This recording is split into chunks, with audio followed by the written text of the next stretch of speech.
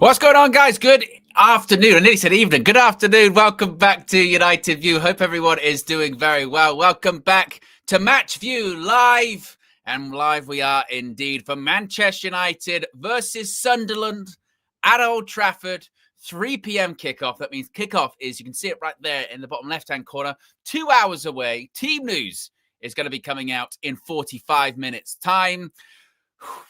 We've got a lot to talk about before we even get there, though. We've got quotes, we've got pushbacks, we've got defending of systems, of formations, of maybe a hint at other things going on in the club. We've got it all to talk about. The media, pressure, you name it. Plus, as I mentioned, team news, plus expectation, plus a litany of other stuff. So be sure to smash a like on the like button. Be sure to subscribe. Let's get to a quick 100 likes. I can see people in the chat. Tabs is going to be at the game today. Tabres says, just parked up. The weather has calmed down. Let's go. Well, you know me. I'm a big fan of the weather and asking you, the UV community, about what is the weather like where you are. And Storm Amy today, isn't it? Storm Amy today. Around the UK, not just in the northwest, but particularly hard hit in the northwest and in parts of Scotland. And to be fair, everywhere. It's horrible. Outside, you may hear it during this match view at different points where it just starts going crazy. You know, with the rain. The rain's been unbelievable. The wind, has been insane, but it's not going to stop us, yeah? It's not going to stop us. We will be here. We will be delivering you the action as it happens, because this is a non-televised game, remember. We're delivering you the action as it happens, and we'll be enjoying a victory. Yes? Yes? Optimism. Yeah, we're all feeling optimistic, right? Definitely. Big up Rob with the first super chat of the day. Says, can't wait for this one, Owen. Solid point incoming. I mean, yeah, kind of. The weather, I think, does kind of reflect maybe the mood that Manchester United fans are feeling at the moment. Open your blinds in the morning or pull back the curtains. Then you look outside, grey, miserable, and you go, not today. Then you carry on. But we got to deal with it today. Duran says, if we don't get Lomans and Mena, we riot. Well, I don't think we're going to get Cobby starting. Who knows with Lomans at this point anymore? You know, I got it before. You know, he's only just got in. He's settling down. He's a young guy, even though he's 23. But, you know, 1 full year of first-team football in Belgium. It's going to take some time to adjust. But at home against a newly promoted side, now would be the time, would it not? I mean, how much worse can it get? As long as he doesn't throw the ball in the back of the net, it's already an improvement. And Bayendia, like I said yesterday on the Trinity, his biggest problem, or whatever it was, maybe the morning view, his biggest issue is that he's just rubbish. He's just not very good. Andre Onana's got catastrophic mistakes. And by the way, some of the have you seen this, folks? Have you seen this? People trying to do Onana prop on social media. Have you seen this? They're not that difficult to find. I saw some trying to go, Onana for Trabzonspor was first 4 games or something, 2 clean sheets, 2 men of the matches. I'm like, piss off. Piss off. We all know. All right, we all know the situation there. Don't try and pretend that Andre Onana is suddenly good now, which we all know that he's not. Let's not play that game. You can play that game with some other players. All right, I'm with you there. You can play that game with, you know, maybe you say that, Højlund's gone to Napoli and he's doing quite well. Maybe he wasn't as bad as we thought he was. Or Rashford's gone to Barcelona. All right, yeah, he's doing okay. Maybe he's not as bad as we thought he was. This, that, and the other. I'm not doing it with Andre Onana. I am not doing it. It's a goal. It's a goal for Leeds. Yes, Leeds are 1-1 now against Tottenham at Ellen Road. Tottenham went 1-0 up by Tell, and now Leeds have just scored. I've got the feed. I've got the match feed right here. Yes, in front of me. And actually, we'll be able to, in addition to our 3 o'clock game, we'll be able to do the other 3 o'clock games actually as well. So yeah, we got a lot. Got a lot going on at 3 p.m. Durand also says, if we get Maguire, Dalot, or Shaw, we riot. Well, we're rioting then, I think, because maybe not Maguire, Dalot. I don't know. Oh yeah, he just palms it back out into danger. Was there another ball on the pitch? Vicario pumps it. There's. Oh no, it's an inflatable ball. Not that it does anything, but does it count as 2? Just seeing it again. Yeah, it's shocking goalkeeping. I mean, he literally palms it straight into the direction of the lead player. And then an inflatable ball goes over the line as well. But yes, 1-1 there. But going back to your super chat there, Durand, and appreciate the contribution. Then we will be rioting. We're going to get one of those. Or are you saying if we get all 3, that's when we riot? Let us know. Let's know more what the the threshold for rioting is. A lot of people last night were talking, last night into this morning, about the second half of Ruben Amorim's press conference, the embargoed section. As I always say, you know me, when I used to do the press conferences, I used to always say the second half of the press conference, the embargoed part, that's usually the good part. Because the first part of it, they have to get the obvious questions out the way, team news, injuries, suspensions, any sort of big headlines, they sort of do that. But the real sort of nitty-gritty questions come in the embargoed part. And that's what happened last night. And in addition to that, lots of different conflicting reports came out last night too about whether or not today could be the final game for Ruben Amorim. You've got Tier 1 journalists saying, no, it's not going to be the last game for Ruben Amorim, regardless of result. I mean, unless catastrophic, but he's going to be fine.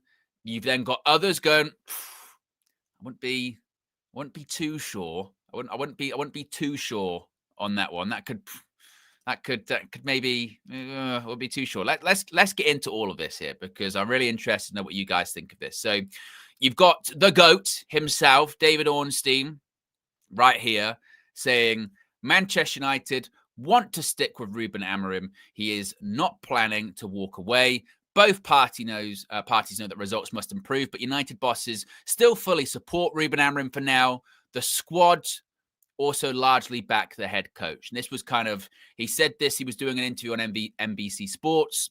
He then also did a post on his own social media feed, playing a video of his interview on NBC Sports, but basically saying the same thing, going, Manchester United are backing him, they support him.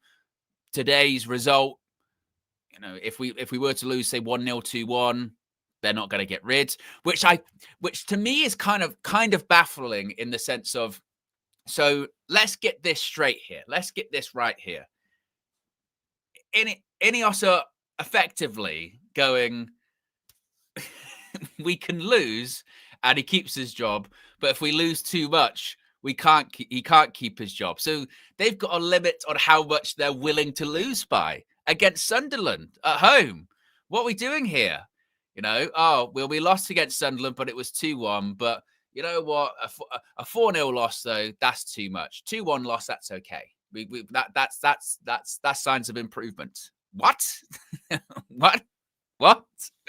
But that was kind of the feeling I always got, is that I'm not going into today's game feeling like, wow, the one upside if we lose is that Ruben will go, because I don't think that he will. I don't think that he will, regardless of the result. The part about, because Gono says it in the chat there, the squad also largely back the head coach.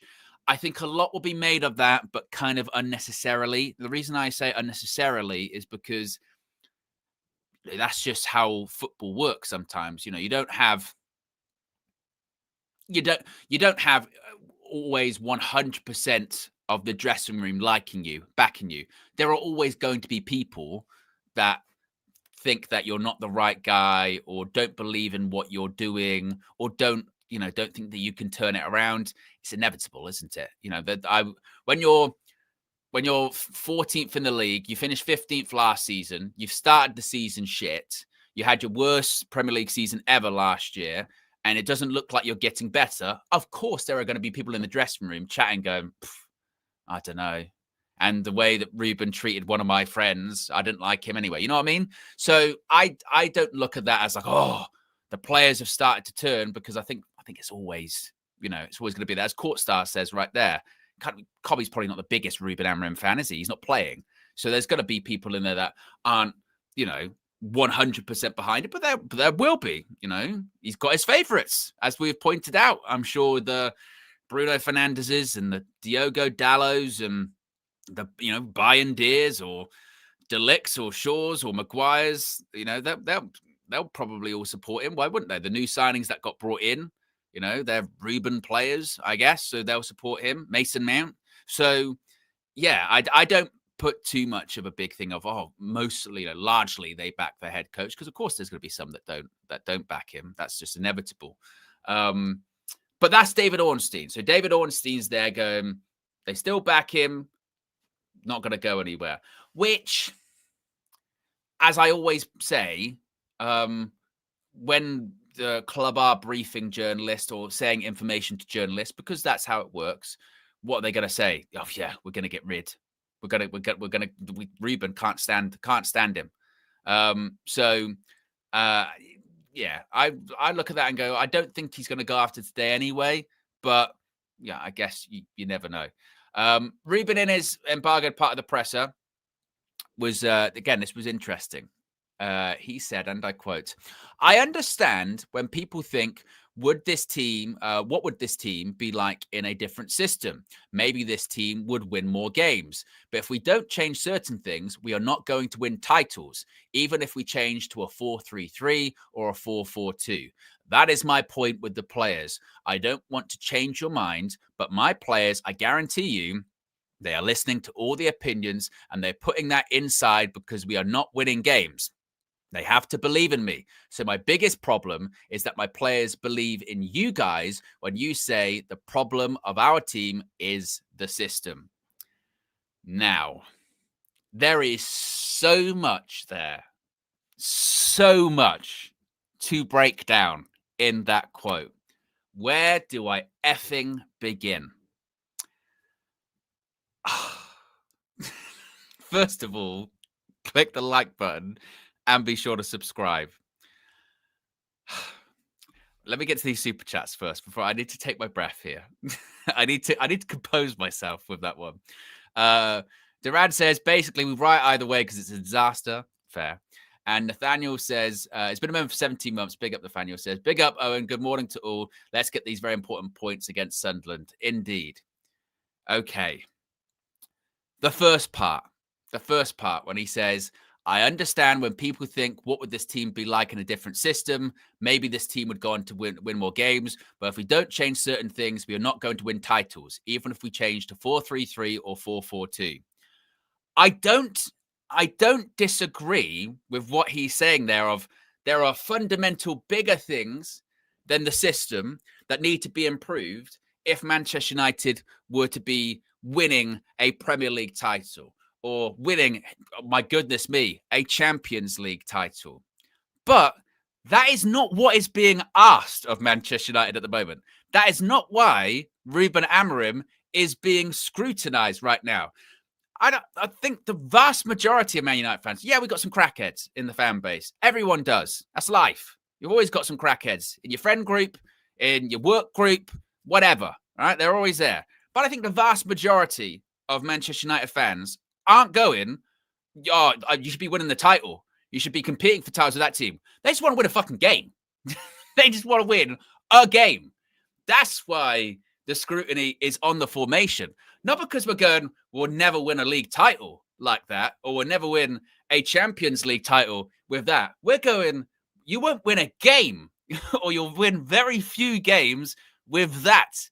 Yes, those other things are an issue. So the mentality, the fragility, the making mistakes, the crumbling under pressure, all of those things, the intensity, the drive, you name it, they're all true. They're all accurate. And if they did them, would we be better? Would we be winning more games? Yes, of course.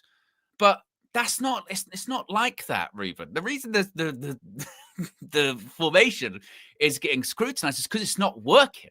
That's why it's being scrutinized. No one's going, oh, yeah, well, actually, it's true. People are going, they're not trying hard enough, but it's in addition to a system that doesn't work as well. Like, it's that part of it is a wild quote for me. That is a wild quote. Like, and again, this is when we have this problem, I think, was we start confusing separate issues. The players are mentally fragile. The players are, some of them, not good as we think they are. The players are making mistakes. The players do individual errors. Some of them technically are shocking, but also the system's not good. Two things can be true there. It's not like, oh yeah, all of that's fixed, and then you'll see just how great this 3-4-3 is. It seems flawed. It's not working. And then the other part of it, the other part of this as well, which he's basically saying, blaming the media and going, one of the reasons also why this system isn't working is because my players believe you that the system isn't working rather than me, who says that the system is working. So he's blaming the media for his shortcomings. Now, don't get me wrong.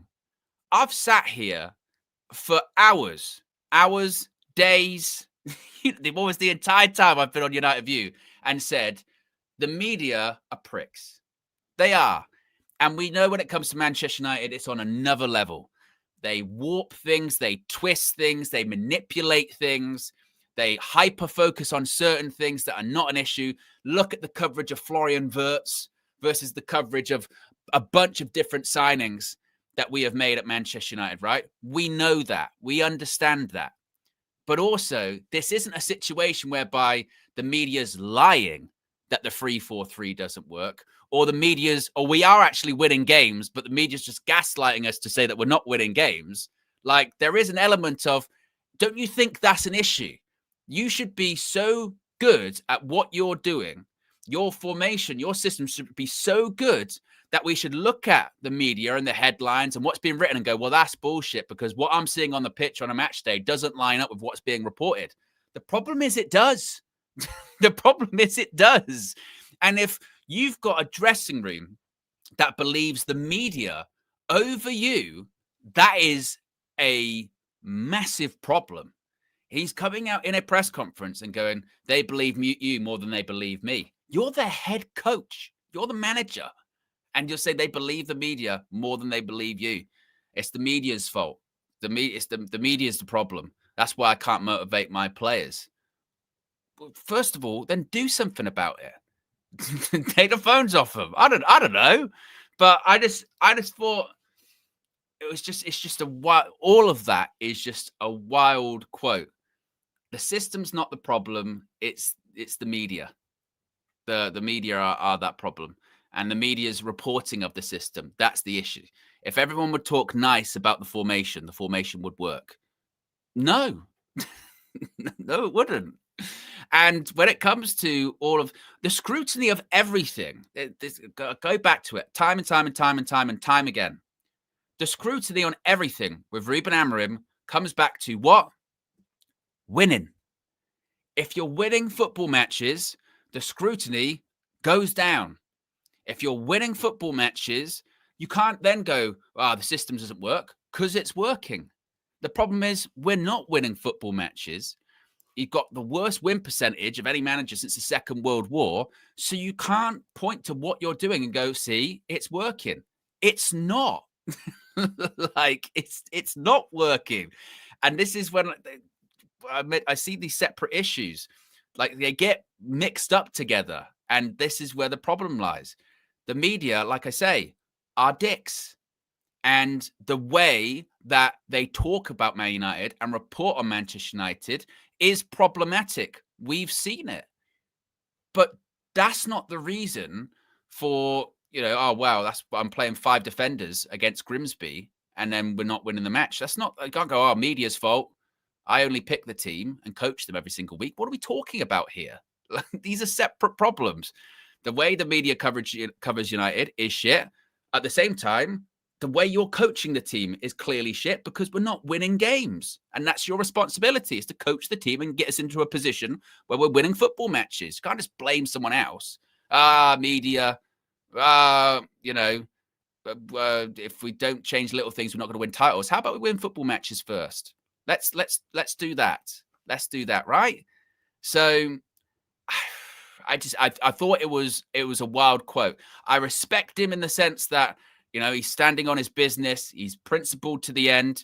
If he does go, when I think he does go, he can say, I did it my way, Frank Sinatra settings. But some of these rationales that he's given, it just feels very Erik ten Hag towards the end, wasn't it? Erik ten Hag towards the end, fall on my sword.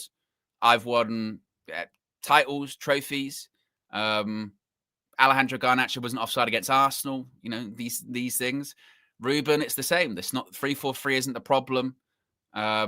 We played well against Arsenal first game of the season. It's about individual errors, not the system. That's it. So, yeah, it's I don't know. I don't know. The only other part of it I would say is, what more can he say? There's no like defending what we're seeing on a weekly basis, is there? There just isn't. It's very difficult. I don't envy Ruben Amorim in the sense of, how can you go out in front of the media and just defend that shit? You can't really. And I go back to that story about Sam Allardyce when he was the Leeds manager for those 4 games, and Carl Robinson tells the story where he went in a press conference, said he's better than Pep, Arteta, Klopp, and all that, and then came back in to all the coaches afterwards and went, "You won't believe what I just fucking said. I just said I was the greatest manager ever. I can't believe it." And maybe it's the same with Ruben. I'll just say some stuff. It's it's not a problem, and media and all that. Why not? I think if I was in this position, like I said, if I was in this position, I'd have just walked after the Grimsby game. But I don't know. My style advisor has been member 31 months. Appreciate 31 months of support. Says, to me, that means the players have mentioned system/formation. Big up Owen as always. Big up my style advisor there. Yes, is a wild statement, but it continues. He says, we need to play the same way, with the same power, with the same intensity, with the same focus. If you do that, it doesn't matter about the system, which is very Ole Gunnar Solskjaer-esque, isn't it? Was asked about his style of play and, vibes FC, and there's no system, there's no patterns of play. And he said something similar, right? It's about, football's a very simple game. It's about running hard, and it's about winning your individual duels, and everything else is kind of secondary. They all kind of say the same things, don't they? But this was then when it gets really interesting, because you get David Ornstein saying that it's not going to get the sack.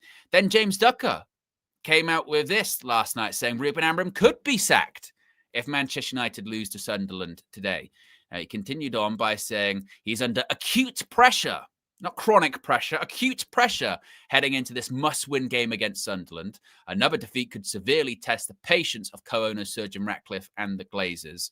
He said it would cost Manchester United around £12 million in compensation to sack Ruben Amorim within the first 12 months. But the indications are that would not overly factor into any decision-making process given what is at stake, which is kind of something that was said.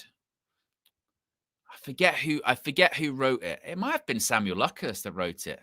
But someone basically said this theory previously, where they said that in the minds of Ineos and the Glazers, the idea of sacking Ruben Amorim for £12 million, but that could help us qualify for the Champions League and make a shit ton of money, they would see that as, a small price to pay, effectively. I'm going to be honest with this James Ducker stuff. I don't buy it. I don't buy it. I do think that £12 million factors in. I don't think it's the biggest factor, but I think it is a factor. I think you've got David Ornstein talking in much more absolutes, saying probably not going to be, unless something really drastic happened, but probably not going to get the sack. I don't even know if I look at this game as like a must-win game. As a fan, I'm like, yes. But as I've said before, I don't think that one game should determine anything with Ruben Amorim. This is his 50th in charge today of Manchester United. Why should it hinge on one against Sunderland? We've seen it been bad for 49. What's one going to make a difference? It's not. So I don't see it. I don't see it like that. I don't see it. But like I said, I just don't. I don't think he's going to get the chop today. I just don't see it. James Ducker also said there are concerns about how the persistently poor results are impacting the confidence of the Manchester United squad. A growing number of players are losing faith in the manager to turn things around, which again, kind of completely different from what David Ornstein was saying. Chris Wheeler did kind of say something similar, which was quite interesting as well. He said the mood among the Manchester United hierarchy has changed since United were beaten at Brentford last weekend, and a number of players have lost faith in Ruben Amorim's ability to turn the season around. Ruben also said, like I said, about the whole believe you guys when they say the problem for our team is the system, and he gets crazy about that. So you've got different people reporting different things there.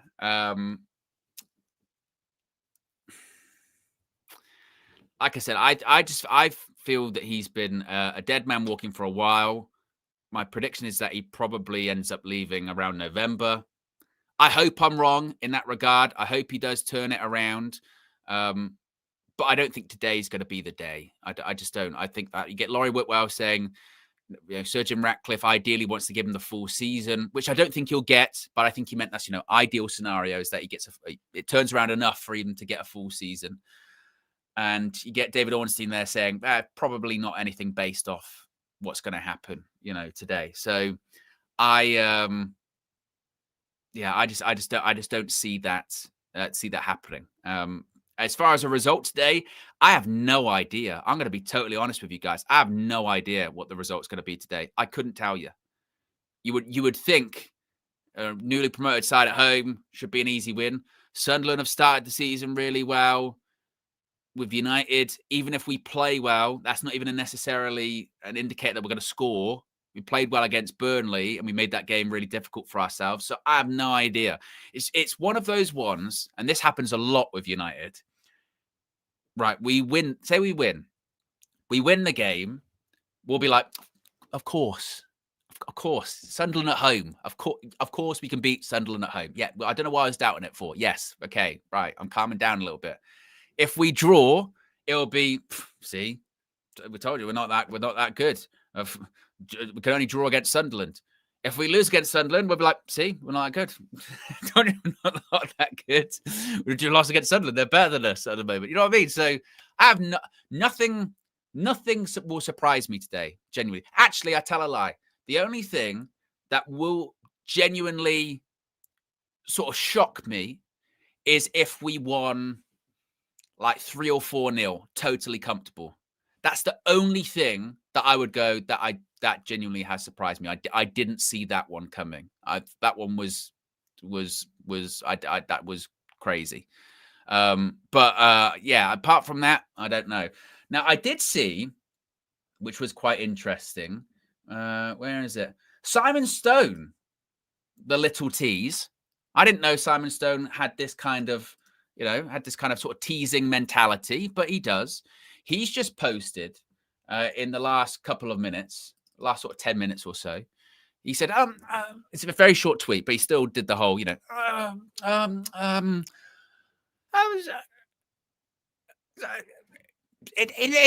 interesting team news in half an hour is what he said. Interesting team news. Now, I wonder, stroking the beard, I wonder what is that interesting team news? Predictions in the chat. What's your prediction for the interesting team news? Is it because Loman starts? That would be good. What else could be a surprise? Cobby starting. They're the only ones that could be like a genuine surprise, really. For Simon Stone to tweet that. Or is it surprising because it's shit? Actually, that's another. I hadn't even considered that. Surprising enough, what the fuck is this team? no change. Maybe you're right, Javid. Maybe that's the surprising part of it. You know that team that was shit against Brentford? Same again.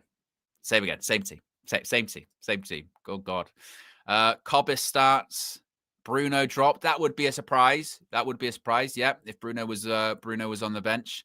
Lomans, Heaven. I don't know if Simon Stone would tweet interesting team news for just Aiden Heaven coming in though.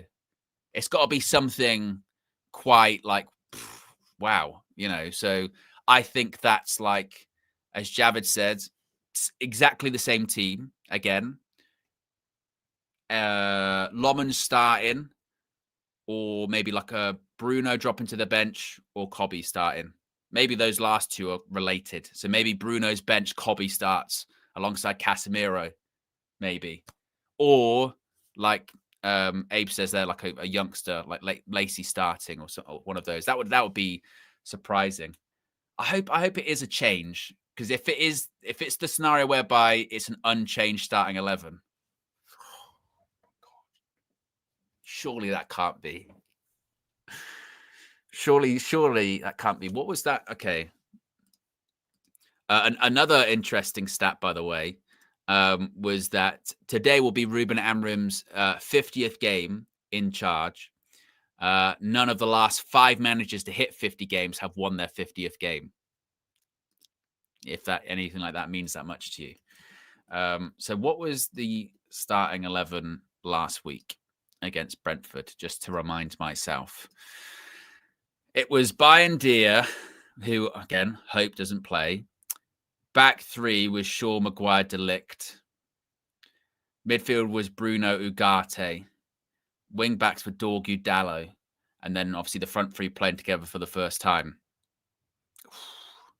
And we did say, didn't we, when that team news came out, we were like, oh, shit. That back 3 is nasty. 5 defenders. Yeah. Surely it can't be unchanged. Surely.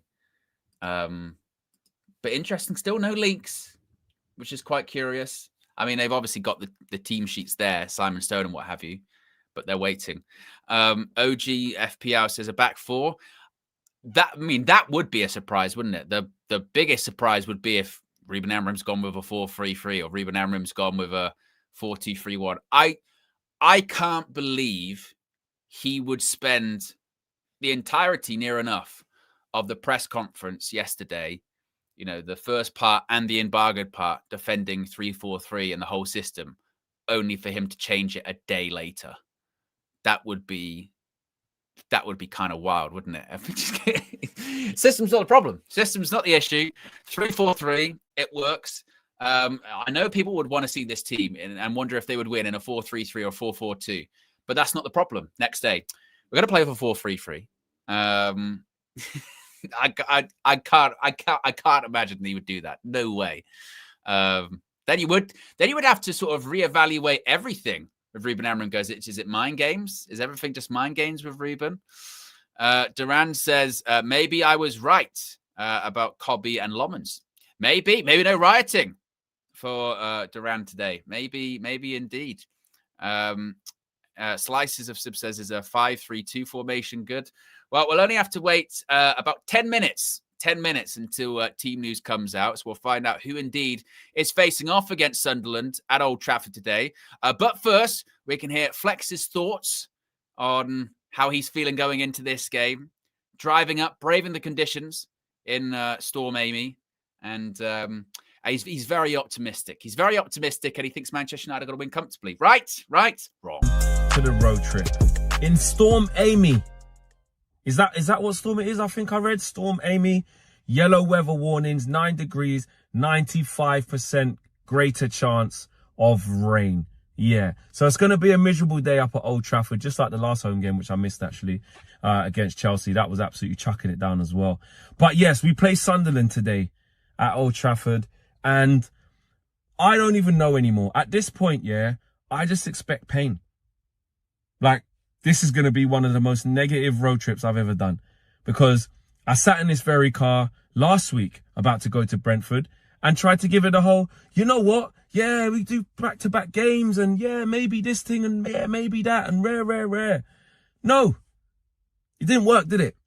Because the truth is, it doesn't matter what I say. It doesn't matter what I manifest. So I'm just going to go with the real feeling in every single game. And I'll be honest, I'm not expecting nothing great today. I'm not. I really hope we win. And if we do, I'll talk about it accordingly. But I'm not expecting it. I'm not that stupid anymore. I'm not foolish enough to do that anymore. Expecting a win. We're not good enough to expect to win against the team that's just come up from the championship, against the team that actually is 5th in the table with 11 points. We'd kill to be there right now. You know what I mean? So, listen, positives. What is that? That better not be a spider or something. Look at that nasty little fly thing. Ugh. And I'm not even, what is that? That's nasty. Is it a little fly? I'm not even restarting the video because I don't care. It just shows you what my day's probably going to be like. Doesn't it, really? First 2 minutes, there's a creature and you lot know I don't even like them things. I don't even deal well with them things. Man United's broken me that much that a foreign creature can be on my shoulder and down the side of my chair now and I don't even know where. I'd be off on any normal day. Out. Don't even know what that was. You've done that to me, Man United. You've done that to me, Ruben Amorim. I don't even care about my own safety. I don't even care about my own fears. I have nothing left, Phil. Yeah? Anyway, to the game. To the team, should I say. Ahmad's back. I mean, you got to get Dallo out of there. I don't know what the hell he was doing last week. And in general, he's just been so poor. After that shocking display against Brentford, there has to be consequence for Maguire and De Ligt. You know, you got to break up that partnership at least. So you need to bring back in Lenny Yoro, in my opinion. Luke Shaw, you want consequence there as well. But let's face it, he ain't going to bring in Aiden Heaven, but I drop him too. Left wing back, obviously, you just got to go Dorgu. Casemiro's got to come straight back in. Let's be honest. Garte's terrible and the manager hates Cobby. So he ain't going to start him against Sunderland at home. And I think the front three has to stay the same, obviously. And actually, of course, like me and Owen said on the preview, I'd start Sonny Lawrence. I'd just, like, if you're not... Otherwise, when's he going to play? When's he going to play? Do you know what I mean? There's not going to be... What are you going to do? After the international break away at Liverpool? Give him his debut then? What's the point? Just play him. Just play him tomorrow. Play him, not in the next game, after the international... Play him now. Play him today, sorry, not tomorrow. Play him today. What we got to lose? Bindy's now done officially his best Onana rendition, so we know what he's all about. Just do it. Do you know what I'm saying? I'm not buying into, like, I'm also not buying into, if we don't beat Sunderland, surely he's got to go. I'm not doing it. I'm not doing it anymore. I'm just going to observe and just lock in. There you go. Seatbelt settings. I ain't even left yet, but seatbelt settings. That's all we can do, bro. That's all we can do. I'm not screaming from the rooftops anymore. You know what I mean? He's got to go and wide. I'm not doing that. I can't be bothered. And that probably is a bit too toxic for my liking. We all know the answer. You know what I'm saying? And for the people that are still hanging on in there, hoping that we win this game and this is the beginning of the turnaround, then I respect you. Cool. And you know what? It's that bad that even if we win, it's like, we're just meant to win this game on, like, in football terms, as Ty would say. We're supposed to be winning this game, but, you know, winning this game and then coming out the international break and facing Liverpool, like, what does it mean?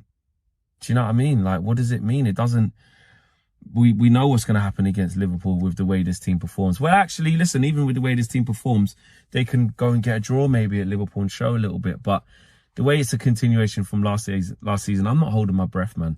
I'm not holding my breath at all. You know, if I'm trying to find some sort of positivity, I think the fact that Mbeumo is always involved, he's not always playing his best stuff because he's been infected by the Man United gene and, of course, Ruben Amorim's system. So all of a sudden, he doesn't look like the player he was last year. But he's still involved. Whenever we do look like we're lively, we look like we're going to do something, it's usually down to him.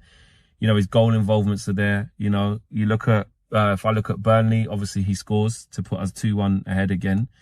If I look at Manchester City, shocking game, but he has one of the only shots on target with an amazing volley. I'm clutching at straws. I'm just talking about him, the individual. If I look at the next game after City, which was Chelsea at home, gets the keeper sent off, good running behind, was going to score. And if I look at the Brentford game, he wins the penalty that, should have led to Nathan Collins getting sent off because he's, making a bad foul in a bad position in the box, and he should have got sent off, but that was down to Mbeumo. So my point is that he's a positive. He's always running. He's always wanting the ball. And Ruben did allude to it, the fact that, when things go wrong, him and Cunha, they're a little bit different to the rest because they still want the ball. They still want to do something with the ball. They still want to overcome adversity by keeping a certain level of play that you won't go below. So I respect that, and I like Mbeumo. I really do. I think he's a good player. So I'm looking forward to that.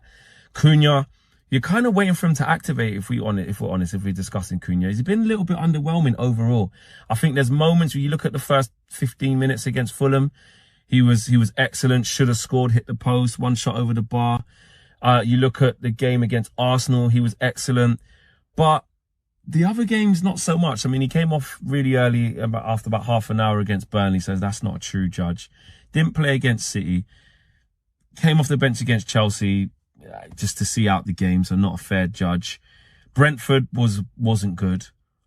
Am I missing any other games? I think that's all our games. So, I need him to start activating. I'm not going to lie. I need him to start activating. He plays the game in the right way. He's not scared, wants the ball, wants to take the ball. But I need something from him. And Šeško, I'm glad he's off the mark. Although it was in vain in this shit 3-1 loss, at least he scored a goal, and his confidence hopefully should start to increase. And if we can, get him some chances against Sunderland, who aren't going to be an easy team to face, Regis Lebris is a good manager, and he's adapting game by game with Sunderland. So, I feel like if we can, it's not going to be an easy game, but if we can get Šeško scoring again, he gets that feeling. At least that's a positive. So, that's my thing. Having said all of that, you've seen my predictions that we're going to lose 2-1 on every platform. I can't bother to do it here again. You know my feelings. It is what it is, isn't it? I just don't know what I'm going to be driving up to see. So I'll see you guys after the game, man. Smash it. Well. This is quite interesting because a lot of different accounts are now reporting that today will feature a debut of Senna Lomans in goal for Manchester United. That is what is just being said by Amorim's Reds. Has said Senna Lomans makes his debut today. You've got the Academy Scoop is posting the gif of a vine. Remember those? A vine from Will Sasser when he's got the lemon coming out of his mouth. So Lomans. So we'll find out in about 2 minutes. Team News is going to be coming out in 2 minutes' time. But the rumor, the suggestion, the rumblings, it's not the bins tipping over outside because of Storm Amy. The rumblings are that Senna Lomans could be set to make his Manchester United debut. We will find out very, very, very, very shortly in just a matter of seconds.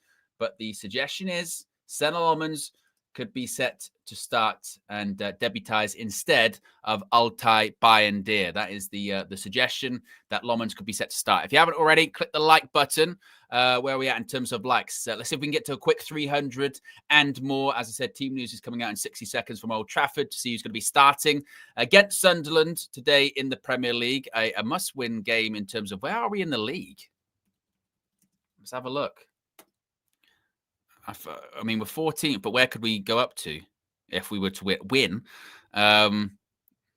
Possibly up to sort of 7th or 8th, something like that. Oh, well. But let's not get too ahead of ourselves here. Let's just focus on the game. We've got no right to be looking at the Premier League table or anything like that. That's too much, too soon, too early. I'm not even not going to do that. Not going to do that. Just get a win, and then we'll deal with the spoils of it that come afterwards. Yes, that's what we've got to do as we await with bated breath just what this Manchester United starting 11 is going to be, as we feverishly refresh the timeline and hope. Was that a replay? I thought Leeds scored again. There's still 1-1 at Ellen Road, by the way, between Leeds and Tottenham Hotspur. Right. Rob Dawson has confirmed And so have Manchester United. Right, we have the Manchester United starting lineup. It has been released on social media, and it is as follows. Indeed, in goal, we have a debut for Senna Lommans. Lommans starts for Manchester United. The back three. We've got Lenny Oro is back. Tick.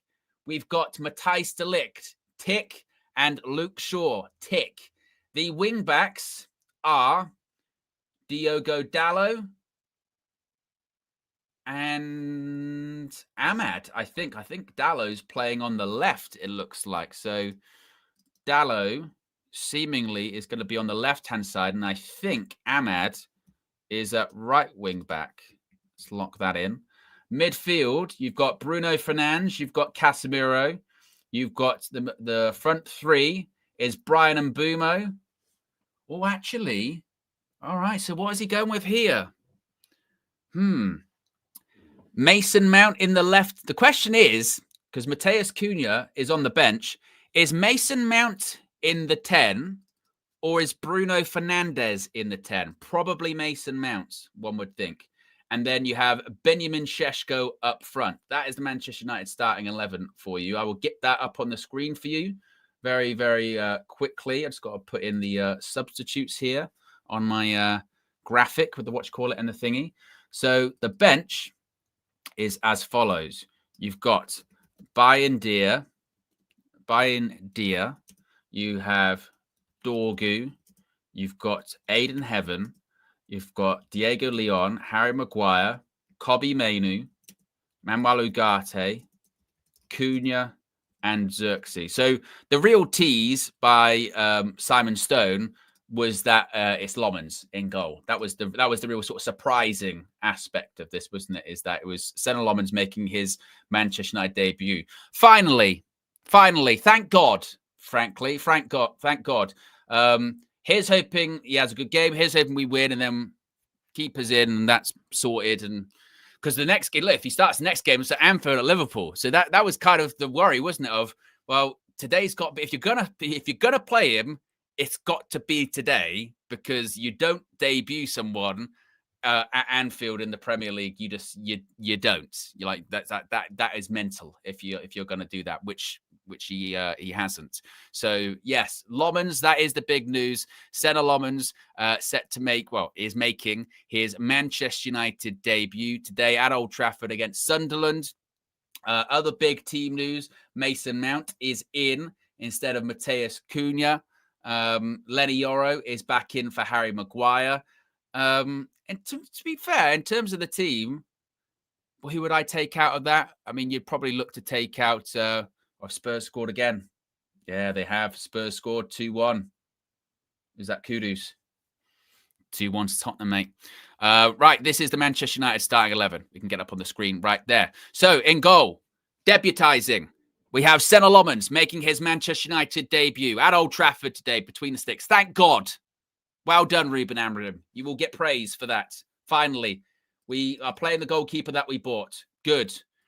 A back three, Lenny Oro back in. Good.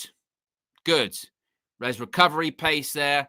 I know before he sort of got dropped, he had a couple of iffy games, but the fact that he wasn't playing last weekend when Ruben Amorim openly said they play well on transition and we didn't have Oro's recovery pace, I thought was ridiculous. So glad that Lenny Oro's back in. That's a tick. Matthijs de Ligt, much better, more comfortable as the central defender, and he's done well for us so far this season. So happy with that. Luke Shaw, what does he need to do to get dropped? That's the real question, isn't it? Luke Shaw, the only positive of Luke Shaw continuing to start is probably James's Kev coins are getting richer and richer. He did say, didn't he, that he thought Shaw was going to get, was it 20? Was it 20 starts?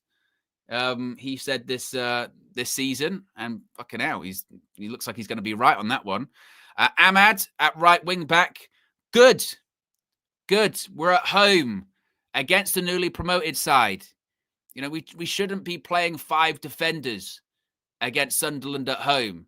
No, have Ahmad, have an extra option, be an attacking wing back. So Ahmad at right wing back, good. Dalot on the left-hand side. I mean, he's just never going to beat the accusations, is he, of favourites? In fact, he's put his two favourites right next to each other in Dallo and Bruno. But I can't say I'm shocked by that. Midfield, speaking of not being shocked, I'm not shocked. But Casemiro and Bruno, that's what the midfield is always going to be. I'm definitely not in the point of view, like, for instance, when the team news comes out every week and people go crazy, I can't believe Cobby hasn't started today. He does not start any week, so I'm not shocked that he's not starting today. The front three, I am and I'm not surprised by that. I'm not necessarily surprised he's dropped Cunha, because Cunha has actually struggled since coming back from injury, and he's had a bit of a slow start to the season, hasn't he? Should have scored early on against Fulham. Second half against Arsenal, he did well. So I'm not too shocked to see him drop out. But Mason Mount in. Just loves the energy, doesn't he? He loves Mason. Loves Mason Mount. That's what it is. Ruben Amorim loves Mason Mount. That's what it is. And, when we were saying before about, even if, because obviously at the start of the season when Šeško wasn't ready, it was like, right, Mount can be the false nine, or Cunha can be a false nine and have Mason Mount there because Mount will press and he'll do this, that, and the other. And then once Mount recovered from his injury, but Šeško had started playing, there was this conversation. I think we had it on the Trinity, didn't we? Where we were saying that, could Ruben drop Benjamin Šeško for Mason Mount because he just likes that Mount's going to press a bit more? So I'm not shocked that one of this new front three drops out for Mason Mount, because Ruben really likes Mason Mount's pressing and his energy and him running around and what have you. So I'm not shocked by that actually at all. I suppose naturally you could ask the question about, what if Mason Mount is actually playing alongside Casemiro and Bruno's going to be playing in the 10? No, I don't think. I don't think that's going to happen. I think we're going to see Bruno in the 8 is still going to be there. That's where Amorim sees him. That's what it is. That's where Amorim sees him. So overall thoughts on the team. There's some things I'm glad to see, certainly. I'm thrilled that Lomans is starting because I didn't expect that. I really didn't. I mean, we were having Flex and myself were talking about how Lomans could end up being Man United's number 2 for the rest of the season, or until like January. And maybe he was just brought in to play back up to Bayern Dia, and Bayern Dia is actually Man United's number 1, which, as I've said, cannot happen. Old Thai Bayern Dia cannot be Manchester United's number 1. Not necessarily to say that Senna Lomans can be Manchester United's number 1 either. We don't know. This is the other thing with Lomans, isn't it? We have, unless I guess you're from Belgium, you're a Royal Antwerp fan, or you're just like the biggest football scholar ever. Like no one knows about how good or bad Senna Lomans actually is. People are saying comps are bullshit, right? So no one actually knows. The hope is today, it's cool, it's calm. Maybe he makes a save or two, but it's just calm, relaxed, and we go, right, that's a bit more settled. That's a bit more settled with that. So, the situation is with the goalkeeping position at United, though, isn't it? Is that we're going, like, surely it can't be worse than Onana in the sense of Bayern Dia. And Bayern Dia wasn't as bad as Onana, in fairness, but he's still bad. He's still shit. So the bar is so low that if Lomans comes in and is just okay, done okay, he'll be Man United's number 1. So that would be something I would always say to him today. If I'm given the prep or the talk before the game, go, mate, don't even worry about it. Don't even worry about it. Just do your game. Do your game. Don't take any risks or anything like that. Just do your game. Stay calm. If you just do the basics and you do okay, you'll be fine. Because that's how we'll actually think you're amazing if you just do the basics and sort of don't throw the ball in the back of the net. If you come out and like catch across, it'd be unbelievable. It's not ideal in the sense of the conditions are pretty rough. This is one of those days where, as a goalkeeper, I would be a little bit like, yeah, I got to really keep my concentration today. If you're an attacking player, you would say, look, test the goalkeeper early on, get some shots going, skim off the ground, slip through the gloves, what have you. Wonder if Onana left any Vaseline behind. Stick to your gloves. Yeah, it's one of those ones, but just be okay, and you'll be Man United's number one. What an opportunity for him. What an opportunity indeed. Don F with the super chat says, my question for all the people who pay money to go watch United play, like, what are you paying to see? And when you sing Ruben's name, why? No, honestly, please, someone please explain. Well, I think when it comes to watching United play, it's because it's support, isn't it? I suppose is even at even at their worst, you go and watch the team, don't you, and support the team. And as bad as Man United's going to be, you're never going to turn your back on the club and this, that, and the other. And as far as people supporting the manager, I think there is a difference between, and call me crazy here, I think there is a difference between like chanting versus support. So I'd even hazard to guess that some of those people that will sing the Ruben Amorim song probably feel that he should go or don't think he'll be able to turn it around. But I think it's a feeling of, but once the game is going on, the only way you can affect the game is by trying to keep it as a positive atmosphere, encourage the team, or try and spur them on to do something right. For instance, booing Ruben Amorim during the match or booing any. That's why I've never been a big advocate of like booing players during the match. Like, what's the point? What positive is that going to bring to the 90 minutes? Like that's why I never got it with the Maguire stuff. When I think it was a pre-season game in Dublin, and every time Maguire got on the ball, he got booed, and I was like, why? Oh, because we won him out.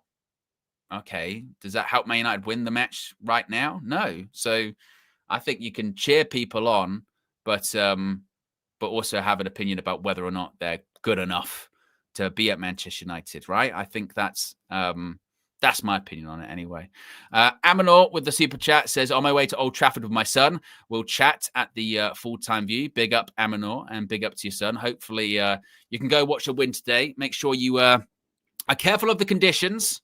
As I said, Storm Amy is in full force across the UK. So the conditions, to be fair, the last game against that was at Old Trafford, the Chelsea game, that was in terms of the conditions, that was a madness. I remember at points during that game, it felt like it's a game going to get called off here.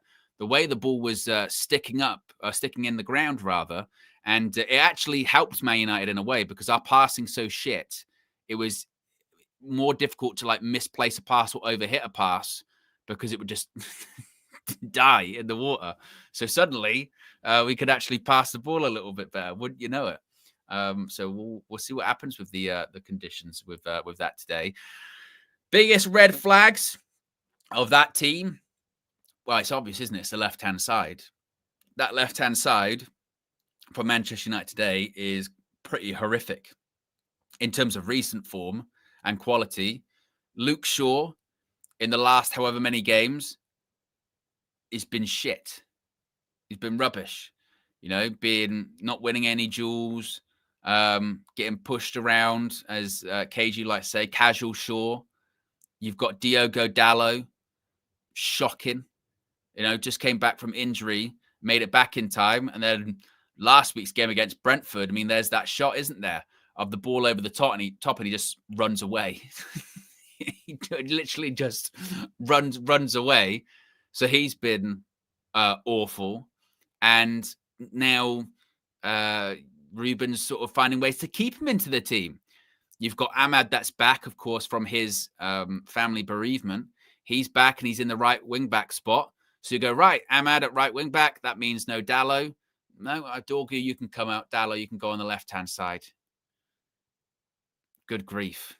Now, if I recall correctly, what game was this?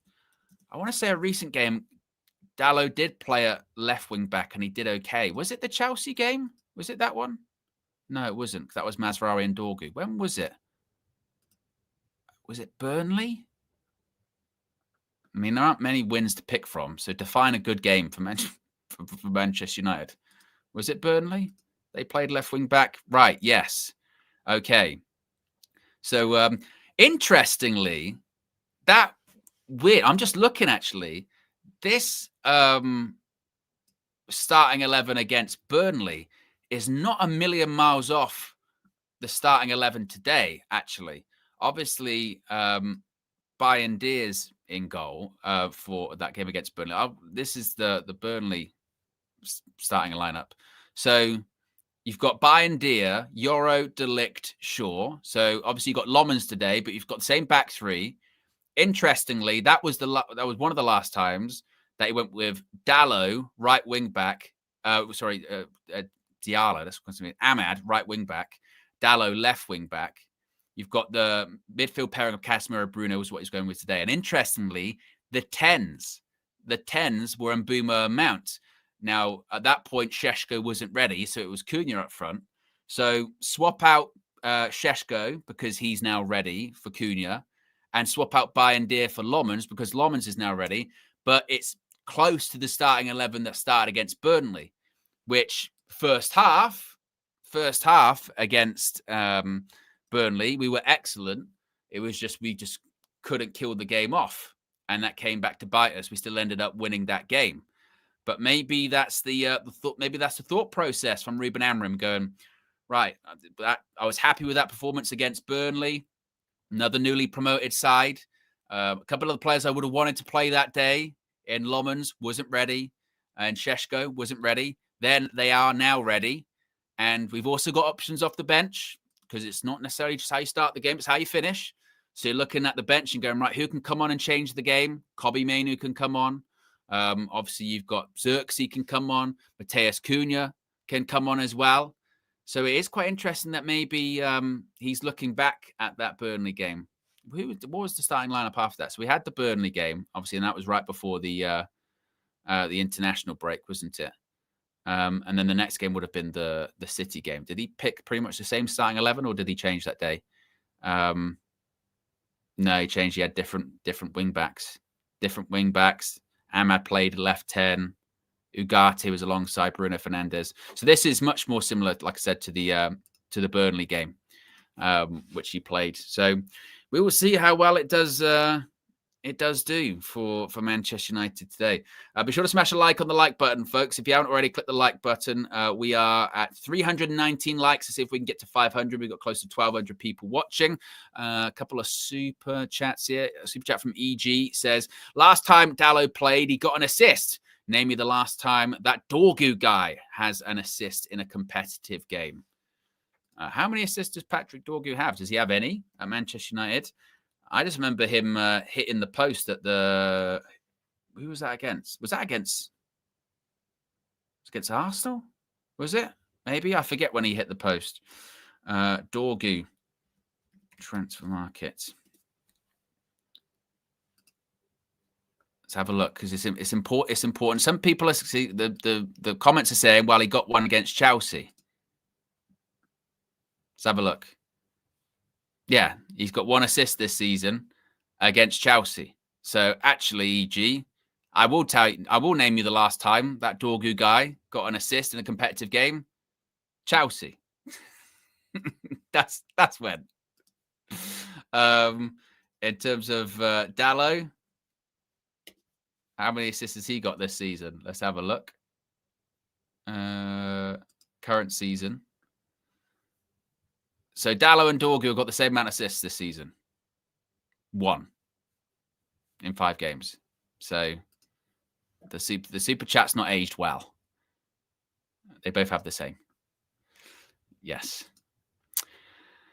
Rocksteady says, if the content is good, then people will leave a like. If OT, then obviously they won't.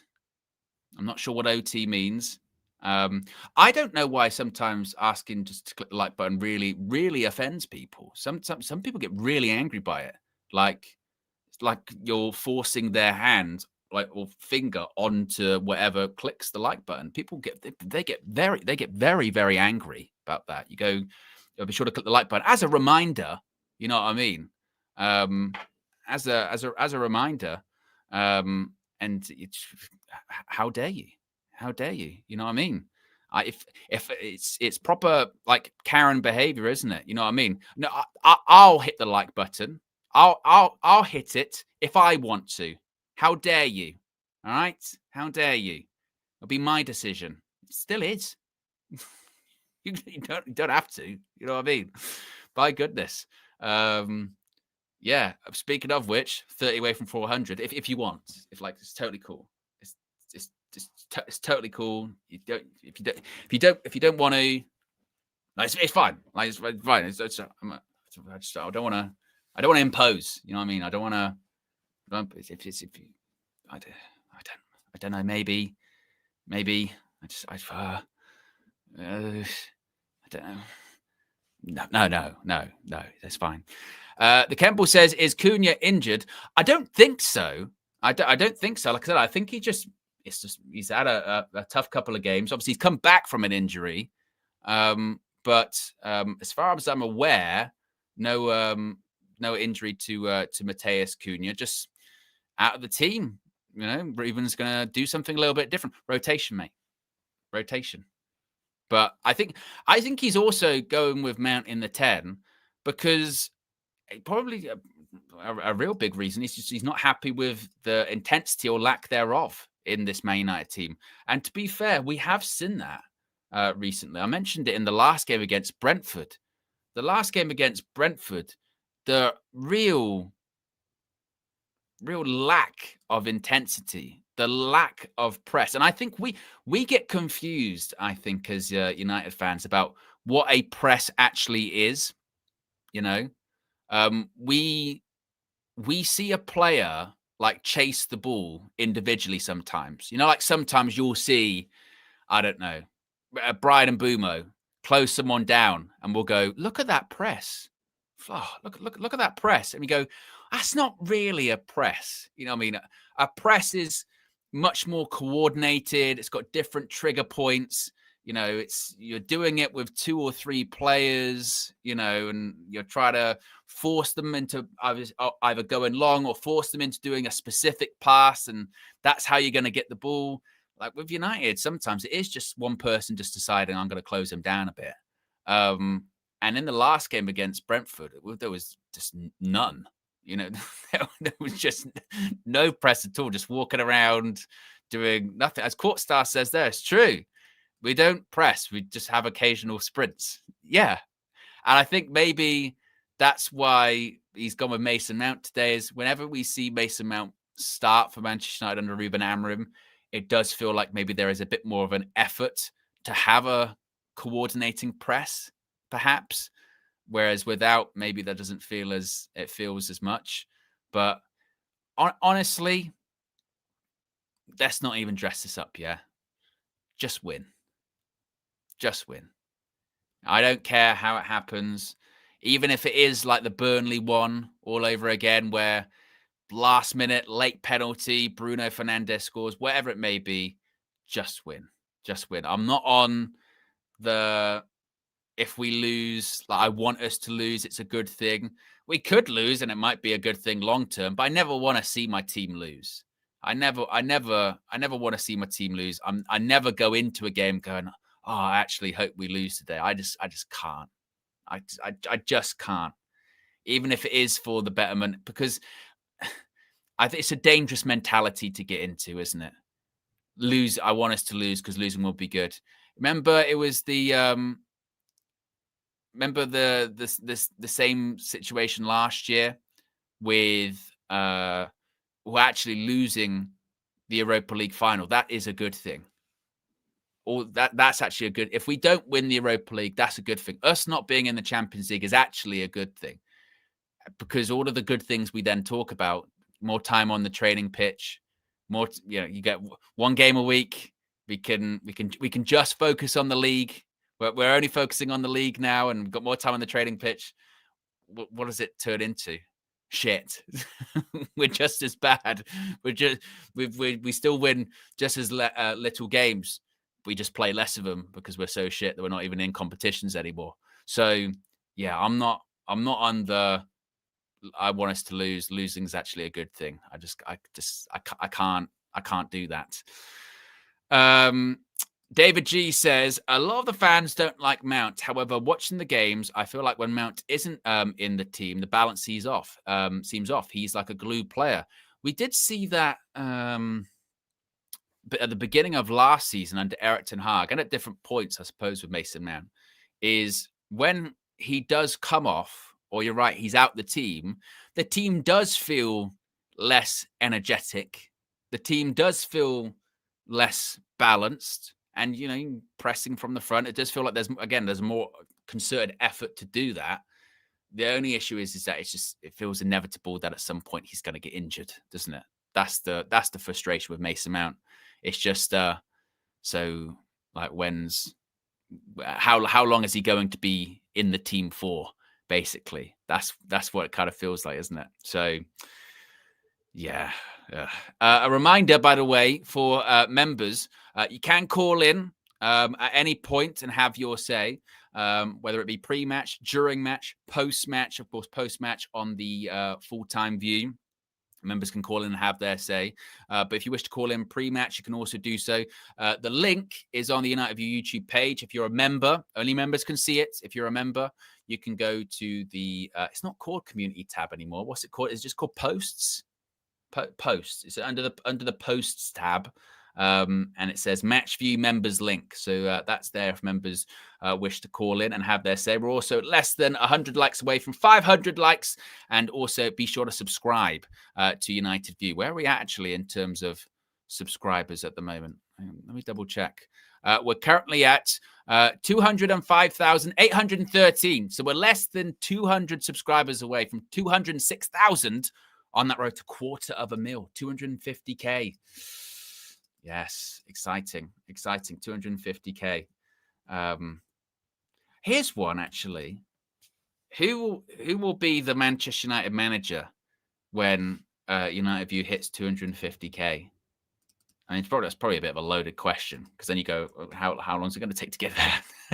But is it going to be Ruben or is it going to be someone else? Like I sometimes talk to Flex about this, and I'll say like, oh, of all the years that you've been doing this, we've never been basically good, which is quite sad, isn't it? Like imagine we as a community, was like watching Man United every single week, winning league titles like we used to, going far in Champions Leagues. It would just, it would be so nice, wouldn't it? And for those that didn't live it, the 90s and the 2000s, like explain to people again that didn't live it at that time. It's difficult to explain. The only thing you can do is say, just like go back and watch it. Go back and watch Premier League years. You won't believe what you're seeing. You won't recognize that is Manchester United in the same way that those that did live it see what's going on today and go, I don't recognize this Man United. I don't recognize this Manchester United. What I watched from like 2008, winning the league and winning the Champions League, whether I recognize that Man United because that's the Man United I grew up with. But this version, if they didn't have the Man United badge on and they weren't playing at Old Trafford, I would insist that this was something different. Not my Man United. No, absolutely not. Yeah, it's kind of wild. That's why I don't watch them anymore. It used to be, I used to love watching Premier League years. Growing up, Premier League years was amazing because more often than not, if you tuned into that show, it was probably Man United winning the league. Not all the time, but more often than not, it would be Man United winning the league. So you just watch it. You watch it and go, I love this show. It's great. Why? Because it's going to end how I like. With us winning the league and some sort of dramatic moments in there, it's going to be fantastic. It's going to be awesome. Now I can't watch it now. Even if we do win, it's depressing. And then if you watch the newer one, I can't. Any Premier League years after sort of 2013, I just can't watch. I just can't. I will refuse to watch that program. Just I don't need to relive it. I can't do that. So the show in general is just done. Can't watch it if we're good. Can't watch it if we're bad. It's just too depressing. Joseph is the latest member of the UV Members Club. Welcome to you, Joseph. Appreciate you joining the members. I'm just making sure I've got this all set up for the sidebar when we do have the match. Match is kicking off in 45 minutes time at Old Trafford.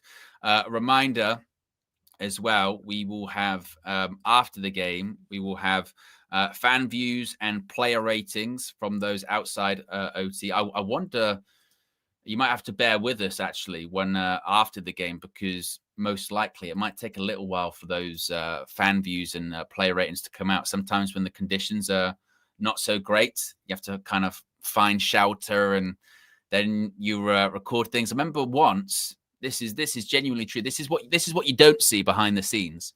I remember once Flex and Josh had recorded a bunch of fan views and player ratings, and then the laptop got so soaked with water they had to dry it out before they could even upload anything. So if there's a bit of a delay in them coming out, you know why that is the case. Bobby G with a super chat says, I guess this is how my uncle felt in the 90s as a Liverpool fan. Uncle P, I'm sorry. It's true. It's true, Bobby G. It absolutely is true. When I was growing up, I've said it before, my dad used to always say to me, well, look, when I was growing up in the 70s and 80s, it was Liverpool. They were the team. They were the team. They used to win all the time. They used to win the league all the time. They used to win the Champions League or European Cup, and nobody could beat them. And growing up seeing Liverpool how they were, I'd be like, Liverpool? What are you talking about? Shut up, granddad. They're shit. They don't do anything. They got Gerard Houllier and Rafa Benitez and all that, and Roy Hodgson. Nothing. They got nothing. I'm not worried about them at all. Yeah, but we win the league every year, and we win trophies every year. So whatever. Now, oh my god. And also, this is the other thing. I've only in recent years discovered a lot of people that I knew for my entire life actually support Liverpool. And the reason I've discovered that is because when we were growing up, they were silent. That you did not hear from growing up. You didn't hear from Liverpool fans, and if you did, you didn't give a shit because you were like, whatever, we're winning the league. So all right, yeah, you might beat us at Anfield. Who cares? At the end of the season, nothing's going to happen there, mate. We'll win the league. Now I grew up. Suddenly, all these people that I went to school with or grew up with, I find out they support Liverpool. I didn't know that. When did that become a thing? When I'm like, you support Liverpool? You never mentioned that before. Couldn't really talk about that much growing up. Oh yeah, exactly.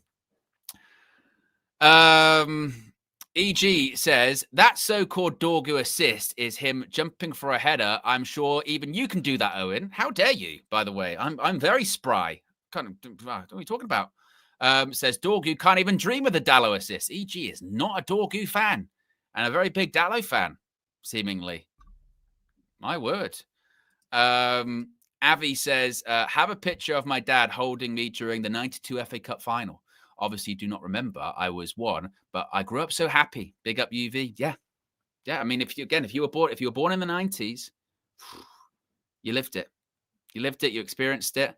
And for those that didn't, I worry for you, Jeff, because you will not know happiness like we knew it. My goodness, my only regret with it is that I took it for granted. That's the lesson I have learned from growing up as a United fan through the 90s and 2000s is I took it for granted. And what I took for granted, it would always be like this. When Sir Alex retired, naturally the conversations came up, didn't they? Of, are you going to do a Liverpool? Is it going to take 30 odd years for you to win a Premier League title? No. You kidding me?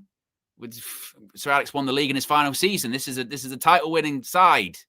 So I don't know what you're talking about. There's not going to be no collapse. There'll be nothing. No. We've got David Moyes coming in. Yeah. And he's been at Everton for ages. And all he has to do is just do nothing and just do what Sir Alex did and we'll win. Ugh. Yeah. Now we've got Dallo at left wing back. Tom with the super sticker. Appreciate you, Tom. I think yesterday put in a massive super sticker. Is that the same Tom from yesterday? I think it is. Put the big super sticker in yesterday for I think it was to the hat fund for Kevin the Comic and also for some coffee, which I think is probably much needed today in Storm Emmy. So big up Tom for the super sticker again. You don't see many stickers in super chat form nowadays. So big up. Got some quotes from Ruben Amorim. Let's see what he has to say about the Manchester United starting 11. He says, let me scroll down, make sure I've got all of them. He said on Ruben Amorim on Senna Loman starting, quote, "It's rotation. Rotation. Everybody has to be ready to play. We need to win this game. Every opponent is different. So we try to find the best characteristics to win every match." Rotation? Really?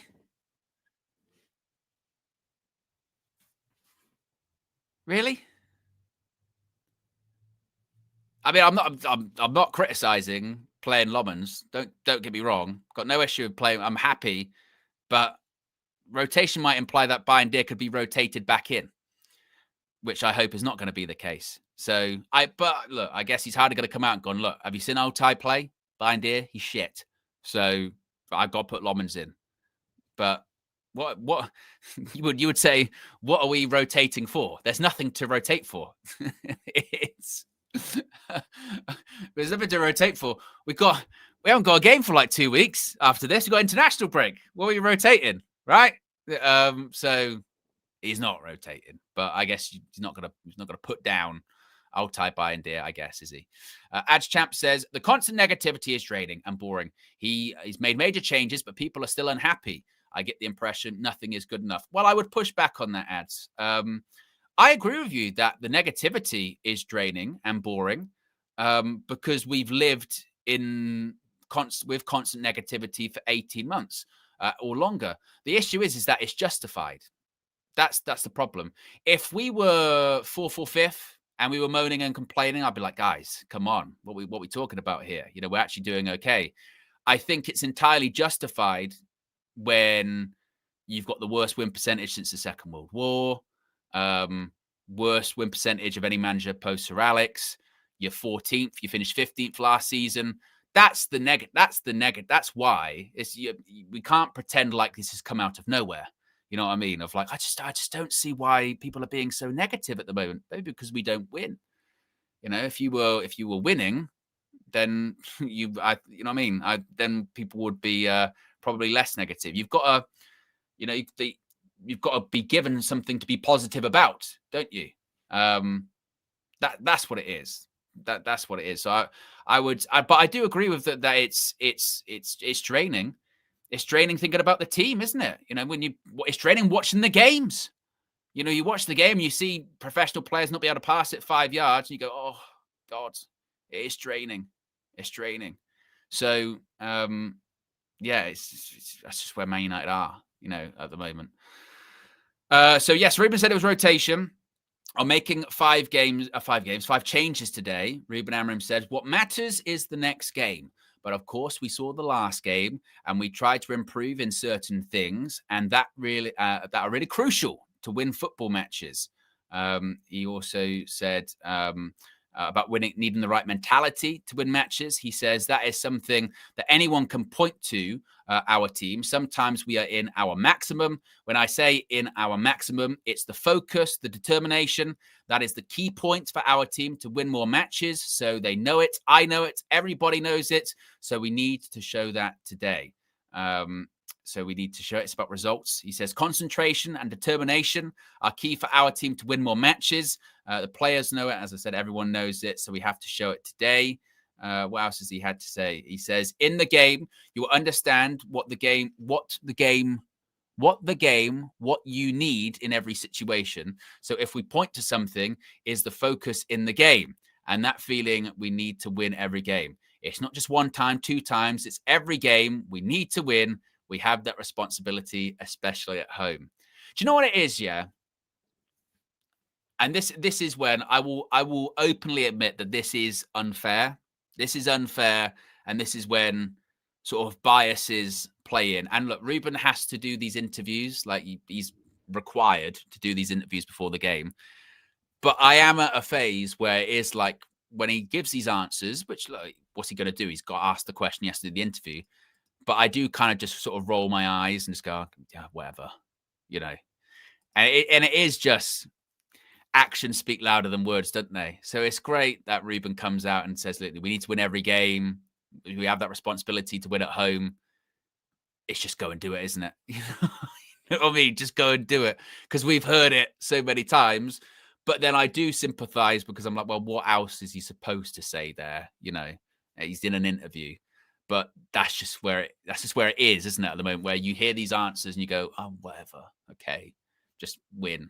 We'll talk about it afterwards, you know. But it's an interview, so he's got to respond. He was asked how much of his game plan is based on Sunderland's good form. He says, so we give all the information that the team needs to be prepared for everything from the opponents.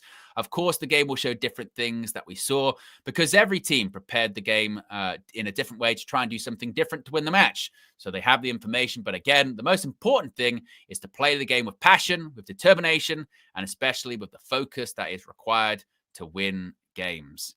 Yes. And we're also seeing images here of Senna Lomans warming up. I should actually probably get this set up. Were Leeds claiming for a penalty there in the last few minutes? I think they were, weren't they? Claiming for a pen. Yes. What I might do actually as well is I will call in a second Jurgen Fleck. I will call Jurgen Fleck or Mr. Fleck, Fleckington, whatever you want to call him. I will call him and see what he has to say about the Manchester United starting 11. I wonder what his thoughts are. There we go. The watch call it in the thingy. Right. Let's see what Mr. Fleck has to say. If he's even seen the team, maybe he hasn't. Shall see. There you go. With the watch call it. Will he answer?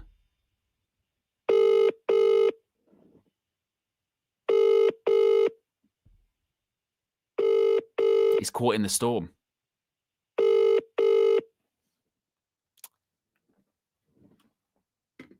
He just doesn't want to talk, does he? Doesn't want to talk.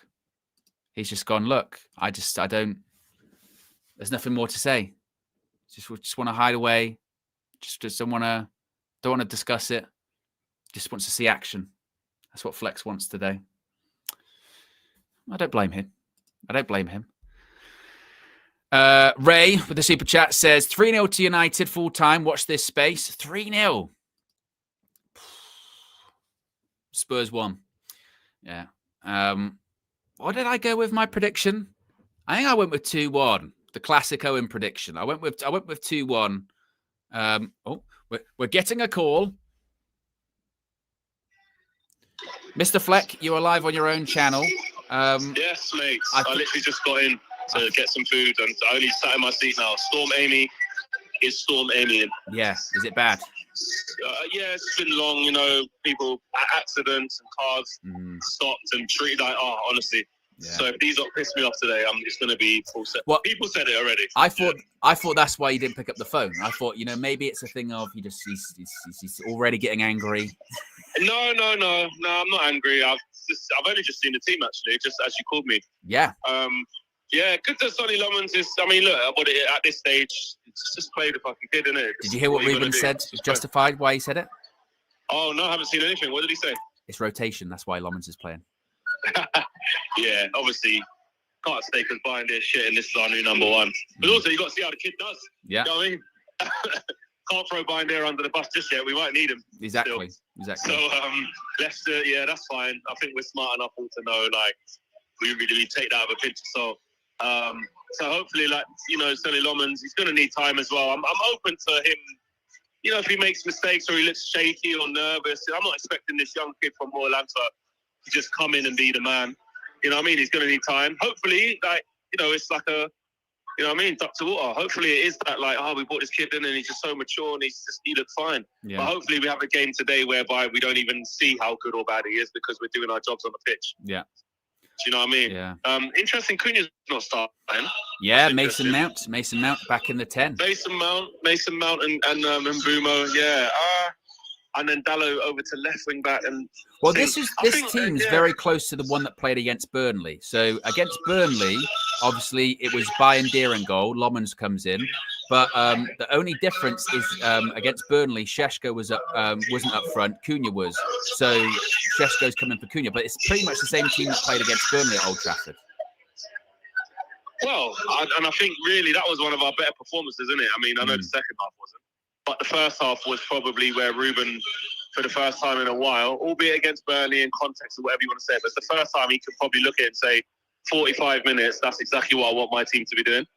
So I think there's probably no, you know, there's a bit of significance there as to why he's maybe gone back with that, because it was a bit, I say tried and tested. What does that mean in this squad? But you know what I mean, he got a little bit of joy out of that team for 45 minutes. So it makes sense. I mean, listen, Dallow's lucky to be playing. Like, he was absolutely awful. Yeah, he was awful against Brentford.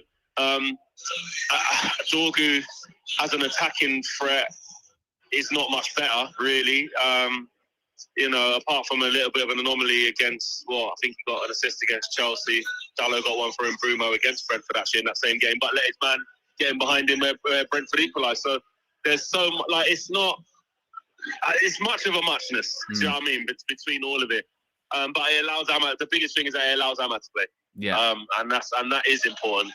And I know he said we missed him the other day. So, yeah, man, whatever. Like, just go and do it. Like, in it, though, like, I'm looking at them warming up now, and I'm just like, whatever, man. Just go and do your job. Like, just go and win this game, and then we'll go again. And, like, what are we doing anymore? Like, I don't know. And just very quickly as well, thoughts on what Ruben was saying last night in the embargoed part of the press conference? Oh my God, he's lucky I didn't have time, or it didn't really fit with what we had going out, to put another video out on top, because I was ready. I was messaging you, weren't I? I'm like, I need to address this, but it was late, and then the road trip we had to the morning. So like, he's lucky. Like, I'm gonna have to revisit that probably. But what will happen is we'll probably win this game, and it kind of gets under the carpet a bit. But I'm going back to that regardless. Yeah. I can't believe he's saying that. Basically. I can't believe he's saying. Basically, it's your fault. It's your fault, the media, because I'm losing every game, and my players are listening to you. It's your fault. It's not the fault of you rolling them out there every single game in the same way and getting the same results. It's nothing to do with you. It's the media. I mean, you got to be really careful as a Man United manager when you start doing that, especially in his position where he's losing them type all these games. Yeah, and like I said earlier on, I spoke about it at the start of this stream. I said that the problem is when you do that as well, you're confusing multiple issues there. Like, the media is a problem at Manchester United. The coverage of Manchester United and the way they scrutinise players and individuals, absolutely, that is a thing. But also, the media isn't the reason that the 3-4-3 isn't working. You know what I mean? No. Man United's always been like that. Man United's always been the talk. Don't come here if you think, but the media are always going to say this. And even Harry Maguire's sitting down with Rio Ferdinand in interviews saying, listen, this is just how it goes when you play for this club, when you play for this badge. When it goes well, you get all the praise in the world and everyone blows smoke up your backside and you're the best thing. When it goes wrong, horribly wrong, you've got to be held accountable. Well, and he also said about, it's, the people will wonder, what this team would look like if it was, 4-4-2, 4-3-3, would they win more games? And he said, but, it's there's other things that Man United aren't doing if they want to win the Premier League, sort of going, about running and pressing and this, that, and the other. But once again, I go back to the only reason that people are criticizing the formation and what have you is because we're not winning. No, exactly. That's it. It's simple as that. And you have to understand that criticism. You have to take that criticism. How can he sit there and say, my players are definitely listening to you, and basically I have to now unconvince them. Thanks for that. Thanks for telling them it's my system when it's not. I've got to convince them that it's not now. Bro, just do your job and win football matches. Like, what are you talking about? Like, if you can't be Man United manager and have a pop of the media when you're losing all these games as well, this isn't an agenda from the media because you're suggesting that it is. Do you know what I mean? And then at the same time, he says, obviously, but you can have your opinion. That's fine. Like that's up to him, innit? That's up to him. He just has to win football matches, like, and stop dragging us through the mud, but at the same time doing it. You know, again, over emotional. Like going into, do you think that's a good idea? Do you obviously think that's good? Even if you think that internally, do you think it's good to go out publicly and basically tell the world, well, the players are weak-minded actually because they're just listening to the media. Well, also as well, this is the other part. But again, this is where it gets confusing because do the media have an agenda at Man United? Of course they do. Like again, it's not denying that that's a real thing. But like you said, it's not like it's at the moment. It's not like it's being really blown out of proportion that Man United have had the worst Premier League season ever, and I thought, you know what I mean? It's not. I don't think that's unfair. That's not unfair sort of criticism on him. It'd be one thing, maybe at points, for instance, with Erik ten Hag, it was unfair at points with him when he was winning games and winning trophies. And you could go, he's getting criticised harshly here, but Ruben's not getting harshly criticised. You know what I mean? He's justifiably criticised because of the results. And let's have it right. He keeps overblowing this, like, when we win, it's not the system. When we lose, it's the system. Well, when we win games, even the way we win them, yeah, you're right. Nobody's gone, I'll tell you what, we beat Burnley in the last minute because of Bruno Fernandes because this system's so good. Nobody did that. When we beat Chelsea, obviously 10 men was on the front foot. Was there enough in the way we beat Chelsea to be like, our system's amazing, that's why it's good? No, there's more evidence to suggest the system's shit than the system's good. So you can't ask for that adulation of like when we beat Sunderland today. I don't think we should be saying, this because the system's so great, he's right. You don't do that in one game. You don't. So the answer's somewhere in between, and we've lost so many games that you can't legislate for that. And he's made so many changes to the system, as in the drastic change of playing it. You have to look at it. You have to say that's the reason. Everyone's undoing us. Everyone. Yeah. You know what I mean? And also, I think it's a concern the fact that he can come out to the media and basically be like, "You've got more influence over that. You can convince them more than I can." Exactly. You know what I mean? You just understand how you come across. You're coming across like an idiot. So there you go. Yeah, honestly. Well, as your prediction changed, I better get back in there. With Going Life at the minute. Trying to be optimized. They've got my food out for me. Got to get something out of it. Coming to watch this, Yeah. Prediction. I mean, Owen. I don't know what to say. Like, all right, now I'm here. I think we're gonna win. There you go. Flip flop. Yeah, exactly. Like what? You don't know my energy, man. There's no point. Like, you know what I mean? I don't know. I just want us to win a game of football. I just don't think we will. Yeah, fingers crossed. All right, I will speak to you at half-time. Big up. All right, peace. Someone was saying, Flex, come off the music. I think that's inside the stadium, mates. They're trying to get Old Trafford rocking, is what they're trying to do. Yes, but Flex has changed his mind. We're going to win because he's there now. I hope so. My goodness. Where are we at in terms of likes? We've got over 1,400 people watching. Let's see if we can get to 750. We are we're one like away from 550 likes. So let's see if we can get to 750 on our way to 1K. Kickoff is in 22 minutes time at Old Trafford. A reminder, it is a 3 o'clock kickoff, which means non-televised here in the UK. So people are going to be on different timelines and this, that, and the other.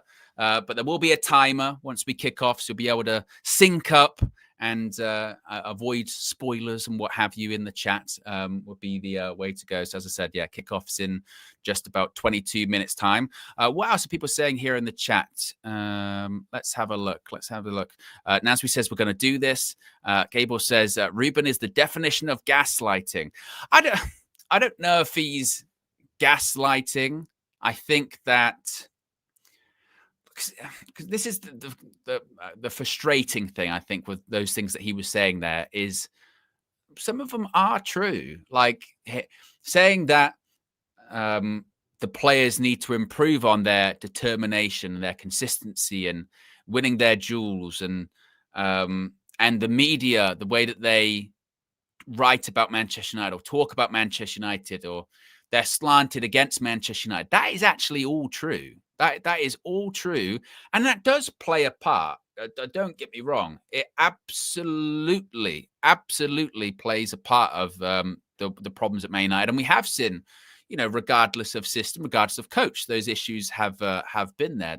I don't dispute that, but to kind of put all of the blame on that, this is when you have to do percentage of blame, don't you? You have to do percentage of blame. I think, you go, okay, that plays a part, yeah, but that's not to say that the formation or the system is just completely irrelevant then. You know what I mean? Just going, well, it's completely irrelevant, the formation. It's completely irrelevant, my starting 11. No, that's still you still have accountability in it. And that's, but as I've said before, with, I think, just how the way the world works now, that we're always looking for one single point of failure, aren't we? We're always looking for, it's because of this. Fix this one thing, and everything else will be fixed. And naturally, it's not like that, is it? So you can say that. Obviously, the biggest problem are the Glazers. Some would say even a problem is Ineos, right? They don't know what they're doing in terms of on the pitch. Others go, players aren't good enough. Others goes, coach isn't good enough. Formation isn't good enough. Facilities aren't good enough. There's loads of things there. But I think Ruben, to suggest that Ruben doesn't have accountability, or he couldn't be doing better. Ruben couldn't be doing better than he currently is. That's not true. He has to be doing better, and he also knows that. He openly says that in these interviews as well, doesn't he? That you need to win, need to win games. And my goodness me, I hope that's what we get today. I can't. I just can't be dealing with. Well, either way, we're going to have to. I just can't be dealing with. It's going to be okay. It's going to be okay. We're going to start the game fast. That's the other thing, actually, as well, isn't it? The other part of it too is that start the game quickly, be intense. Ruben said that against Brentford, and we didn't do that, which we've got to do. We mentioned that game against Burnley, and we started the first half well. Got to start fast. Avi says, if you think the media do not affect players, I have no idea what to say. People kill themselves over bullying online. Imagine the whole world. When did I say that? Then that they doesn't play a part. Of course it does. And I think also there is a disconnect, I think, between maybe, say, older fans and this current generation of players, because people that grew up in a day and age without, say, social media, they don't get the obsession with it. Or my generation, I would say we were one of the last ones to grow up without social media. It was sort of coming in, but I remember, pre-Facebook, a lot of people don't necessarily remember that. So the current age of players, when they're 20 years old, all they've known is social media, right? And of course it does have effect. It absolutely has an effect. So I don't think anyone who's pushing back to those Ruben Amorim quotes is saying that social media or the media don't have an effect. I think what they're pushing back on there is saying you can't just put all of your failures on it. Or you can't say, well, it's not 3-4-3. The media, that you're saying it's a problem. I'm saying it's not. My players believe you. You know what I mean? I think it's just like with anything. Like you've seen both sides of the argument there. You've got one side going, what do you mean the media has no impact? And then the other side going, what do you mean the formation has no impact? Of course, they both do. They both have an impact. Because loads of different things have impacts. It's how it works. It's never just one thing, is it? Never just one thing. We're 6 likes away from 600 likes. We still got over or close to 1,400 people watching, which is fantastic as well. If you are just tuning in, once again, that is the Manchester United team news for you today. It is Senna Lomans in goal, finally making his Manchester United debut for Altay Bayindir. As for the reason why, Ruben Amorim, he said it's purely rotation. It's rotation. That's what it is. Just purely rotation. Nothing else like that. Just rotation.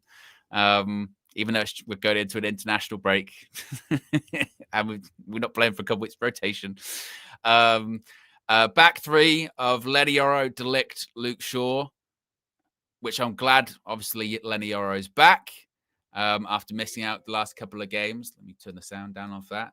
After missing the last couple of games, Harry Maguire drops to the bench. Luke Shaw, to be honest, at this point, what does Luke Shaw have to do to not play? I mean, there's no mistake too big or too bad, seemingly, that Luke Shaw has to make for him to be dropped. So unless it's a midweek game, because Luke Shaw can only do one game a week, he's in the Ledley King territory nowadays. He's just going to play regardless under Ruben Amorim. Diogo Dalot, left wing back. I mean, the left-hand side does give me lots of concerns. I mean, who's the Sunderland starting 11 today? They got a good team. Who would they be up against? They'd be up against the likes of Adingra, Traore, Enzo Lafay. He was a proper link to quite a few top teams a few years ago, wasn't he? Yeah, he was at Roma. I remember. Maybe it's. I feel like sort of my Football Manager spidey senses are tingling. I just feel like Enzo Lafay is the name that was always rated on Football Manager for ages. Maybe I'm just thinking about that. Yeah. But yes, Enzo Lafay. So they'll be going up against them. Ahmad back at right wing back, which I'm glad for. Obviously, having Ahmad back in the team. To be honest, look, he's not had the best start to the season, has he? He's not had the best start to the season. Ahmad, I mean, who has? Not many. Not many have had starts game, but good starts to the season. But it should be just. This is one of those ones where you have to remember where we're currently at. It should be one of those ones where you look at that team on paper there and you go, all right, left-hand side is a bit rough, but surely that should be good enough to beat Sunderland at home. But as we've experienced for a long time now, football doesn't work that way, does it? We think it will. We think it should. But it doesn't. It doesn't work that way. So hopefully Ahmad can get back to form today. Obviously, there's been quite a lot going off the pitch for him. So that would probably explain. He might be a bit distracted on things. Midfield too. We haven't even spoke that much, actually, have we, about Bruno Fernandes today? We've openly said that midfield is why we've been losing games. Well, one of the reasons, many, but it's a reason. Midfield's looked overrun and just no good at many different points. So, I mean, with Bruno Fernandes as well, this is the other part with Bruno, isn't it? In addition to obviously missing those penalties, he's not been good either. He's not. Last game against Brentford, he was ineffective, poor, and then, of course, he missed the penalty too. He started really slow last season, didn't he? And then he got a bit better, but obviously the rest of the team was crap as well. What would be really interesting today, if we get a penalty, does Bruno take it? Let me know in the chat. Do you think Bruno takes the pen? I think he still probably would. But do we think he would? I think he probably would. I'd love for it to be Brian Mbeumo, but he did miss a penalty against Grimsby. But he was good at pens. He'll take it, won't he? He will. Akeem says yes. I think he would. Nuruddin says no. Should he? No. What do I actually think would happen there? I think he would. I think he'd do a whole, captain on Bruno Fernandes. But, obviously missed the one was against Arsenal. Missed the one where, Fulham. Missed one against Fulham. And referee bumped his back. Last time, they made substitutions and VAR and it took too long. They're not excuses, are they? You know what I mean? They're not excuses to miss penalties. But he'll take it. He'll take it. I don't see him, kind of stepping down from that, unless it was unless Ruben had made that call. I think that's the thing. If Ruben said to, Bruno, maybe give it to Mbumo, or maybe you give it to someone else. But Ruben loves Bruno Fernandes, so he's taking the penalty, isn't he? Bruno, if we get the pen, Bruno Fernandes is taking it. Right? That's that. No doubt. No doubt he will. If he misses again, here's a hypothetical. We're really living in the hypotheticals now. If he got a pen and he missed it, and then we got another pen, would he take that one? I think yes, he would. I think yes, he would. Probably. He's just going to keep taking them regardless, perhaps. No more pens if he misses again. This would be the last one. This would have to be. This is the last time, and we mean it this time. You'll be off pens. Jason says the only way some of these dead players to stop some of these dead players from starting is to move them on, because Amorim won't bench them. Wow, we talk about how we're not that active in the January transfer window. Usually, hopefully, maybe we move players on in January, right? Who's to say? I meant, to be fair, Luke Shaw, Diogo Dalot, they're not moving on, are they? Let's be honest. Luke Shaw is staying at Manchester United until the last day of his contract. And then after his contract expires, which is 2027? So at the end of this season, he'll have a year left. At the end of that contract, he might just retire. I think he's going to do a Phil Jones sentence. He might even, you never know, he might even retire. Like, I wouldn't be shocked, Luke Shaw, yeah, with all the injuries and stuff he's had. I know he's still a young guy. How old is Luke Shaw? Luke Shaw is 30, right? He plays until the end. He plays until the end of this season. Tries to go to the World Cup, and then he might just call it quit. He'd just be like, fuck it. You know what I mean?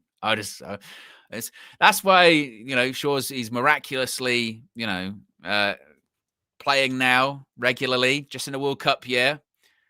It'll probably be like that. Just go to the World Cup, then just call it a quits and go, I'm done now. Yeah. Wouldn't be shocked. Or at the very least, he retires from international football at the end of the season. He got to. Not that that'll prolong his United career. Hopefully that ends when his contract comes up. And then with, it is wild, isn't it? You think about it. We play a five at the back, 3 at the back, whatever you want to call it. A system with wing backs. We still don't have any. We still like Diogo Dalot, we openly say is not a wing back. Ahmad. Is Ahmad a wing back at this point? I mean, because he can play there and he had good performances there last season. But I still like he's kind of, I feel like he's still almost trying to figure out the position. How would you define Ahmad as a wing back? Probably not. You would still say he's a wide player. Dorgu. Is Dorgu a wing back? For Lecce, he was more of a fullback.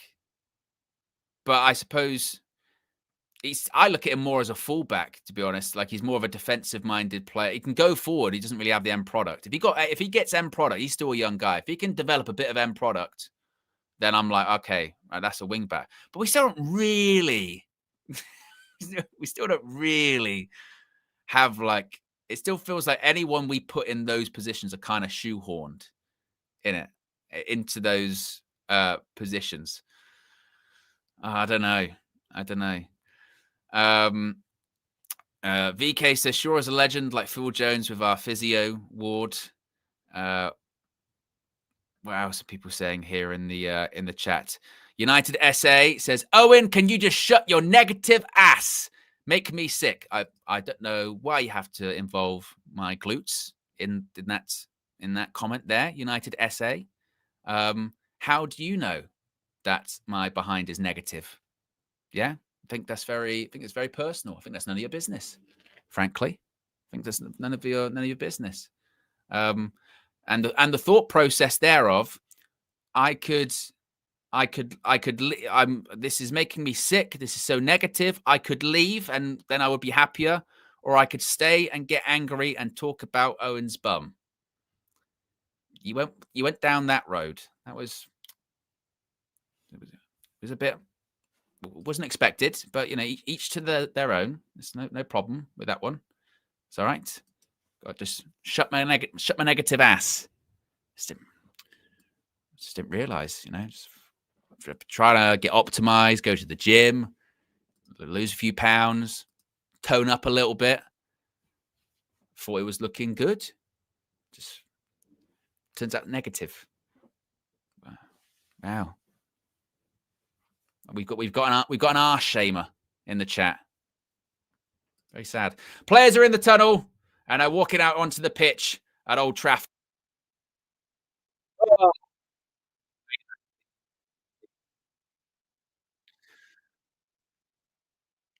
Manchester United versus Sunderland at Old Trafford. I'll be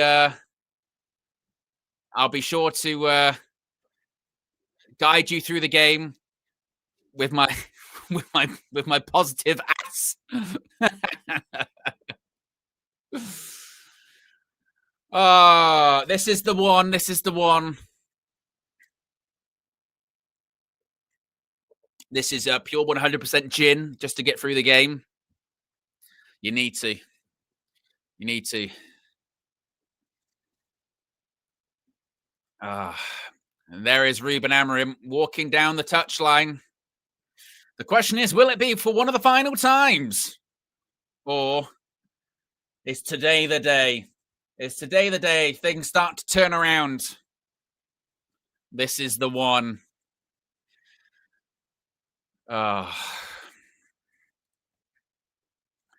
There's Bruno Fernandes. The goalkeeper, Senna Lomans, he's a big guy. The new Manchester United number 31. If you haven't already, click the like button, folks. We're nearly at 700 likes. Remember, for every 1K likes, we score. It's not true, but we say it every single week. And if you are just actually joining us, this is the Manchester United starting 11. It is Senna Lomans in goal for his Manchester United debut. A back three of Lenny Yoro, Matthijs de Ligt, and Luke Shaw. Wingbacks are Ahmad and Diogo Dalot. In the middle, we have Casemiro and the Manchester United captain, Bruno Fernandes. The 10s are Brian Mbeumo and Mason Mount. Up front, we've got Benjamin Šeško. Our bench is Bayern Deer, Dorgu, Aiden Heaven, Diego Leon, Harry Maguire, Kobe Melu, Manuel Ugarte, Mateus Cunha, and Joshua Zirkzee. That is the Manchester United starting 11 today. Late last-minute predictions. Go with a 2-1. Ephesians Shao says, Owen is nervous. Nervous me. Do get a little bit apprehensive, just like the sort of, as I always say, the sort of 60 seconds before the game kicks off. I do get a little bit. Oof. But today it's going to be a win. That's what it's going to be. We're going to be celebrating a victory, right? God, I hope so. Manchester United. How much more pain can we actually take? That's the real question. They've got the likes of Adingra, Traore, Lafay, and Wilson Isidore up front for Sunderland today. And breathe. And breathe. A reminder, this is a 3 o'clock game, folks. So people will be on different timelines or what have you. Once the timer starts, you'll be able to sync up. We are, of course, going to have a moment of silence before kickoff to pay respect to the people who were affected and lost their lives in that shocking incident in Manchester at the synagogue attack on Thursday. It is a City United. The moment of silence will begin and end on the referee's whistle.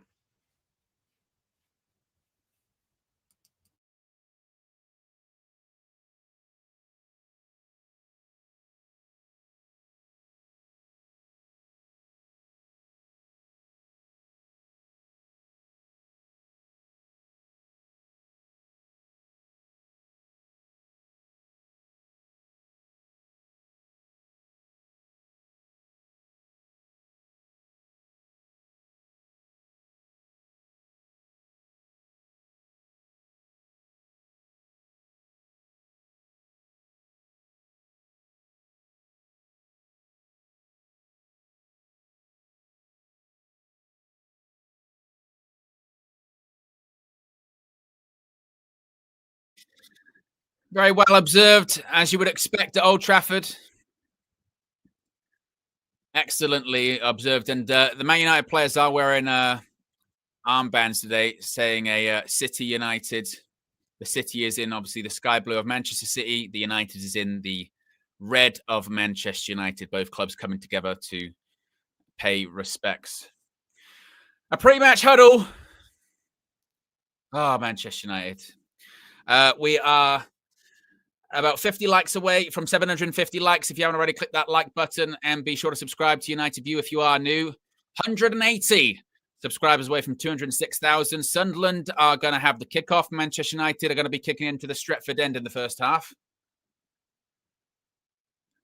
To be fair, the conditions actually look pretty good at Old Trafford. Obviously, there's so much chatter about the weather, about Storm Amy, but it looks like it's not too bad. And we're off. Right, come on, United, please. Don't do this to us. Don't destroy our weekend. Don't, please. Please. Don't do this to us. Oh, Diogo Dallo, you're so good. Oh, my God. That's right. Calm down. Calm down, Owen. 20 seconds into the match, it took for Diogo Dallo to just kick it out of play with a shitty touch. Oh, fucking hell. Oh. I'll be a Man United throw, though, now. I can believe that's what Dallo did immediately. Literally one touch, out for a throw. Oh, my God. There you go. Mason Mount to Šeško. Cleared by Sunderland. And it looks like the sun's actually out at Old Trafford. Wouldn't you believe it? A nice applause for Lomans for his first touch. That's right, JB. I got to remember, positive ass. I got to shut my negative ass up and speak with my positive ass. Here's Ahmad. Lenny Oro.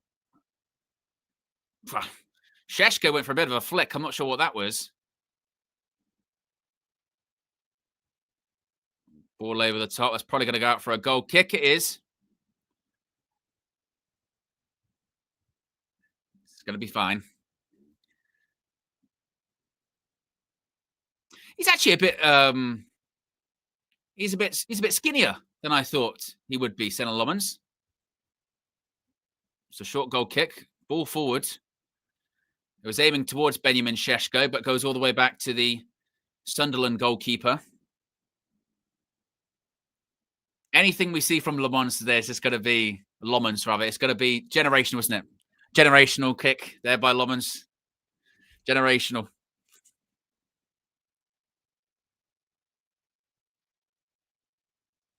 Sunderland ball forward. Lenny Oro. Does just about enough.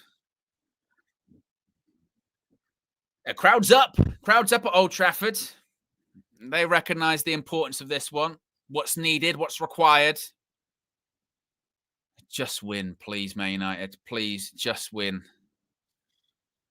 Don't do this shit.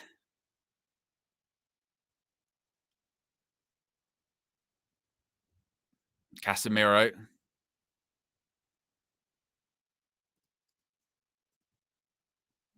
Ball out wide.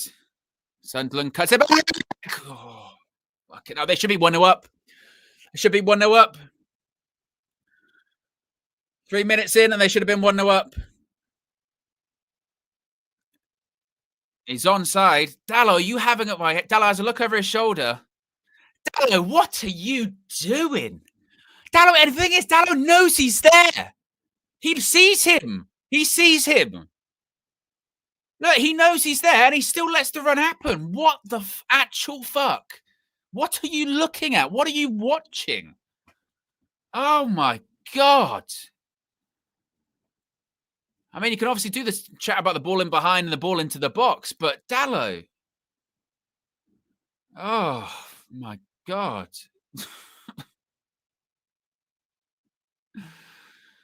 It just doesn't have a clue, does he?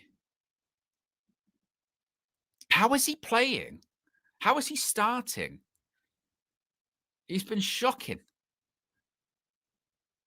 And he's just continued where he left off. Good header by Yoro. Ahmad. Bruno lays it off to Casemiro. Turned by Mason Mount. Playing through. Oh, it's a chance. It's an opportunity for Brian Mbeumo. It was a good turn by Mason Mount.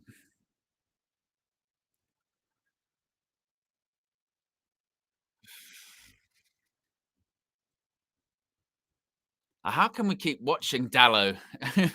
Well, how can we even be watching these performances from Dalot and be like, got to give in to the teammate? Look at, would Dorgu do the same there? Would Malacia do that? We know Malacia's back in group training. Here's Sunderland. 5 minutes in, still 0-0. Say what? Space, danger. Oh. Blocked by Delict. And Sunderland have the ball back again. You can hear in a lot of the Sunderland fans chanting, "We've got Granit Xhaka." Speaking of which, he has a touch there. I'll make sure I've got my match stats. All right, Bruno. Bruno, put it to Ahmad. Good touch, Ahmad. Continue. Keep going. What options have you got, Ahmad? And Mbeumo, shoot. Oh. No, ref's not foul.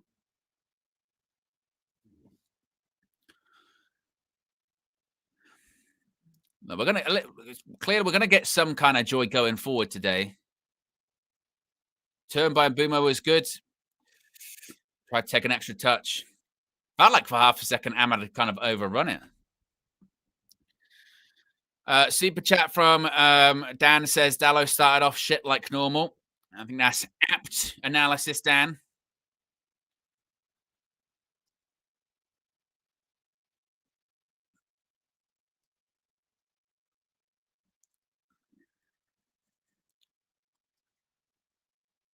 I'll keep an eye on the stats as the game goes on. Good tackle by Lenny Yoro. The more you watch him, it kind of baffles me that he was taken out the side. Yeah, I know he had a couple of games where he struggled, but still arguably one of our, if not our best defender. Got recovery pace, and he's still young. He's only going to get better. He is one way. You just got to keep playing him. Here's Delict to Lenny Yoro.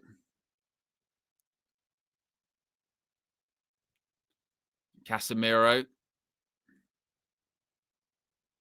Ahmad, Casemiro. Sunderland's getting behind the ball. Gonna have to be a bit, gonna have to be a bit, move the ball a bit quicker. I said we will get joy going forward, no doubt about that. Ahmad. Mbeumo. Ball in. Mount, touch. Shoot! We scored! Mason Mount, inside of 8 minutes. Mason Mount, Manchester United's number 7. Puts us 1-0 up. And Ruben Amorim talks to someone on the bench. But that's why you play Mason Mount, apparently. Brian Mbeumo assists. Mason Mount puts it in the back of the net. Manchester United 1-0 up. Oh, God. I said we were going to get joy going forward. You could feel it in the first sort of 7 or 8 minutes. Brian Mbeumo, it's a good cross. It's a great take. I tell you what, it's a really good goal. Really good goal by Mason Mount. Great take. And then just side foots it in the back of the net. There you go. 1-0. Just side foots it past the Sunderland goalkeeper. 1-0. That's a really good goal.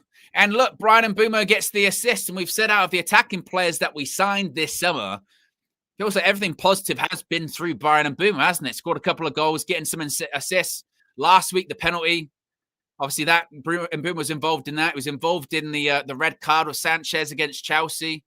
Bryan Mbeumo making things happen. So it's a great finish by Mason Mount. 1-0 Manchester United. That's the start that we need. Oh. So what number 7 should do. 1-0 to Manchester United. That was needed.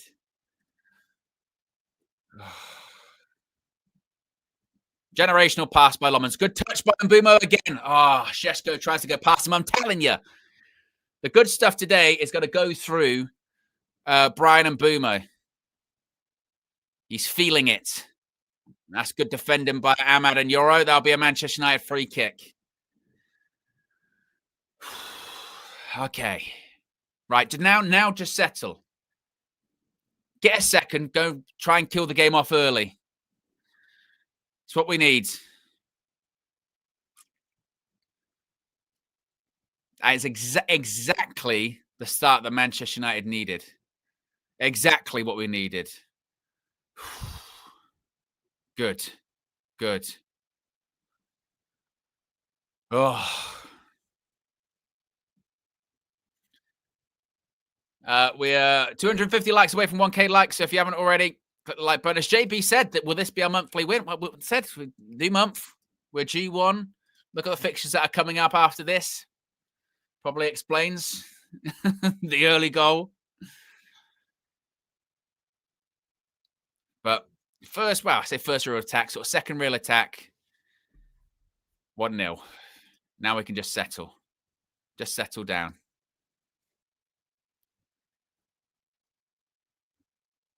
Is Luke Shaw.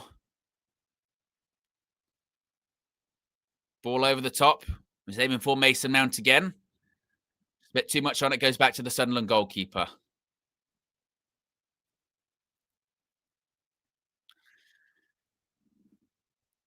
Maybe this is why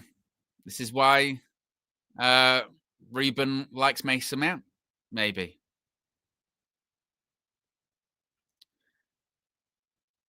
Unless if we can get I'd love a comfortable one as well. Obviously, look, I'll take a win any way we can get it. If it's 1-0, that's the whole game, and last 10, 15 minutes, I'm shitting myself, I'll take it. But I'd love just like a comfortable, relaxed, final 10 minutes, but like we're 3-0 up and it's cool. I'd love that. It'd be a lovely weekend. Ball over the top from Sunderland. That's going to go out for a goal kick. Senna Lomans would love it too. Imagine he doesn't have that much to do and he can just be relaxed. It would be superb.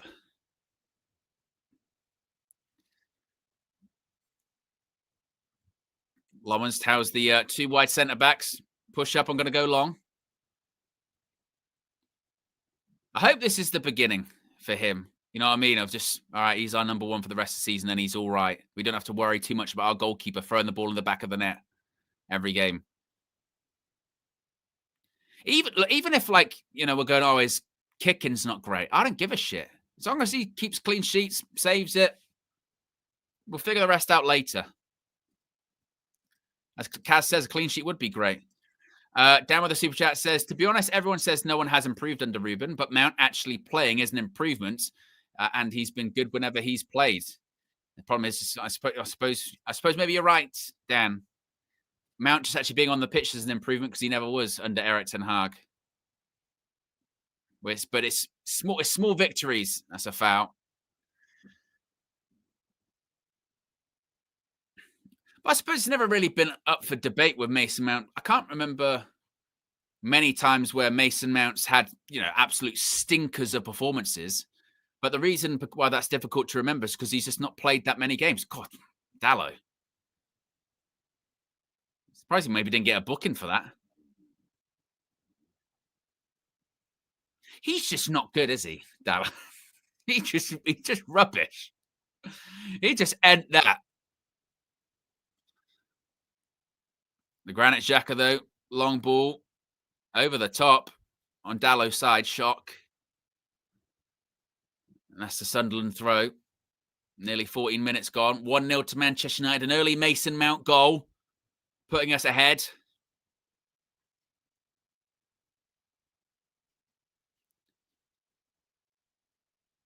It's going to be a long throw. I tell you, so I was watching before I started, and I was listening to the first half hour of the Leeds Spurs game earlier on, and when they were saying that set pieces are very much the rage now in the Premier League, aren't they?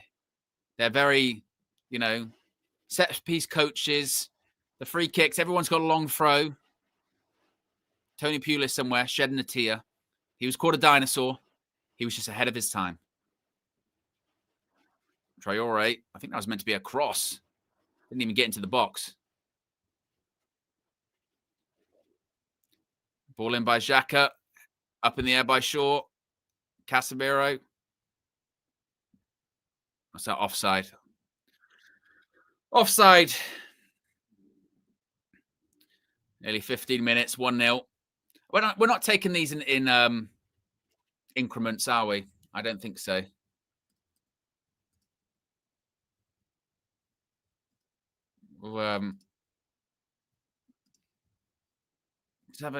Just a light timeout, DJ Brain Devil.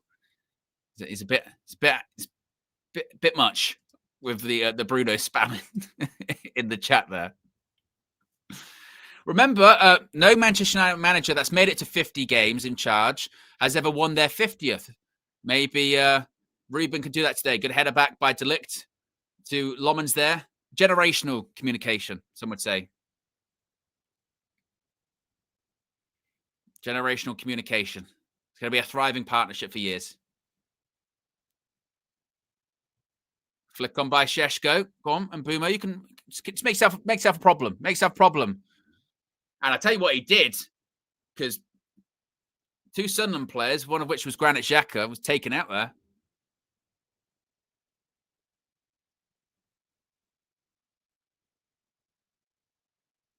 Let's have a look.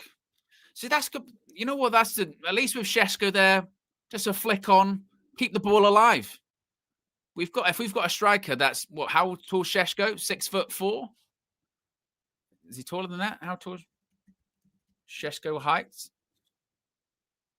6'5". Make the most of it. Put long balls up the pitch, have him flick-ons. And you can have people like Mbeumo running off him. That's how we got that red card against Chelsea. Keep doing it. Nothing wrong with it. There's no one way to play football.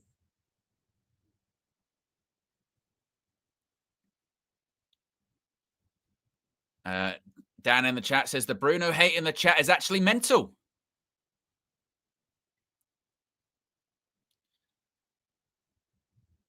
As the Sunderland keeper at Roofs is going to kick the ball at the pitch.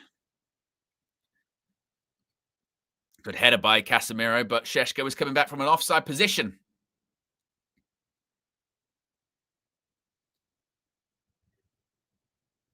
No, just Man United. To be fair, the goal was definitely... I'll let this play out. Curse of the commentator. Ball hoisted into the box. I've got to tell you what, it's a brilliant touch by the Sunderland player there. Claiming a handball. Ball in. Goes out for a throw. The goals definitely helped us settle, hasn't it? The goals helped us settle. We haven't really done too much of substance really since. But look, 1-0 up, who cares? There's not really been much that's happened in the game so far, to be honest. Possession's 50-50. Only one shot's been had by either side. That's us for the goal.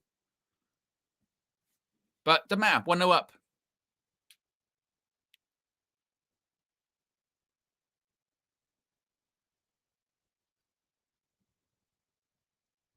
Like, if the game just plays out like this for the remainder, no problem. Not an issue. Here's Mount.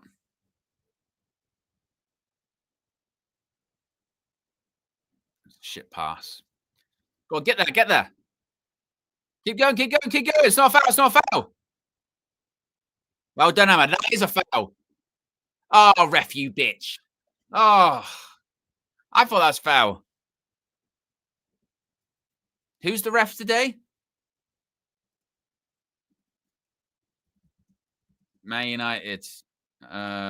Who's the ref? Does it say?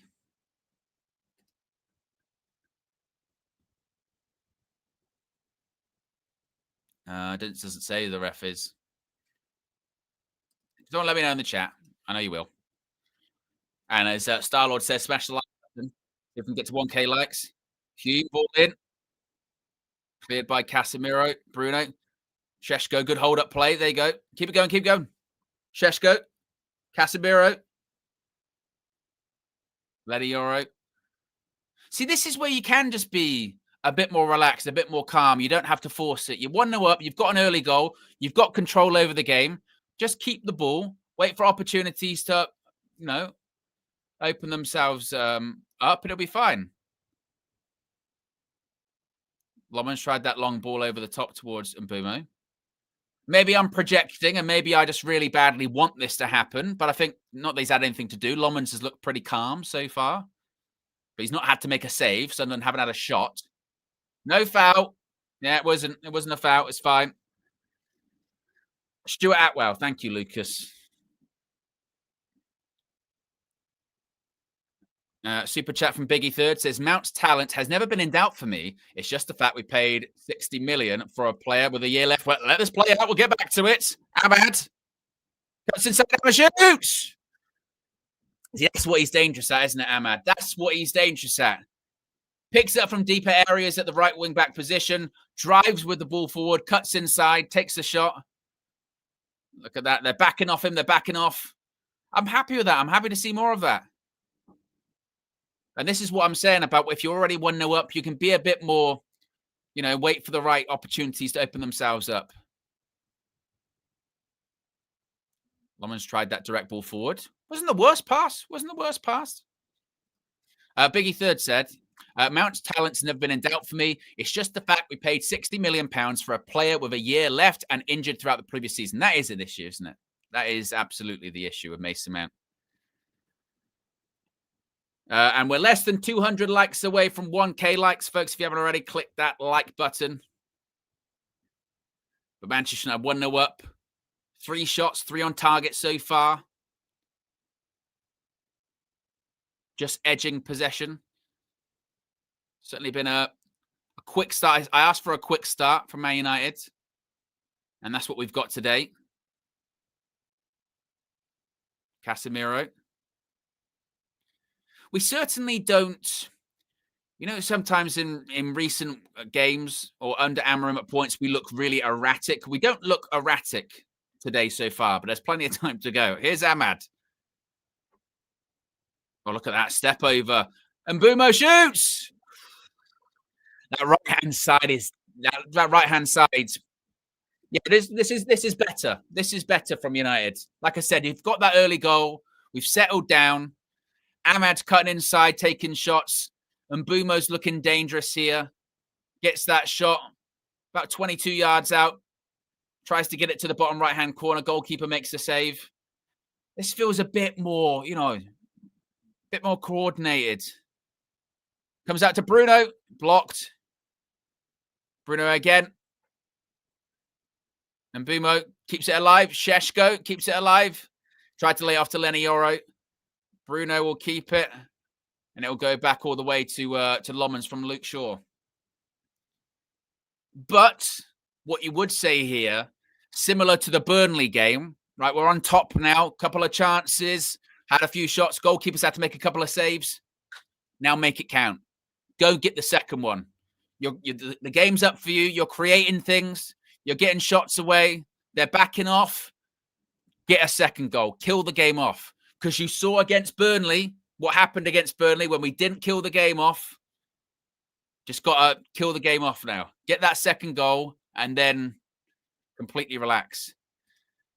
Mr. Darkside with the super chat says, too many players want the glory. The shot from Ahmad looks good, but other teams look for the cutback. Maybe my ass is negative like Owen's. It's a bit of a curse.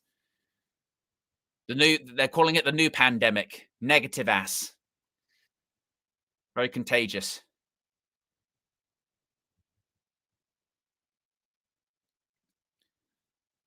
The weather is weathering at the moment. It is pissing it down.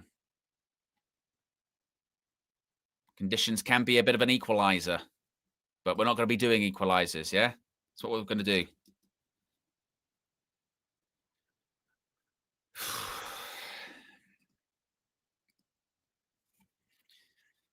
We're still less than 200 likes away from 1K likes. If you haven't already, click the like button. Be sure to subscribe as well to United View.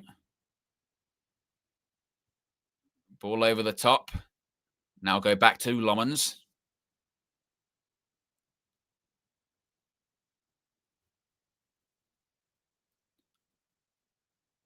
Well, it was raining. Now it looks like the sun's back out again. Weather can't make its mind up. Ball headed about a bit. Bruno. Out to Ahmad. There you go. Here's Brian Mbumo. And he looks like he's going to make things happen, isn't he? Ball in. Sheshko. Oh, Bruno. Shoots. Oh, it's off the bar. Oh. How's it not gone in? I tell you what, that is an unbelievable save. Look at this. By the way, Dallo, you're shit. Like, that touch was awful. But Bruno, no backlift. Oh, that is so unlucky. That is so unlucky. That is, by the way, that is an unbelievable save. Oh. Look at this save. No backlift. It's curling in top. Oh. That is outrageous. Why is the goalkeepers coming to Old Trafford and suddenly turning into prime Buffon? I mean, can he play for United? Please? Because that is a ridiculous save.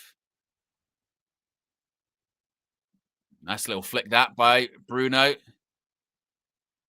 This is also when you go about like taking the opportunity. We deserve to be 2-0 up here. Like we got to be 2-0 up. We're on top, making chances.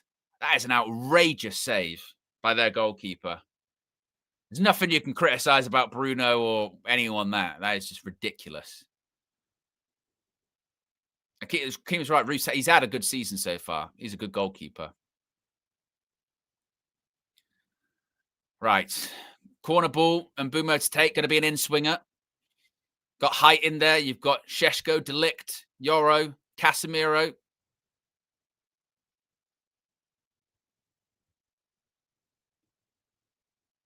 Okay, ball in. It wasn't the best corner. It was a bit shit by Mbumo.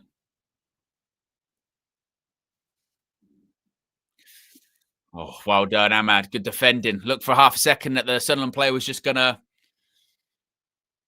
just nick it there.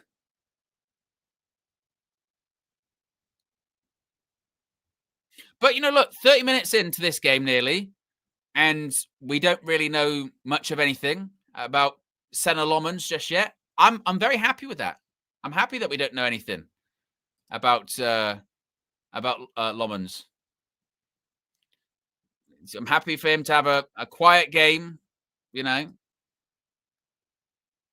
That's what it needs to be. Just a quiet game.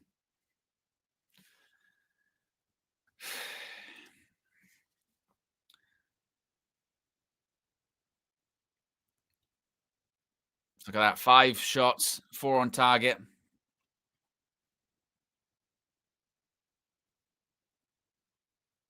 Casemiro, Ahmad.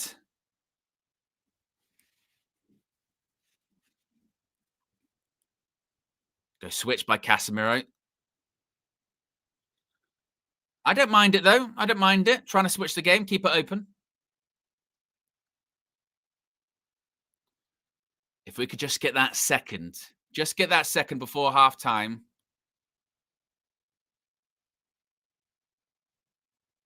Kill the game off. That's what we need.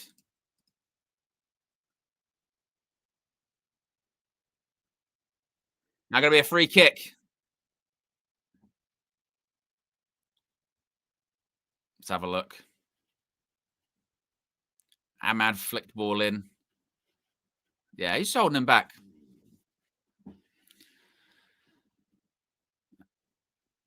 And Mbumo is definitely, like I said, out of the front 3 that we signed this summer, he's the one that you feel settled the best.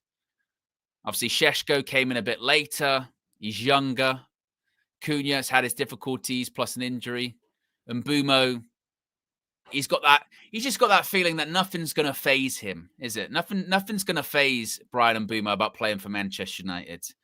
I know he had that shit about when he missed the penalty against Grimsby and people were coming on, but he scored goals, he's got assists, he's made things happen.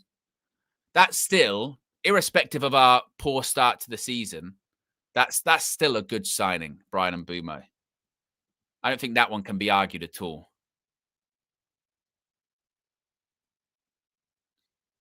Casemiro, Ahmad, Yoro.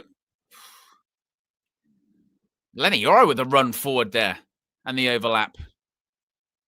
Maybe that's why, we said it before, why Ruben likes to sub his centre-backs. People have been asking about that, haven't they? Why does Ruben sub his centre-back so often? Well, he subs his centre-backs that often, I think, because he wants them to be making overlapping runs and, and creating chances, I guess. We got a throw from Dallo. I tell you what, if we score from a long throw from Diogo Dallo, the world will end. Oh, the world's over! The world's over! Because we did! We did! Oh, God! Apparently it's Judgment Day, because it's 2-0. It's 2-0. It's 2-0 for Manchester United. It happens. Bloody hell. The world's over. Fucking hell. I go, take cover. Shit. You're going to have to do the rest of the match if you're going to be in my bunker. I'm going to have to. The sky's falling. We've entered into. Ow, I've hit my head. We've entered into the rapture. Judgment Day is upon us. Oh my God. It's 2-0. 2-0. Oh, thank God. Thank God. I can't believe that. Flex could never.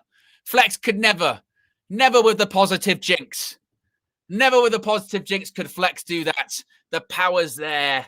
And it's not testicles. That's power. That's what that is. Negative ass. Gets it off. Yes. 2-0. Oh.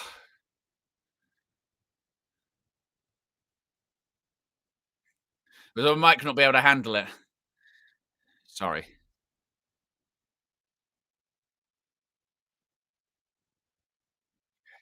Lomans catches that. Oh. 2-0. 2-0 to Manchester United. So, some people were saying about a solo in match view. Apparently it was go 2-0 up in first 32 minutes, basically. You know what I mean? That's the power, isn't it? Really? That's the power. Most likely.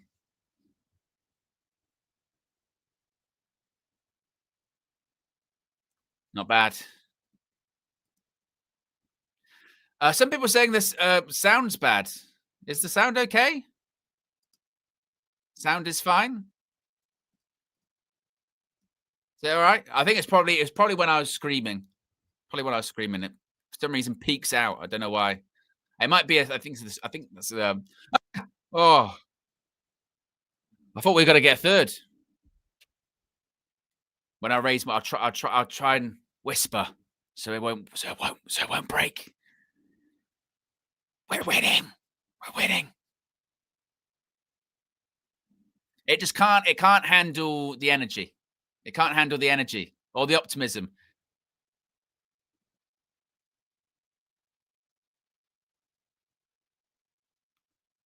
Ball in from Sunderland, cleared by Dallo. Well done, Diogo Dallo. There you go. See, we can praise you.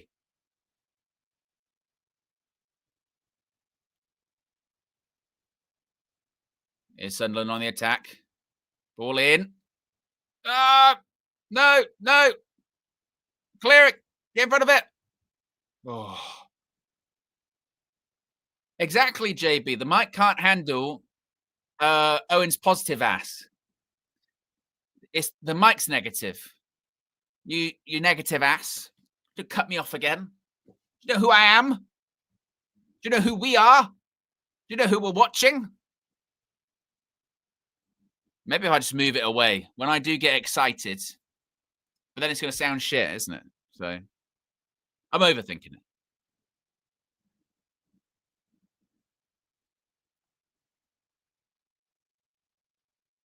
Are they trying to claim a penalty? I tell you what. Now, maybe I'm going crazy here. Call me greedy. Get a third, and we can enjoy the second half. What did I say before kickoff? The one thing that would surprise me would be like a 3 or 4-0 Man United win. Surprise me, Man United. I'd love you to. I'd love you to surprise me today, Man United. Just when I'm out, you try and pull me back in. Please. Please.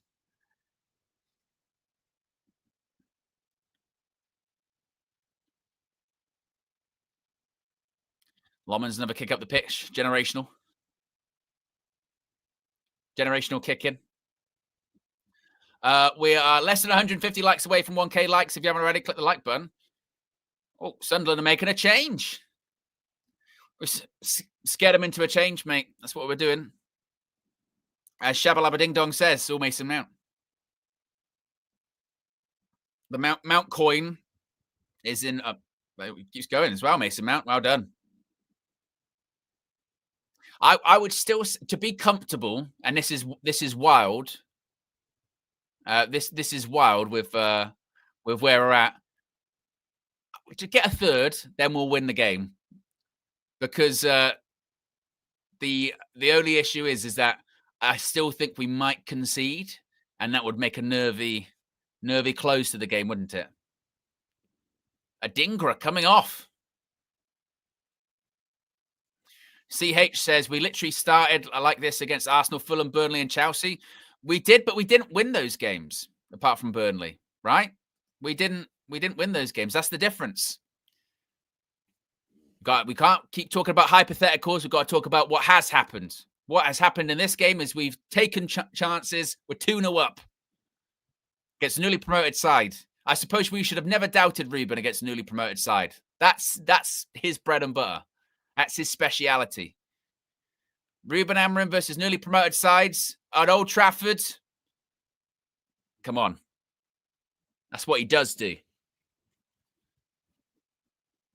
There are very few constants in this world.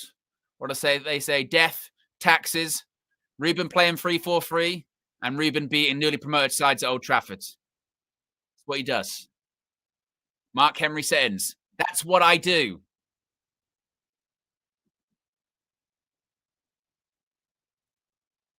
There's a foul on Traore.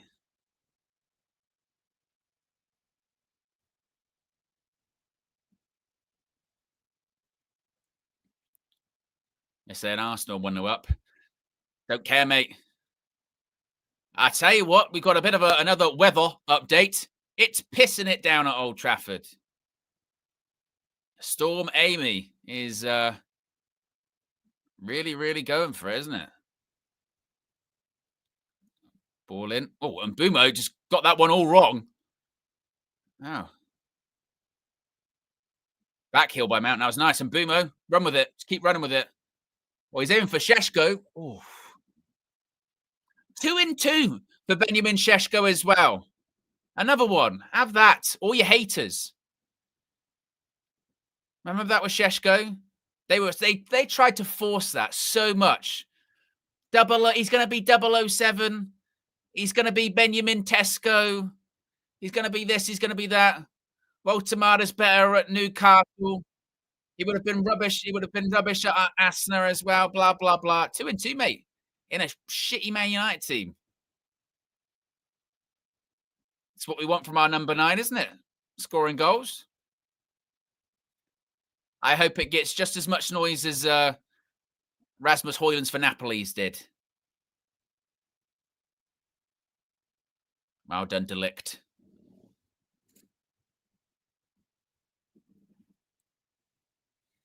I wonder what was that? Was that Lenny Yoro? I wonder what Flex is going to think at halftime. Like all of us, he was feeling, very, very pessimistic before this match. But look at us now.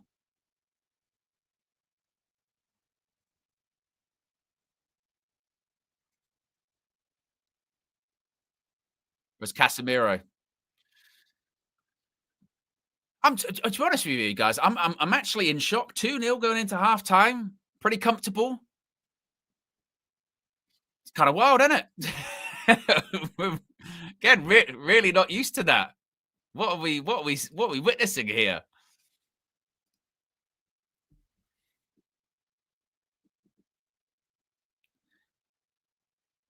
There you go. Dalot intercepts a bad pass. Just keep it simple. Casemiro, good touch by Šeško. Dalot, surely not. Over the bar, but wow. Wow. Just creating things. Look at this touch, by the way, from Šeško. Great first time pass by Casemiro. Šeško with a good touch. Again, I'm enjoying it a little bit. Ruben, at least, look, you can say it's working today. It's working. It's doing well today. We are, Yusuf. We are in a bit uncertain territory, uncharted territory. We're a bit like, 2-0 up, 5 minutes to go for half time, playing well, Parsons doing okay, goalkeeper's not worrying us, and he hasn't had anything to do. Like, I don't have the ceiling in the back of my mind, but what if Sunderland do get an attack? Like, is Loman's going to throw the ball in the back of the net? I'm not even really worried about that at the moment. Our striker looks fit, ready to go, can hold up the ball.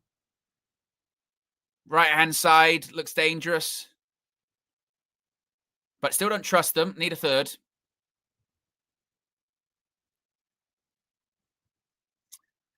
Šeško definitely looks much more sharp than he did 2 or 3 weeks ago, doesn't he?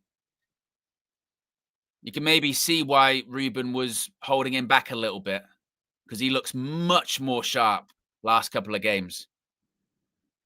I mean, he'd only played like 90 minutes since April, they said, didn't he? When he was first making his first couple of appearances.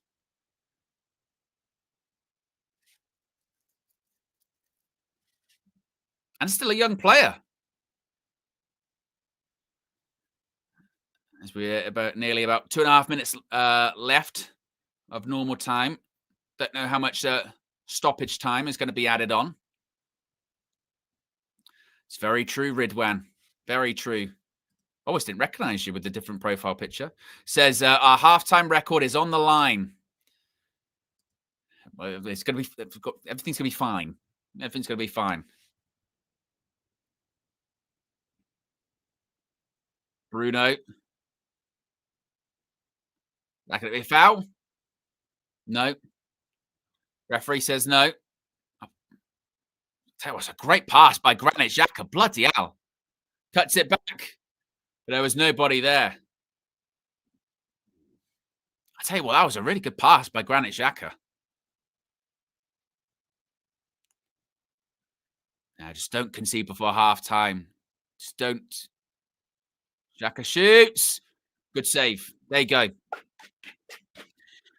Loman's first save, first anything significant he's had to do. And Xhaka, hey, he's got a shot on him. We know that. It might be even going wide, but still can't be too short. Good save.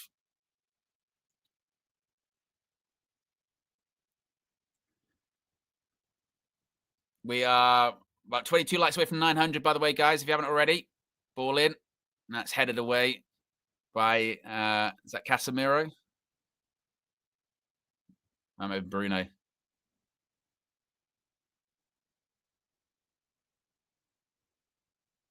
But that's also as well, I suppose, considering the conditions, Loman's, you don't want a shot from 25 yards out from Granit Xhaka when Ball's blown around all over the place. It's wet. Ball in. Oh, great claim. Great claim. Great claim. Ruben, the fact you didn't start this goalkeeper, for several weeks, Old Trafford just literally come unglued because a goalkeeper can collect the ball. We haven't had a goalkeeper that's able to collect a ball, I'm telling you, since Edwin van der Sar, right? Yeah? Because that wasn't David De Gea's game. But a goalkeeper that can actually claim a ball, a high ball into the box, holy fucking shit. Oh, my God. Oh, do you know how nice that is to see? Oh, Dad, don't you fucking dare get a Loman shirt. I won't speak to you ever again. Oh.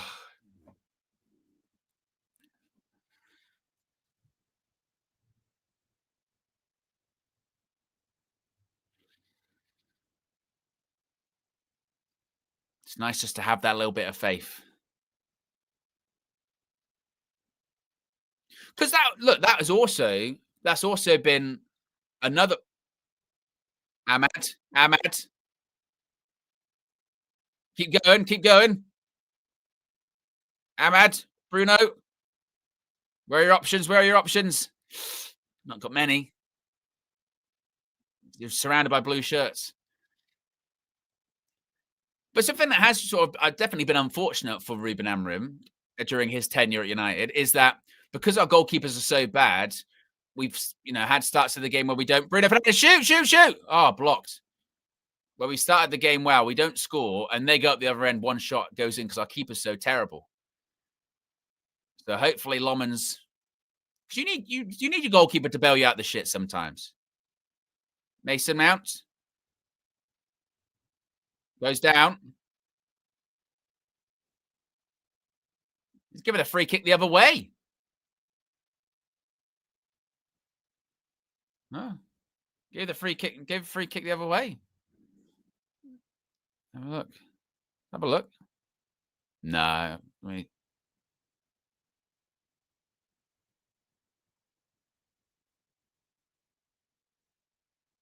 Oh, that's nasty though. Oh, that hurts.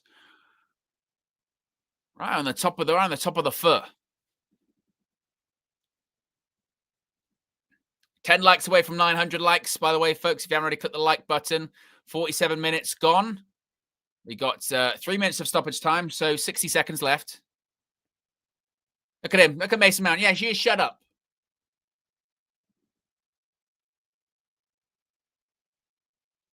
Hoof by Matthijs de Ligt into the stands.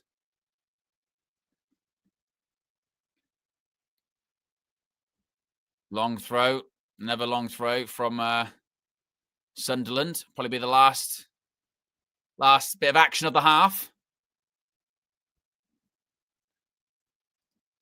Let this play out.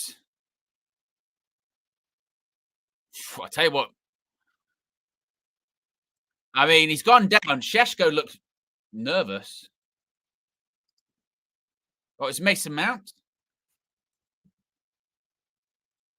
I mean, he kind of just stopped. No, it was Šeško. There's nothing in it. Nah, it's not a pen.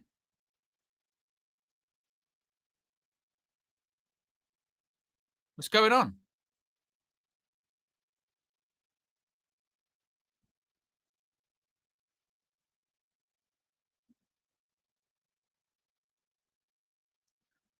They give him a pen.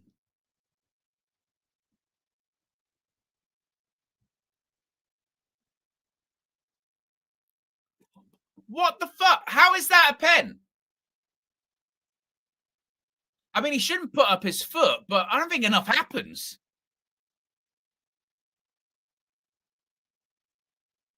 Surely you can't give that.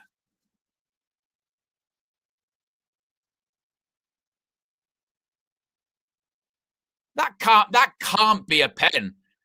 Because he goes down holding his face. He never touched his face. How is this a thing? This is not a penalty. Right. He's recommended an on-field review saying, like, this is bullshit. That's never a penalty. Never a penalty. What the fuck? Don't even try it. Don't even try that saying that's a penalty. He goes down holding his face. No contact is made with his face. Look. Under his armpit. His boot doesn't touch him.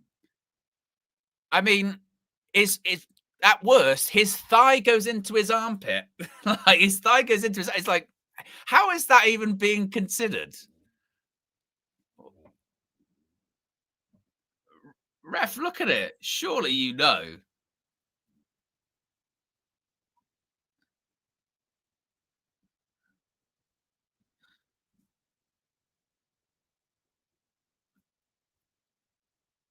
So what are we doing? It's more of a dive than it is a pen. Yeah? So he's talking to the captains.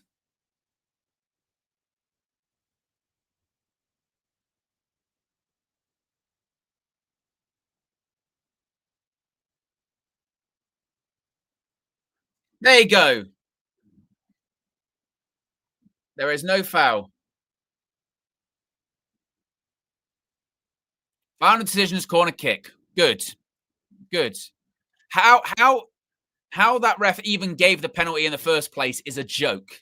And he took it. And how long did he take to give it as well? Look, it's a good use of VAR. Good use of VAR because VAR's overruled him there. But referee, that is shocking. Well done, VAR, but that is awful. How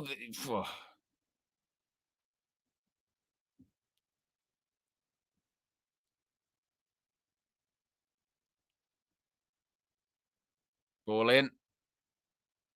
Oh, I thought they scored then. I thought I'd gone in. That'll be half time. Fleck, you're live on your own channel. We're 2-0 up. A bit of controversy at the end, but we got there. Yeah, I was saying where I'm sitting. Luckily enough to have the screen and stuff. I was saying if this is because obviously I couldn't see what happened, and I looked at one replay and goes, "This is ridiculous." Yeah. If they give a penalty for this, we have to all run on the pitch and get the game called off. But if they give it's the ball that hits them in the head. Yeah. So they've done the right thing, but they still tried to fuck it. Like, the linesman's an idiot. Yeah. He's looking straight at it as well, and that's the only reason the ref has given that penalty, because he's gone to his linesman. Yeah, because he took ages, didn't he? I'll tell you what, I've seen a foul. He's kicked him in the head. Yeah, because he took ages to give it. It was like this real long delay, and then he went, right, I'll give it. And it was like, oh, so he could have been told, like you said, by someone. Finally, VAR doing its job the way it's supposed to. Yeah. Which is correcting clear and obvious errors, which that obviously was. Yeah. But to the game, listen, that was shades of the Burnley game, but making sure we're at least 2 goals to the good, because it was a very good performance. I think apart from that first scare where Dalot loses Traore and he could score, I think it might have been offside that as well. Was it offside? I think, yeah, the initial pass might have been, but you know, but like you said, I'm going to call you back. It's cutting up. Can you hear me? I can hear you. Yeah, sorry, say that again. I said I think it might have been the initial pass might have been offside, but aside from that, there you go. He's hung up. He had enough of his review. Oh, he's back. You're back. Hello? You're back. Nah, every time you speak, it's really muffling. Wow. Maybe I'll try on WhatsApp. Flecknology. This is when Fleck realizes he's got like water on his phone or something ridiculous. Let's try this.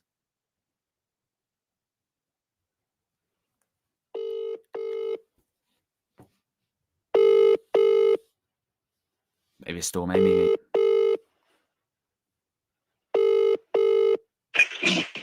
How about now? Yes. Can you hear me? I can hear you. Yeah, perfect. Yeah, very good performance, man. Ahmad and Mbeumo in particular have been very, very good. Very, very good. Mm-hmm. In transition, they've been good. I think the passes into their channels have been good. From Bruno and Casemiro in particular in midfield, they're getting the ball out to those guys very, very quickly. Listen, Sunderland, poor quality, haven't been great. They look like a side just come up from the Championship rather than this side that's been doing so well. Yeah. But we've done our jobs, man. Mason, Brumo's been involved in near enough everything, as well as Ahmad. They've been the two bright sparks. Shesko, I think he got more confident after his goal, a couple of nice little touches. Yeah. At the beginning, first 15, 20, I just wanted him to look after it a little bit better, but he grew into the game. Defensively, we've been fine. Nothing crazy. A couple of times the ball's gone down Dallow's side. It looked a bit worrying, but nothing that crazy was funny. in there. The first 20 seconds, he shit touch goes out for a throw.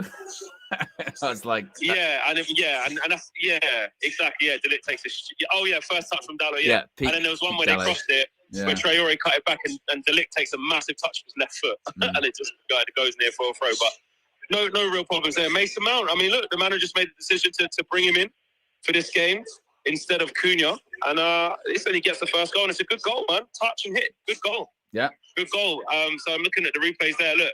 Into Bruno into Seshko out of his feet, and then out to Ahmad. Ahmad bearing down. Masuaku doesn't want to see him, and Ahmad's getting his shot off. So that's how you want to see us play. And Bruno was unlucky not to score. It's an unbelievable save. Great save. And speaking of keepers, Sonny Lommans. He's the truth, Flex. He's the truth. He's audition over. Number one is yours. Yeah. Already, you caught a ball and you saved the shot that was probably going wide anyway, but you put it out.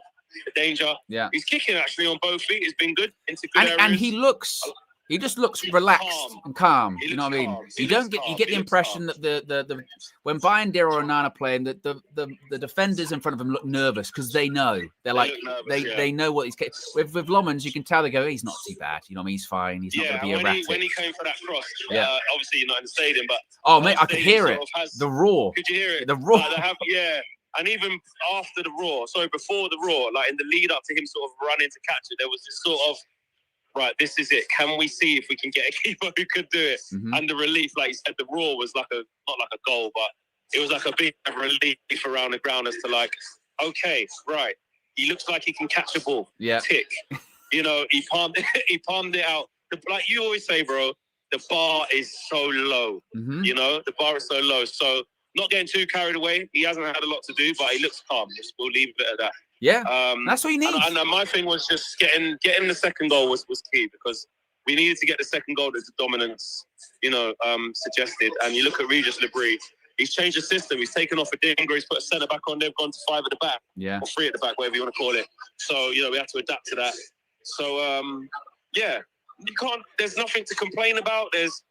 There's nothing. It looks like so far a routine day at the office against a team who's been promoted. Yeah, which is what it should look like. Which is what it should look like. And to be fair, I mean, I know you can get into the territory of going, what's he appraising them for doing what they should be doing? But I suppose yes, because they don't usually do it.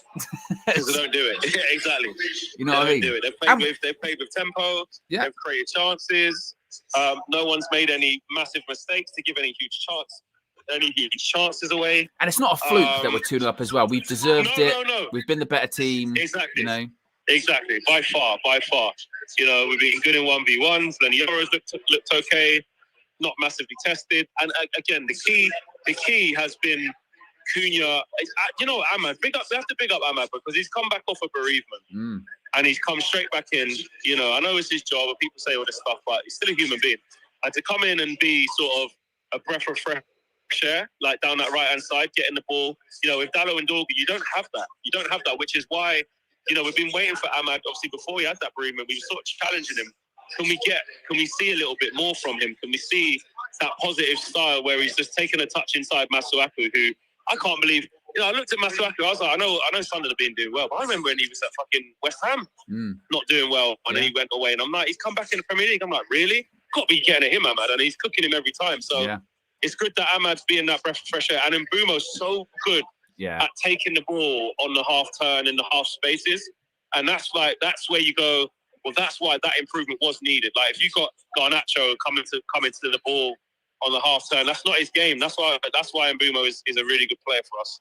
And Cunha obviously is similar to that. But yeah, him and Mbumo, Ahmad and Mbumo, stand-up players for me. But midfield, we've been good. And Shesko, obviously came off the head of a Sunderland player, but a good morale boosting goal for him as well. So yeah, I'm happy, man. Nothing to complain about. Nothing to complain about. You know, Just keep it up. You're going to be getting hold that. You know, after the game flex, hold that. Oh yeah, that's fine. That. If we win, hold that. We won. That's fine. Yeah, so, that's fine. Yeah, that's what I want to see. Good. Tell me all the holdbacks till we've got 10 wins in a row and we're near the and then I have to say sorry. I want that all. I want it all. Yeah. You know what I'm saying? Yeah, you'll get it. That's what we need. Hopefully you'll get it. Yep. So long may it continue. Don't come out in the second half. I think that's the challenge for us now. We're worried that because even just before half time, you're like, there's been a long break here. You know, they get a free header at the back post just before the end of the half there. So you're thinking, oh, wow, just get in at 2-0. You know what I mean? Just get in 2-0 and don't do anything silly now. No red cards, no give away a penalty or a silly goal. Because that was the worry with that Šeško thing, wasn't it? Was like, just don't shoot yourself in the foot like this. You know what I mean? Yeah, you don't need exactly. Yeah. And he didn't, to be fair to him. He didn't do anything wrong. So, no, exactly. Yeah, long may it continue. Come out, get the third goal, kill this game completely dead. Yeah. And make it an easy day at the office for once. Yes. And then, you know, the real test is Anfield. Yes. Well, and then tell you what now, seeing how Lomans has done so far, I'm happy that we've got him in this one because I'm like, right, he's ready for Anfield. There you go. Exactly. It makes sense. We all said it after what Bayern did in the last game. It's like, there's nothing left now. Just change it. May as well. Yeah, exactly. So, yes. Exactly. All right. Okay, nice. I'm going to get my halftime cheese board. Oh, very nice. Look at Flex. Look at Flex. Actually, no, it's a chocolate. It's a chocolate brownie. It's the gym. Chocolate brownie. Hospitality. Doesn't sound very optimized, to be honest. Yeah, you know I mean? Well, it's the weekend. I've been eating good all week. You know, I've gone to the gym. You can have a little, have a little treat. Yeah, there you go. Indulge. We're winning the game, mate. Yeah, exactly. Enjoy yourself. Indulge. Have some chocolate. Exactly. All right, cool. Nice one. Speak to you in a bit. Oh, I fucking love a brownie.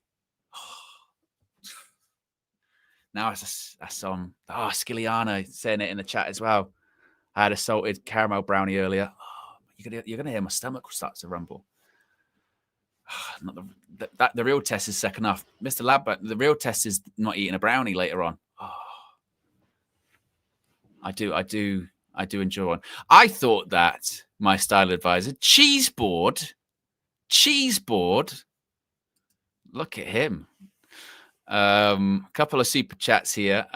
Dole says only a half, but I've seen enough. Al Galib. Get him in.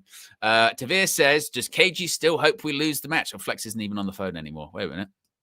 There you go. Does KG still hope we lose this match? Sick of the negativity. Back our damn manager, man. Hope he is going to prove you all wrong. I hope so. As I've mentioned many a time before, I would love it. Like, put it this way, yeah? How we're all feeling at the moment, I'd love that. How great would that be? We're winning games. We're feeling good about the weekend. We're like, we're 2-0 up. Players are playing well, scoring goals. It's exciting, isn't it? We don't want to be, in the doom and gloom. We don't want to be experiencing that. As someone said earlier on, it's tiring. But hopefully it's going to be fine. Let me just make sure I've got this set up for the second half. Will United get a needed 3 points? There you go, with what you call it. Should we have a members call? Let's have a members call very quickly before the second half starts. Make sure I've got everything set up as it should be on my members section. There you go, like magic. Let's go to Chalaboy Comics. Chalaboy Comics, halftime, 2-0 up. Are you enjoying what you're seeing? Oh my goodness, Owen! I'm so happy. Good to see you. The Saloan show. Likewise. Yes. Yeah, I just wanted to quickly jump in because I might not be able to stay until the end because I have a pickup soccer game, a football game. But what I'm loving about this is like when I was really angry at Ruben, it was about personnel, right? It was like the system can stay, the formation can stay, but please change the personnel. And what I'm so happy with is how balanced we look right now, because we have one central center back playing in their position. We have Yoro being able to step into midfield and even potentially overlap and play more as a right back. That's something that De Ligt or Maguire in that position would not be able to do. So we just have balance there. And then something I also love that I hope we continue this second half is how high both our wing backs are playing, right? We're actually, giving support to our two pivots by being in line with them or sometimes even ahead of them, which is something that we haven't always been seeing. We've been seeing more of a flat back five. And then the key is also the fact that Cunha has been dropped. I'm not saying him specifically because he's Cunha, but I'm saying we now have Mount in the team, who I have been critical of, but one thing he does do is he plays the position correctly. And so we have a 10 that's operating a little bit more of like a midfielder, so everything's a little bit closer together. We're not unbalanced with Cunha, Mbumo, and Bruno all on the pitch at the same time. That can't work because there are too many forward-thinking players. So just by those subtle changes, we don't have Ugarte in the midfield. We have Casemiro who can progress. And you can see how good this team can look, albeit against Sunderland. And then finally, the sprinkle on the top is Lamin's playing. So I just wanted to note that it's just all about balance, right? Now, personally, I'd like to see Kobe inside, but the point is, I'm really liking this, and that's the key. Can we keep our wingbacks high? Yeah, that's true. Very quickly before the second half starts, is Lomans the truth? Yes, I'm convinced he's the truth. He can catch a ball. He came out, claimed with confidence. Play this guy forever. I do not want to see Binder ever again. Play this guy. He's the truth. He's going to be our savior. Our Edwin van der Sar going to turn our fortunes around. No? Yeah, why not? Yeah, exactly. Why not, Billy? Exactly. Big up Chalaboy Comics. Big up. Yeah, he's the truth. I've heard enough. Chalaboy Comics told me. There you go. I wasn't sure if it was just me, but he said it's him as well. So allow me know. Players coming back out for the second half. If you haven't already, click the like button. We've got over 1,400 people watching. We did hit 1K likes, which is fantastic. Let's see if we can get to 2K in the second half. And we still got subs to bring on, of course. There's a bit of a second half huddle going on right now. Of course, if you are just joining, the first half goals from Mason Mount and Benjamin Šeško with 2 and 2. I know I should have. If I got my iPad here, it's easy for me to do the sound changer, and I should have then actually done the. Then I should have done the whole Benjamin Šeško voice. If it happens again, it's been called Our Truth, Lomans. Yeah, wow.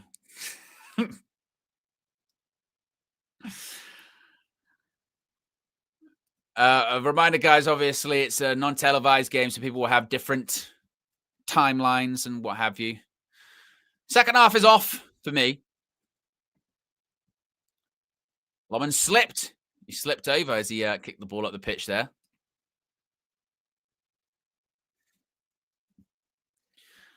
Let's get a third, kill it off, and then we can relax even more. Not that we're not relaxed already. I'm feeling very loose at the moment. It's very, very loose, very relaxed, very calm. It's a nice change of pace, isn't it? Don't we usually have this on a Saturday? The winds are a-blowing, but are they the winds of change, Manchester United? Oh. Look at me broadcasting. So throw in. Ahmad's going to take it. We don't really tend to start second halves super fast, do we? Or get much of a reaction. We tend just to continue on from where we were in the first half, which if that is the case, that's fine. In the chat is Just Josh Media, Graphics Guru Visual Ninja. With the eyeballs emoji, he's going to be braving the weather after the game. If you're at Old Trafford and you're somehow following along with this, go find Just Josh Media, Graphics Guru Visual Ninja. He'll be somewhere with a hood up, going up, brace bloody Manchester weather, no. Wow, every time it rains, he'll go, wow. It'll be like my laptop's all wet in the rain, no. What it'll do. Ball forward, flicked on, and Boomer's going to nearly got on the end of it.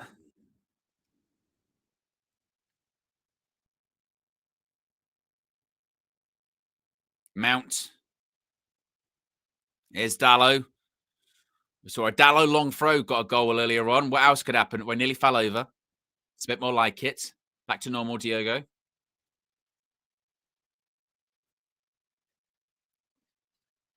Yoro. To Ahmad. Had that little touch inside.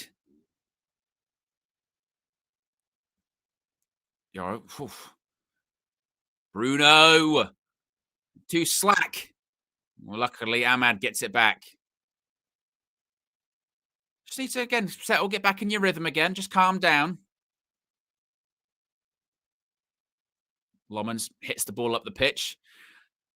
I think you can tell he's not really going to be one of those goalkeepers of playing out from the back, short passing.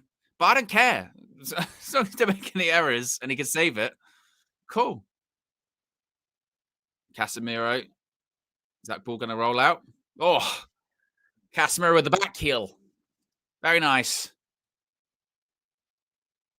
C says, starting to think United have enough to stay up. Yeah. Maybe.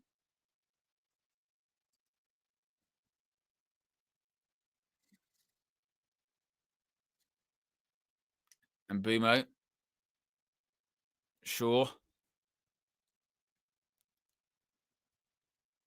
Dallo, here you go. Move forward. Mount and Bumo. Cut it back, but nobody was there. Went straight to the goalkeeper. And now the sun's coming out at Old Trafford. What is this weather? Ruben Amorim said the storm was coming, but then the good days were coming. Forget him being the poet. He's the meteorologist. He should do his post-match interviews like this on a green screen.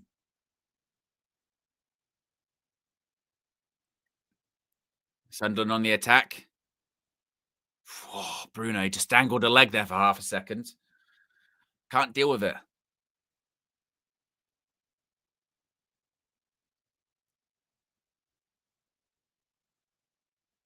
But 2-0 to United. First half goals from Mason Mount and Benjamin Šeško. Speaking of which, Mason Mount, intercepted, but then gave the ball away.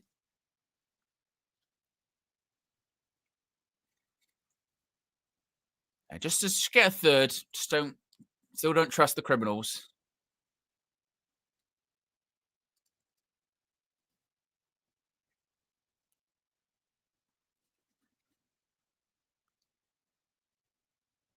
Ball played out wide.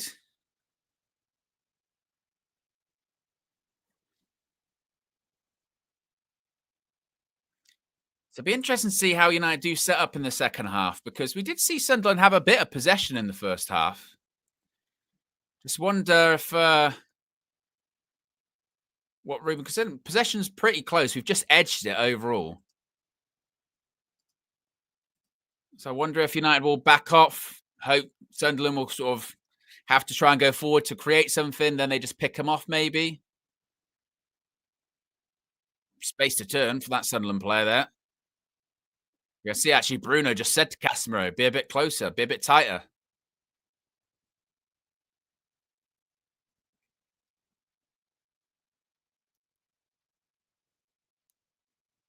Just don't concede. Reverse pass. Xhaka.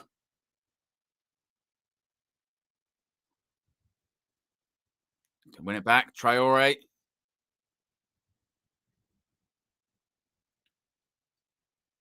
Ball in. Oh, it was a teaser. It was a teaser. Mood says, I'm very surprised by United and impressed. Well done so far, guys. Concentrate, keep a clean sheet. We've just second half, first sort of 5-6 minutes. We have just been a bit flat, haven't we? Sir Alex, cup of coffee.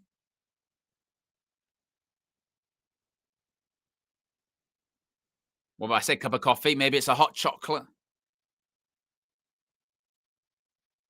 Or some other kind of warm beverage. Maybe a cup of tea.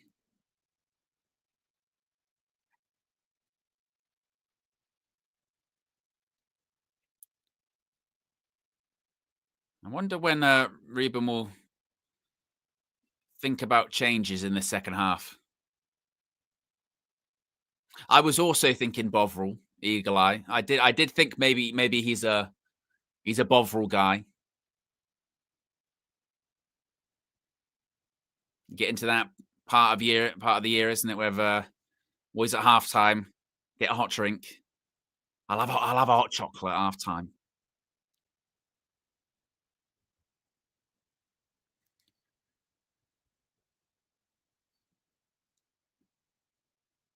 Yeah, just need to make sure we don't back off too much in this game. Don't get too passive. Yes, we are 2-0 up. Yes, we are in control.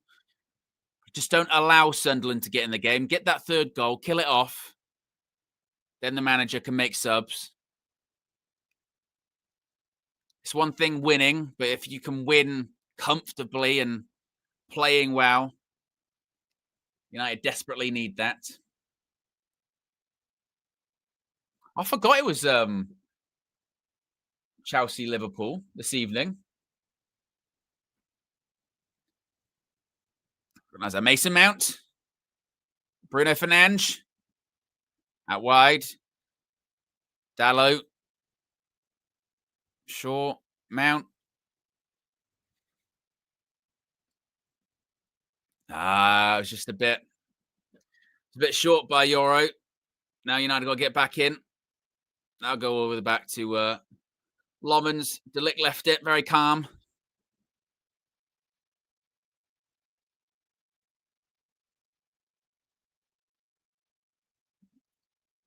Skiliana says we went passive versus Chelsea in the second half of that game. Yeah, we just to make sure that just because we are 2-0 up, we don't just take our foot off the accelerator. Well done, Sheshko. Play him. And Bumo. Just gets it all wrong. Tried to shift it, but gets the finish all wrong. But well done, Benjamin Sheshko. Wins it back, progresses the ball, finds Brian Mbumo. He just tries to shift it onto his left foot and just doesn't get it right. Looks very frustrated with himself. But I like Brian Mbumo. I think he's dangerous. I think he works hard. He makes things happen. You don't have to worry about Brian Mbumo putting in a shitty performance. I don't think. You know he's always going to do stuff. There you go. And Mbumo again. Keep going. Oh. Ahmad gets there first. And like I said, I've started to feel like Sheshko's looking much sharper than he was a couple of weeks ago. He's got a couple of goals now. Link-up plays getting better. Looking a bit more mobile up front. Now they ball in. Oh. Ahmad. Gonna be a foul. Oh, the ref did give it. He took his time. This referee doesn't mind waiting a while to make decisions, does he? Yeah, it was a foul. Oh, no. I thought he was going to go down then. Yeah, he's got the shirt. It's all right. He's got the shirt. I thought he was going to go down the first bit when he touches his foot. It's a bit later on.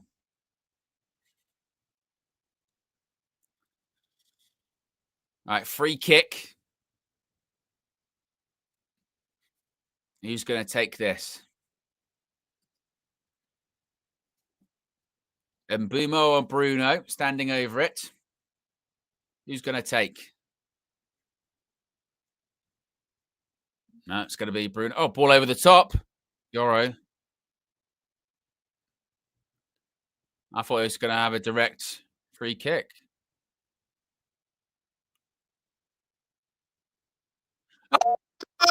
Ah!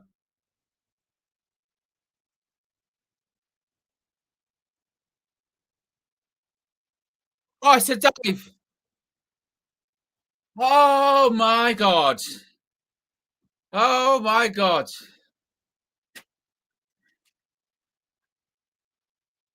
Oh. They left it.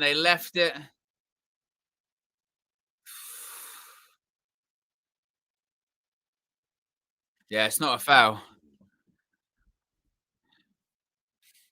No, he dives. I thought.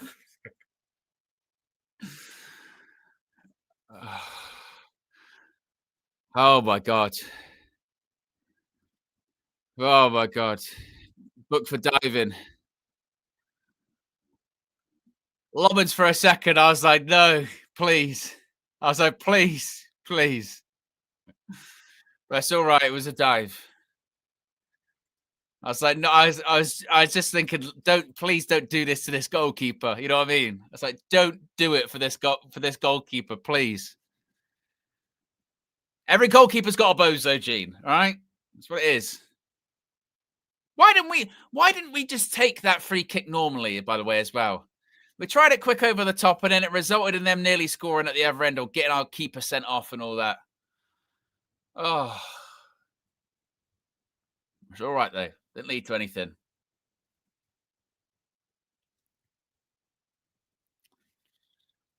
I just hope that's not a regular situation. But it's fine. Didn't lead to anything. Cool.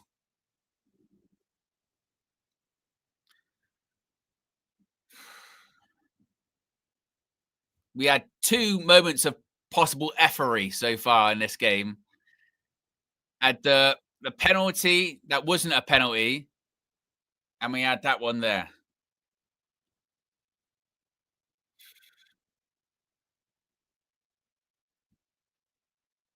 Dallo. Ball in. It's a rubbish cross. Ruben, I think you need to make a change. Switch something up because it's not really. We haven't started. Bruno.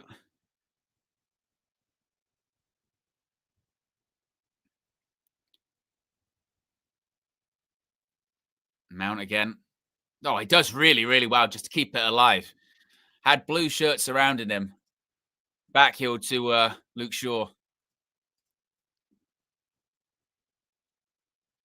Ball over the top. Ball goes out wide. If you haven't already, click the like button. Be sure to subscribe as well to United View if you are new. We get closer and closer to 206,000.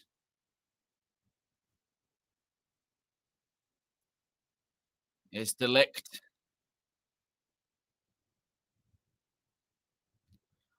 Lommans, who I just hope that won't rock his confidence a little bit. Just got away with it. It's all right. It's not an issue. Goes long. Not Mount. Here's Dallo. Oh, fucking hell. What is wrong? Oh, luckily we got it back. What is wrong with you? Diogo Dallo, seriously. Oh, my God. What is wrong with Diogo Dallo? How is he a footballer? Like, what are we talking about here? That is basics, fundamentals. Holy sh! That pass is one of the worst passes. He managed to have all of his body and his foot in a way that would kick the ball straight, and it managed to go like this. I just can't figure it out. Like, that is baffling is an understatement there. Oh my God. What is wrong with him? Seriously. My word.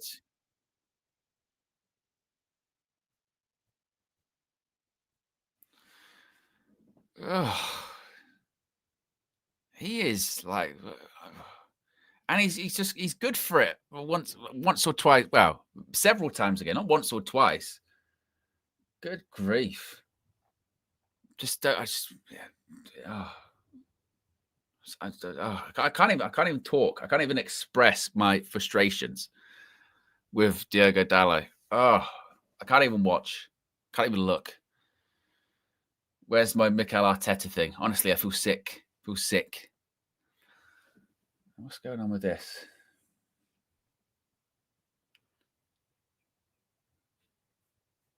The non-televised nature of things is being a pain in the ass now. I wonder why.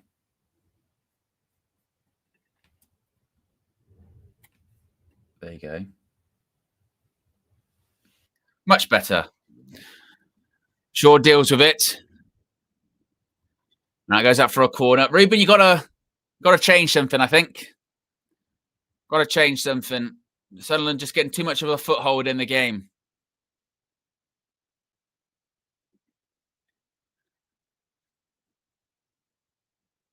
Too much of a foothold they're getting in the game. Just Ruben, you need to change something. You're giving them too much. It goes out wide.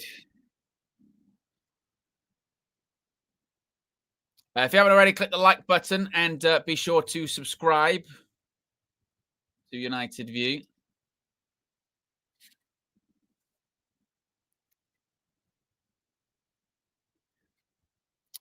Here we go. Ruben is making a change.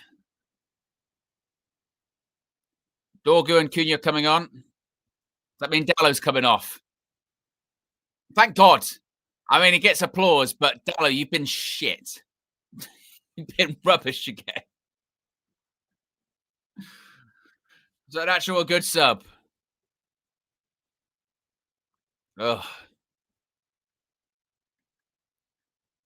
And Mason Mount coming off for Mateus Cunha. He's done very well. Gets his goal, Mason Mount as well. Excellent, good performance.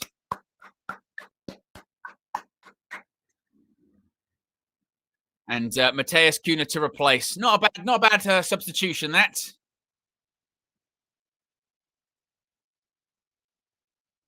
And look at Ruben Amorim. Yeah. I think he's probably saying thanks. Thanks, mate. I appreciate that one. Because might have been in big trouble. Lomans with a goal kick. We're into the 65th minute.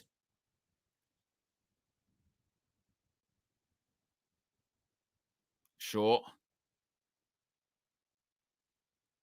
Yeah, well done. Delict goes back to Lomans.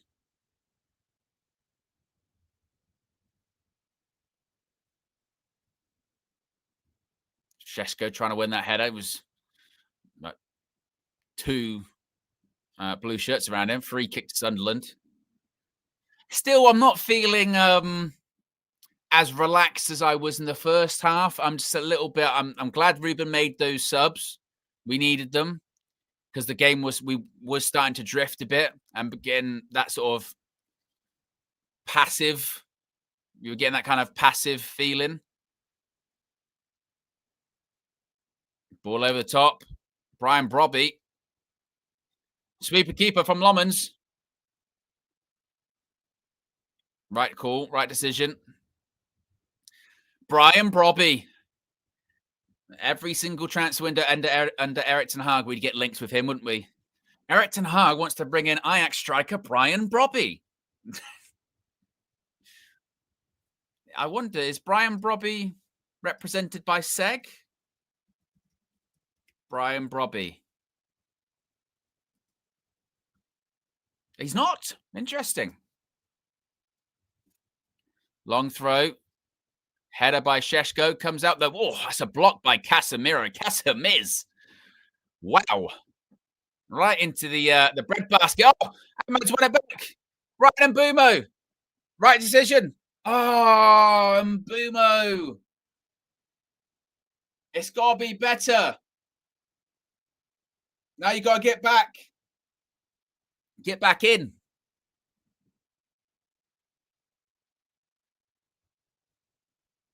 Hopefully it's been sort of delayed enough.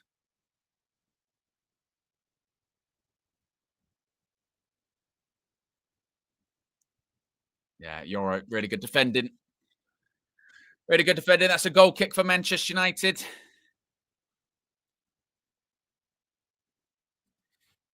I'm just seeing first half statistics versus second half. There's not really been anything created for both sides in the second half. We've actually have had more of the ball. Just feel like we just need that. Get that third, kill the game off. Because of our recent history, we just We're not to be trusted, are we? We're not to be trusted with a 2-0 lead, even if it is against a newly promoted side at home. Just need that final one, get it done, and have a routine win. Set us up nicely for Liverpool. Liverpool away.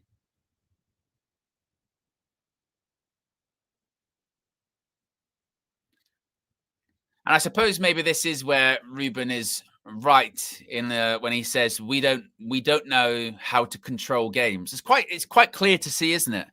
We don't know how to control games because we're still kind of half struggling to control this one. We've got a control in it in the sense that we're 2-0 up, but you still feel like, oh, a breakaway, Sunderland could get a goal. Just a little bit. Dorgu, well done.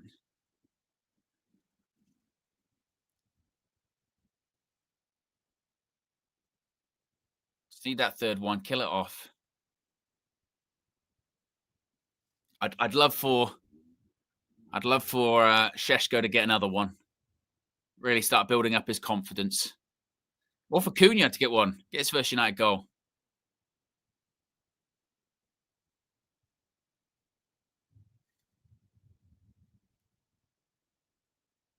Some are saying maybe bring Cobby on, sort of control the game a bit more, dictate the tempo. Perhaps. Because like I said, we're just not in control of the game in the sense that, because our passing's so shit, you know, we give the ball away and it's a way of possibly giving them momentum, you know, you just need to, you need someone in that midfield just to get a hold of it. Dorgu.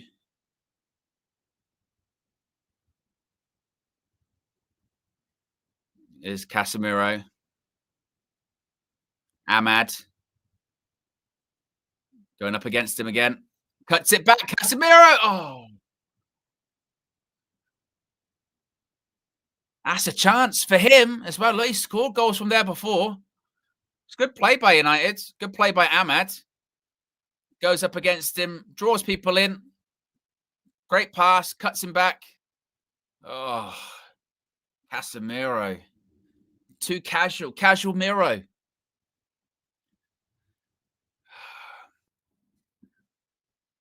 Need 20 minutes left.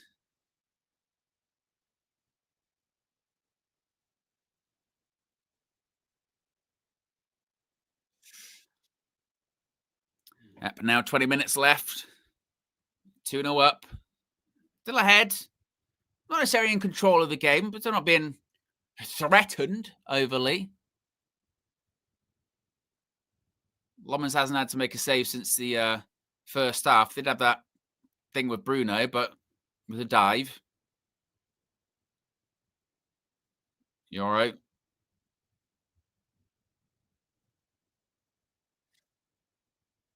Euro. I mean, what would... Who were you aiming for? Just keep giving the ball away. Like, why are we putting ourselves under unnecessary pressure? Just need to keep the ball, relax, get the tempo of the game back up and going. You know, just chill. You know what I mean? We're just getting a bit. This is what I'm saying about letting the game get away from us. Just getting a bit erratic.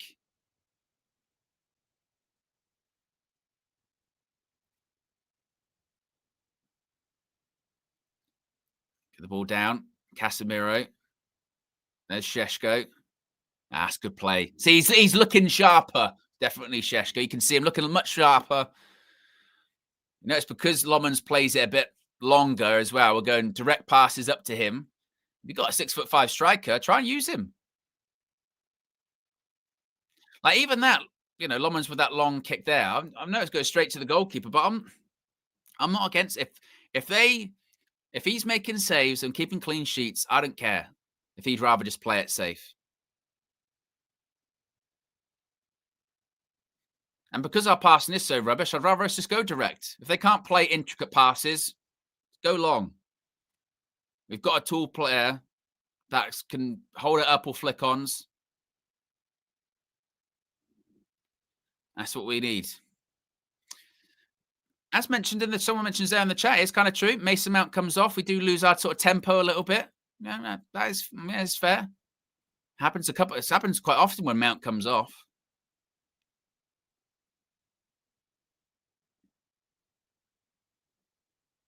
Ball in. Well done, Luke Shaw. Good turn by Mbeumo. Oh, it's really good turn.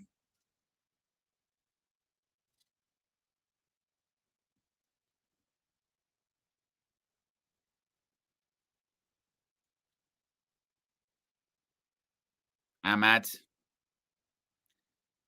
Yeah, just Paul Merson says, I just worry about this team if they start coasting. You know what I mean? Cunha nearly got through. Go on, put some pressure on him. Put some pressure on him.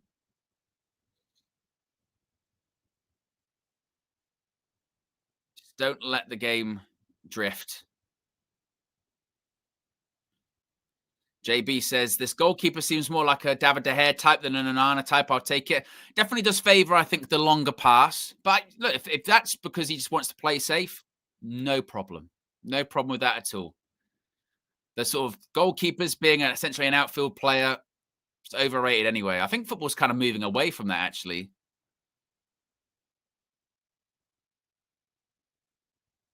Oh, fizzed across goal. But I said, okay, right. Another sub, please, Ruben. Let's get like Cobby on. Even if you've got to switch out the whole midfield. Cobby and Ugarte on or whatever. Freshen things up. Just getting a bit too passive, a bit too casual again. Was that Sheshko with like a 2-foot dive to try and block the cross?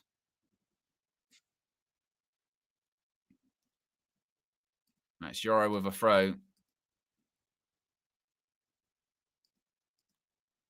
I just need to get Cobby on.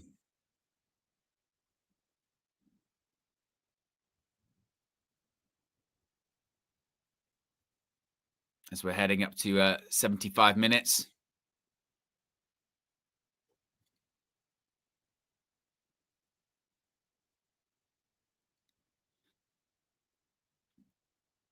Oh, there you go. Cobby Mainoo.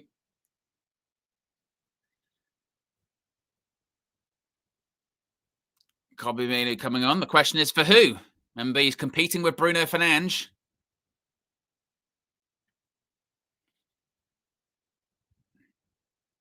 Oh, good touch. That's got to be a foul.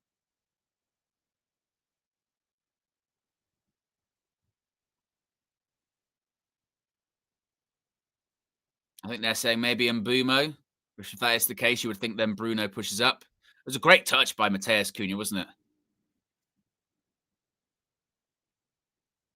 Yeah, he's definitely late on him.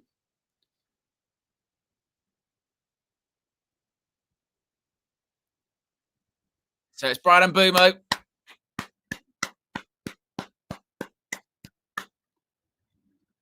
Brian Mbeumo coming off, Cobby Mainoo coming on. So we'll see what happens if Cobby goes into the 10 or if Bruno goes into the 10 and Cobby goes to the spot vacated by Bruno Fernandes.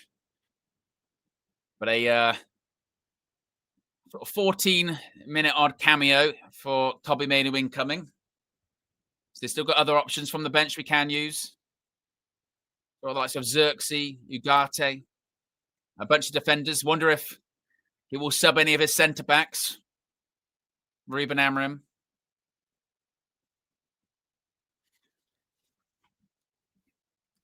Remember to click the like button if you haven't already.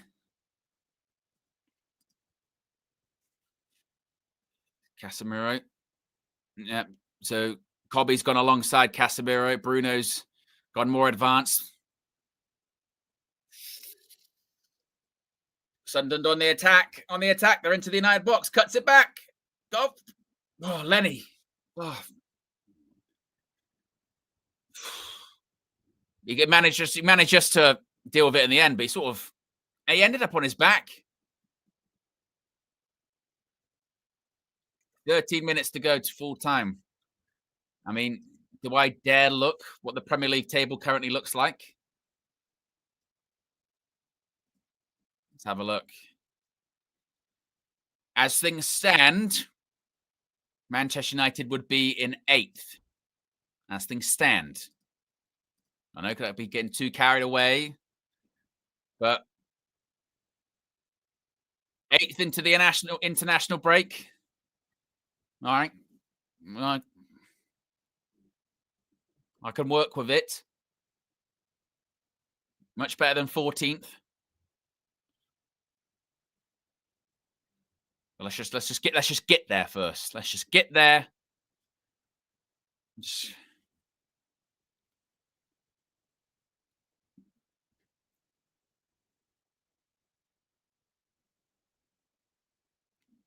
Cunha. Oh, there you go. You win it back. Win it back. Oh, Bruno over here.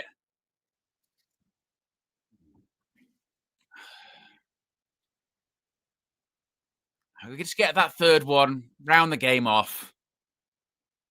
Be a nice, happy atmosphere because you can still tell, even though it's 2-0, there is.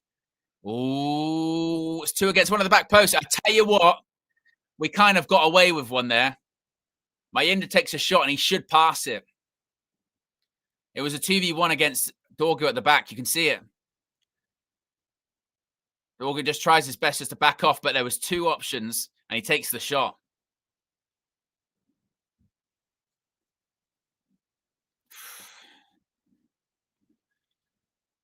But anyways, that's a chance for Sunderland.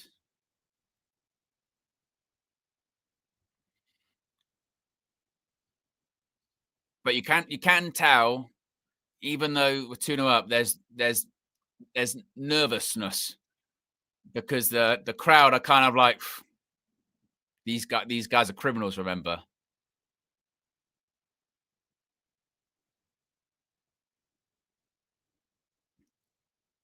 But just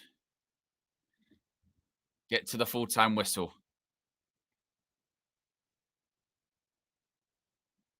And get Lomans a clean sheet as well. That would be lovely too.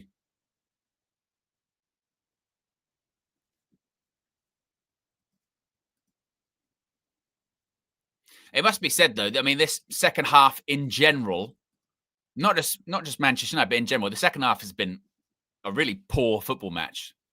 The second half has been a really shit watch, hasn't it? Casemiro turns. There you go, pass. Cunha.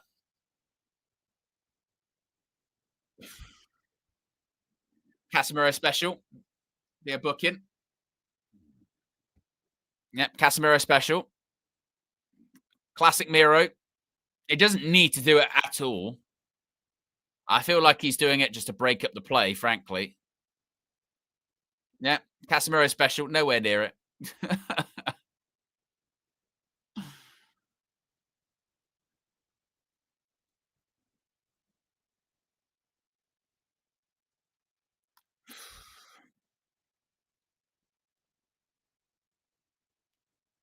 Man United just trying to get behind the ball now. You feel like they've definitely got the let's just keep it at 2 mentality. Just again, just this team backing off just worries me. We're much better just being proactive.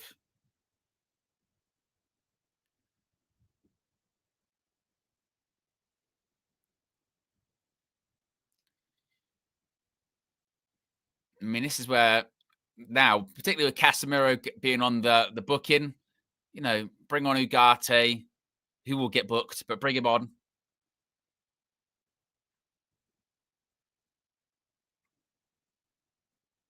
But Man United throw. Just waiting for what's the delay? Oh, they went for a Sunderland player, I think.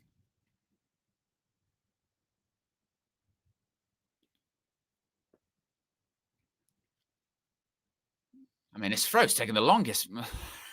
Finally, we've got taken. My God. 8 minutes left. Come on, Man United. Just get a win. We can enjoy our Saturdays. Delict. Casemiro. He wants a handball. Given. Yeah, this second half, I'm just looking at the stats of this second half. First half, Man United XG 1.32, 9 shots, 5 on target, 6 shots inside the box, hit the post, edge possession. Second half, with edge expected goals, it's 0.21 to 0.15. 0 shots on target from both teams in the second half. Possession's been fairly close again. Second half, just in general, has been so flat. But 2-0, if it ends this way, I don't care. I'll take it. Oh, go on. Cunha. Mateus Cunha, all the way. Oh, it's a good tackle in the end.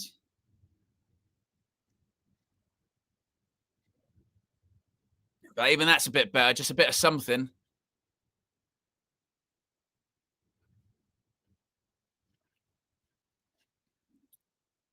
Looks like with Lomans in goal, we're definitely going to be going a bit more direct, aren't we?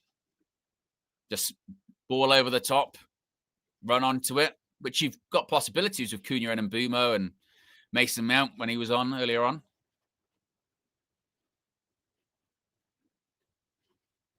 Second corner of the game. Bruno Fernandes is going to take, I think. Bruno Fernandes, ball in. Oh.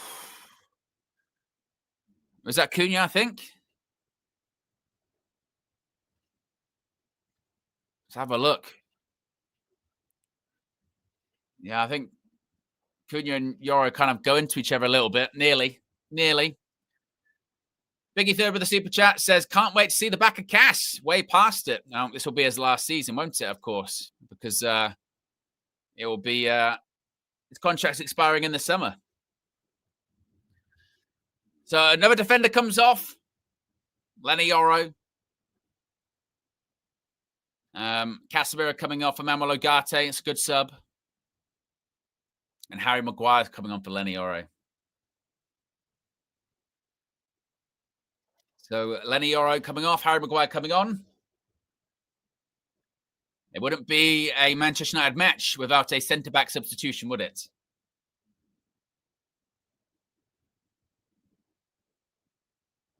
Good to see Lenny Yoro back in the starting 11.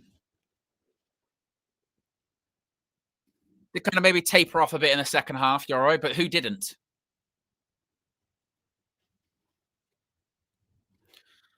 Final 5 minutes at Old Trafford.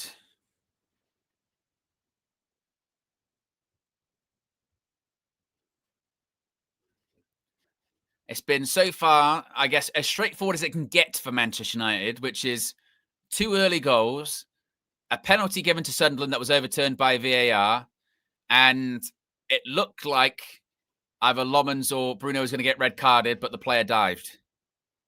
Apart from that, been totally straightforward.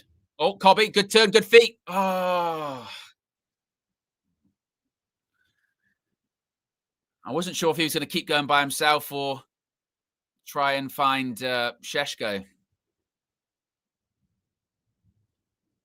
There's a good turn, good pirouette by Kobbie Mainoo.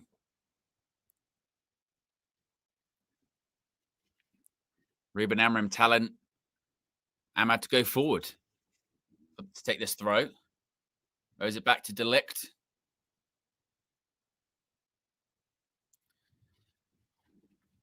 Just need to continue to be on cruise control until the full-time whistle.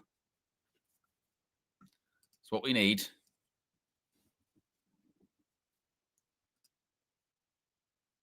But of course, look, if you'd have offered this before the game, 2-0 to Manchester United, 2 early goals in the first half. Second half will be pretty crap, but not too much will happen. I'd have been like, absolutely. Your goalkeeper's been relaxed and calm, apart from that one moment where it was a dive anyway.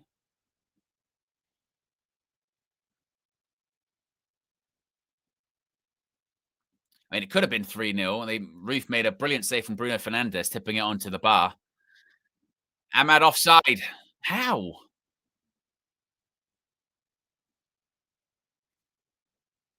Literally, last player, you're looking across the whole line.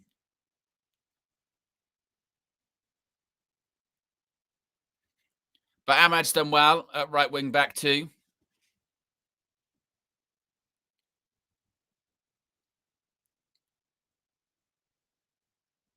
I'll go all the way back to Lomans in goal. They're very calm, reassured.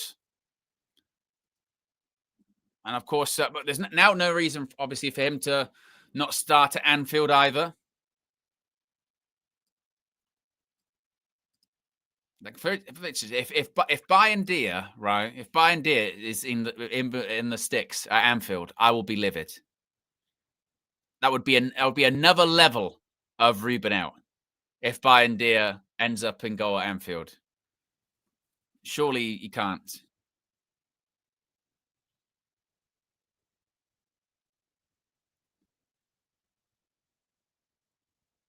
Just let's try to hear what Amorim was screaming at the players. Oh God, our passing is so shit. Our passing at points is just so bad. Oh. 90 seconds remaining of the 90 minutes. I wonder how much stoppage time will be added on. Maybe a little bit, I suppose. There was that whole thing with the dive. Not that went to VAR, I don't think.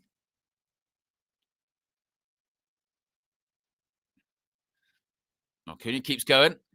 Cunha shoots. Oh, it's the end product. It's the end product.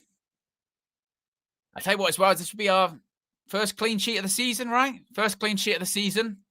Lomans' first game, first clean sheet. You know, easy. First game for Man United, first clean sheet of the season. Impact. It's what Lomans does. Generational.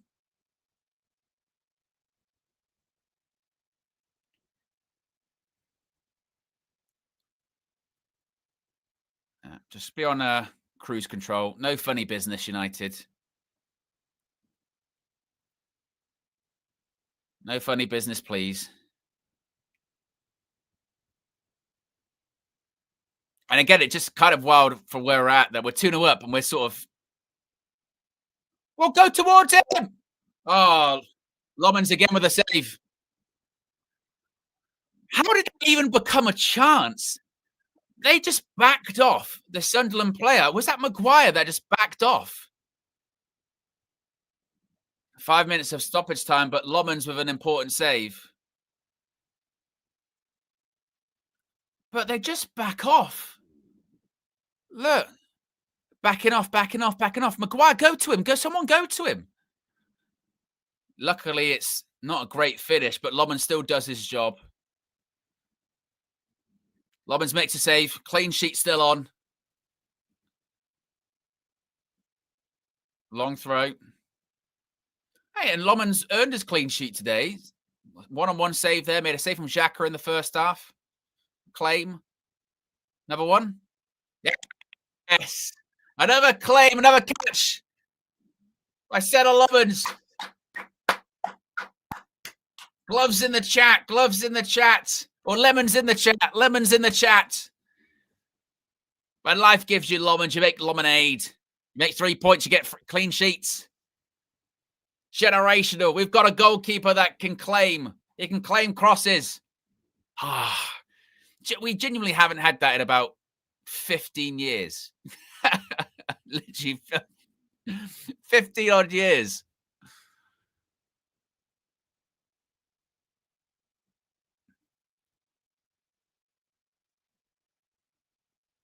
Well done, Lomans. Look, big kick. There you go. Copy, matey. Dorgu. One more. Oh, Dorgu. Dorgu gets up and down. Got energy. Got stamina. Just technically, he just doesn't have it, does he? Hopefully that will come with time. He's a young guy. That's it. We're seeing lots of lemons in the chat. That's what we like to see. Lemons in the chat.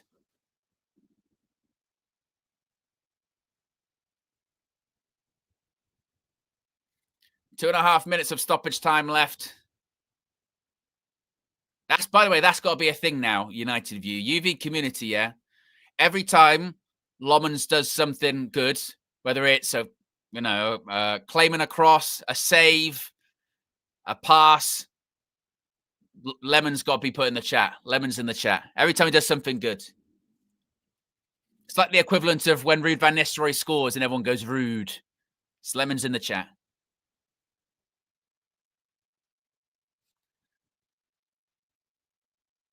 As it's a throw for Manchester United. Luke Shaw to take.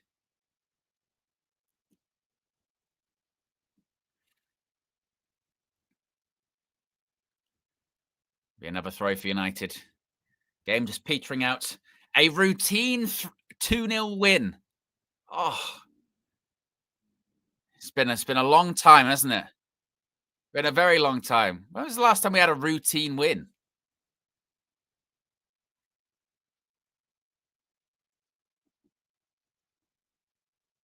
Like I said, as routine as it can get for United, granted, but still, for us, this is routine.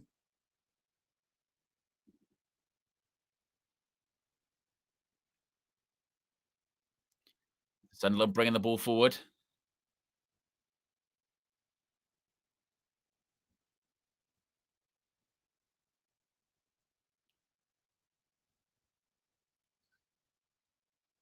Here you go, Dorgu. No foul. Oh, it was a foul.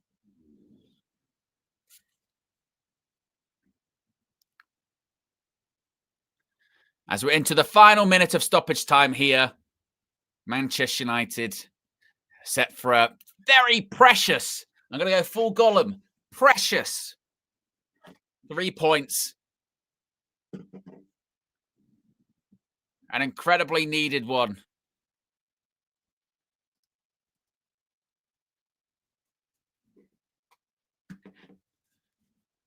We're just seeing lemons in the chat, which is what we want to see.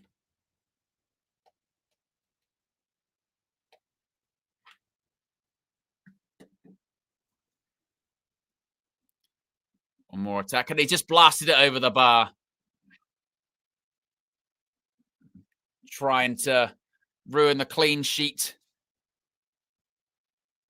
situation. And that's got to be it. That's got to be all she wrote.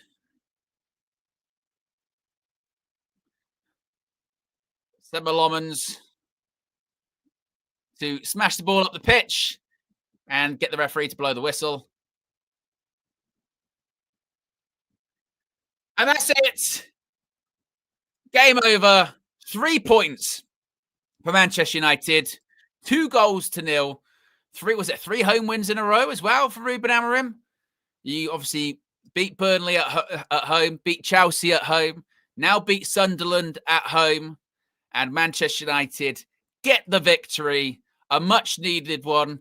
Look, I said going into the game that I wasn't really sure about what to expect from Manchester United today. I said, I don't know. I don't know what I can't predict when it comes to this team. And look, that hasn't changed because of one game. I know. But if you'd have said to me before the game, I'll give you 2-0 and a clean sheet, I'd have gone, yeah, I'd rip your arms and your legs off.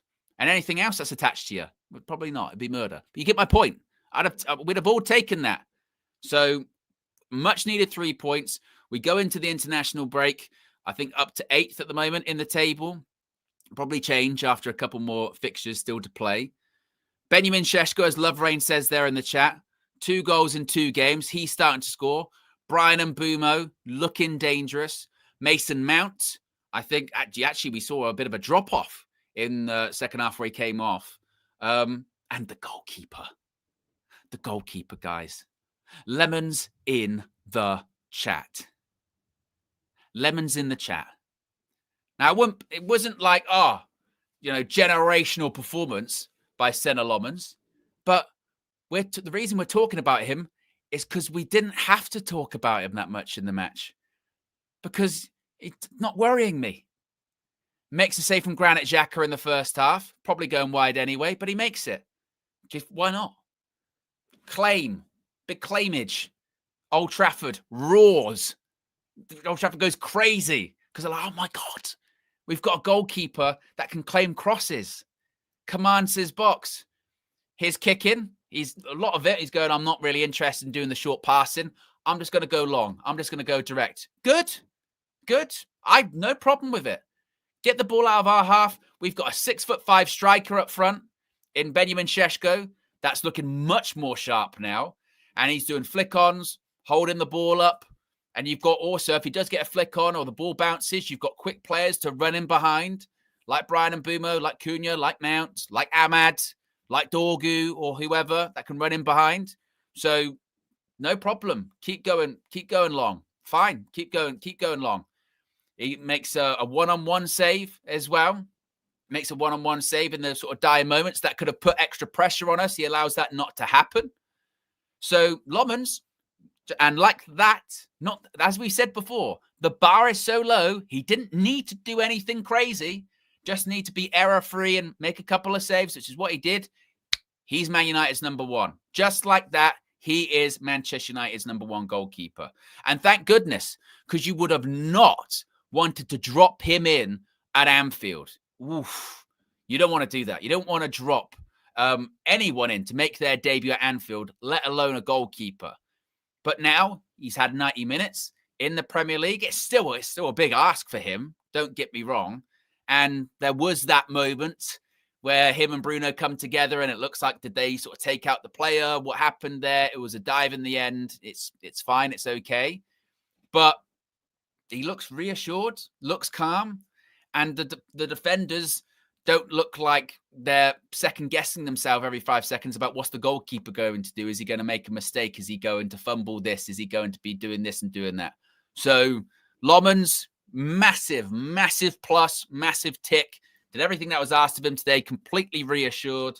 And he's got to be Man United's number one for rest of the season moving forward. Lomans, you're in. It's not that it was much of an audition process, as we said. Like it's not an audition. There's no, just by showing up, you've kind of got the gig. But cool, you did fine, good. Defenders, that back three look balanced. Didn't really have too much to really handle. Shaw was better than he was last week. Not that was difficult. De Ligt commanding that defense. You could tell De Ligt then actually was communicating quite a lot with Lomans in the game. He did really well.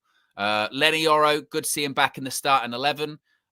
Just before he came off was maybe looking a bit stretched, but I don't understand, like I said, why Yoro was out the last couple of weeks, even though he had a couple of games where he was struggling.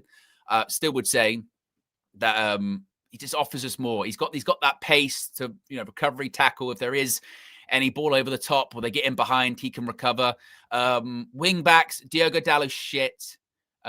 He just is like not even. That's not even to dig him out or be harsh. Just crap. You just can't pass the ball. Not much more to me. I don't want to dwell too much on the negative, but he's not that. Ahmad, probably Ahmad's best game of the season so far, would we say? Ahmad's best game of the season. He's had a bit of a difficult start to the season. Obviously, there's been stuff going on off the pitch, which maybe does explain that. But today, looked much better, much more in keeping with those sort of right wing back performances we saw from him last year, with those picking up the ball in deeper areas, going forward, cutting inside, giving the defender something to think about because they're like, oh, I don't want to commit to going up against this wing back because I know the number 10 in Mbeumo is going to be right there. Well, the link-up play between Mbeumo and Ahmad was good. So I think it's probably Ahmad's best game of the season. Midfield, again, didn't have huge amounts to do. I'm just trying to think of things that Casemiro and Bruno did well. Who got the assist for the goal? I mean, technically, Dalot gets an assist because it was a long throw. And then the other one, it was a Brian Mbeumo assist, wasn't it? So I can't really think of much that Bruno and Casemiro did. First half, Bruno was unlucky he was unlucky not to score. It was a brilliant save by the goalkeeper. Can't do much more than that.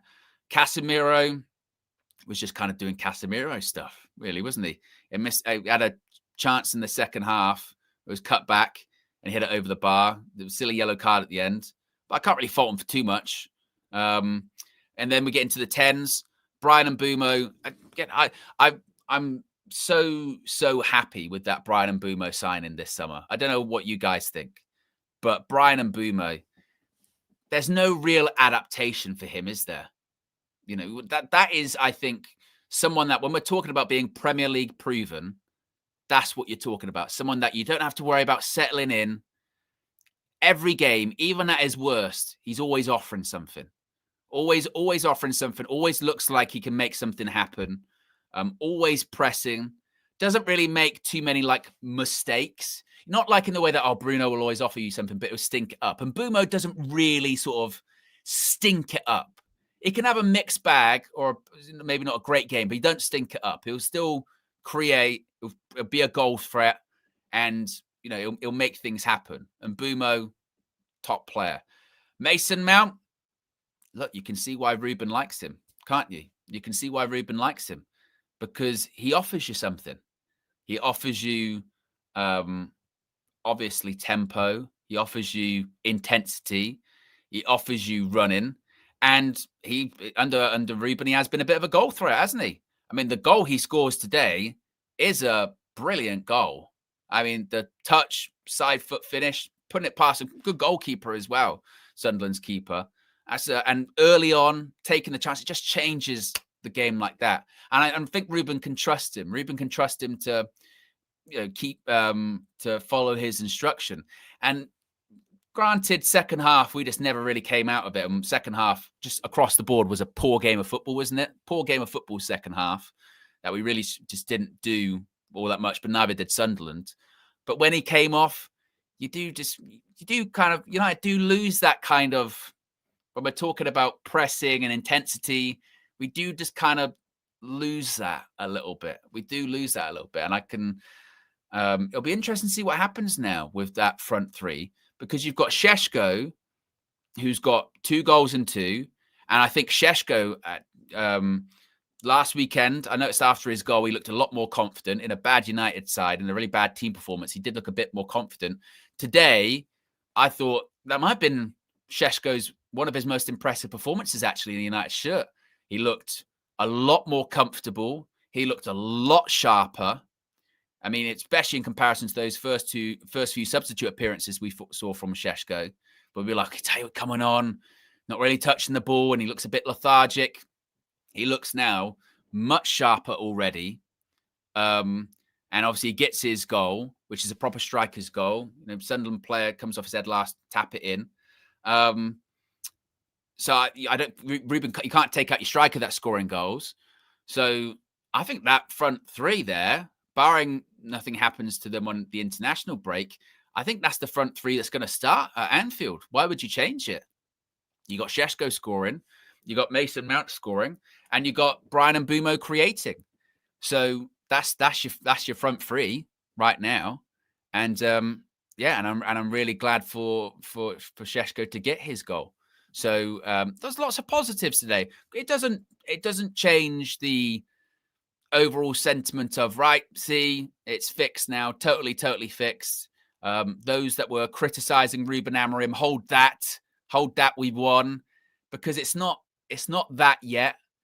In the same way that one game, like I said, if he lost today, I don't think that's enough to sack him based off it's just this was the final straw. It's still judging it based on the 50 games. But if you can build on this with a positive, not even necessarily result, but positive performance against Liverpool, then who's the game after that? We've got some really tough games coming up in the post-international break. Brighton. There's going to have to be some statement wins in there. It's going to be tough. He needed today. We needed today to get that result, because we've got some really tough games coming up. But if we can build off this, I hope. And look, with the international break now, it's going to be a bit more of a quiet international break. There won't be any talk about Ruben Amorim's future in terms of an imminent threat. It's not like people are going to be waiting for him to be sacked over the international break. That's not going to happen. Don't think it's probably going to happen regardless, but definitely not going to happen now. And it's just going to kind of just be, I guess, building up to that Liverpool game. So in terms of the noise will be quieting down. Not completely. It's always, it's always going to be noise at Manchester United. But certainly positives today. You got your new goalkeeper, first clean sheet of the season. Your goalkeeper makes his debut. Your new goalkeeper makes the debut, gets a clean sheet. Tick. Your new striker's got 2 in 2, scored a second goal. Tick. Your other signing and Boomer gets an assist. Tick.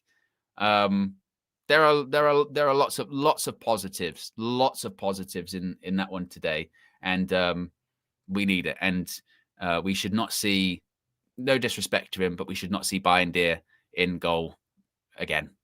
It should be Lomans all the way. That's it. That's all it should be. Where are we at in terms of likes at the moment? We are at close to 1,300 likes. So if you haven't already, click that like button. Be sure to subscribe to United View if you are new. A reminder, if you are a member, you can call in and have your say for the full-time view. The link is open. It's on the United View YouTube page in posts. Only members will be able to see it. It's a StreamYard link.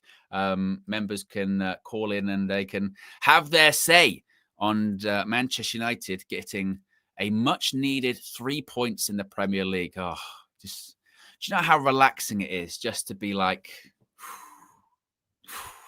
it's... let's get to the super chats first. Kristen says, when's the last time we had an error-free goalkeeping game?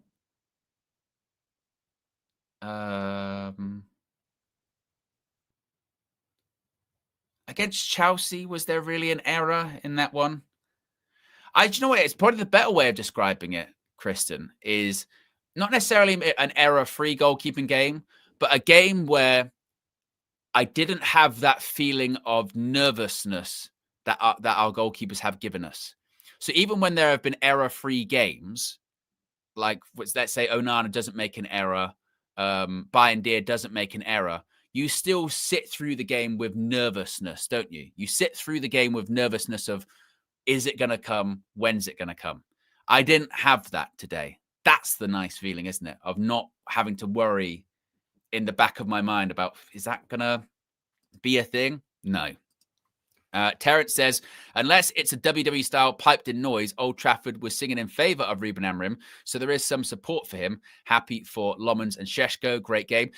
Look, there's never been a thing of there isn't support for Ruben Amorim. You see it in the chat. There are people that support, and particularly match-going fans. They like I said, match-going fans don't really do, Man United fans anyway, they don't really do the whole boo-in or, you're getting sacked in the morning stuff. Even if they know that the manager is, they always, even if they don't like a manager or player, they'll still cheer. You know what I mean?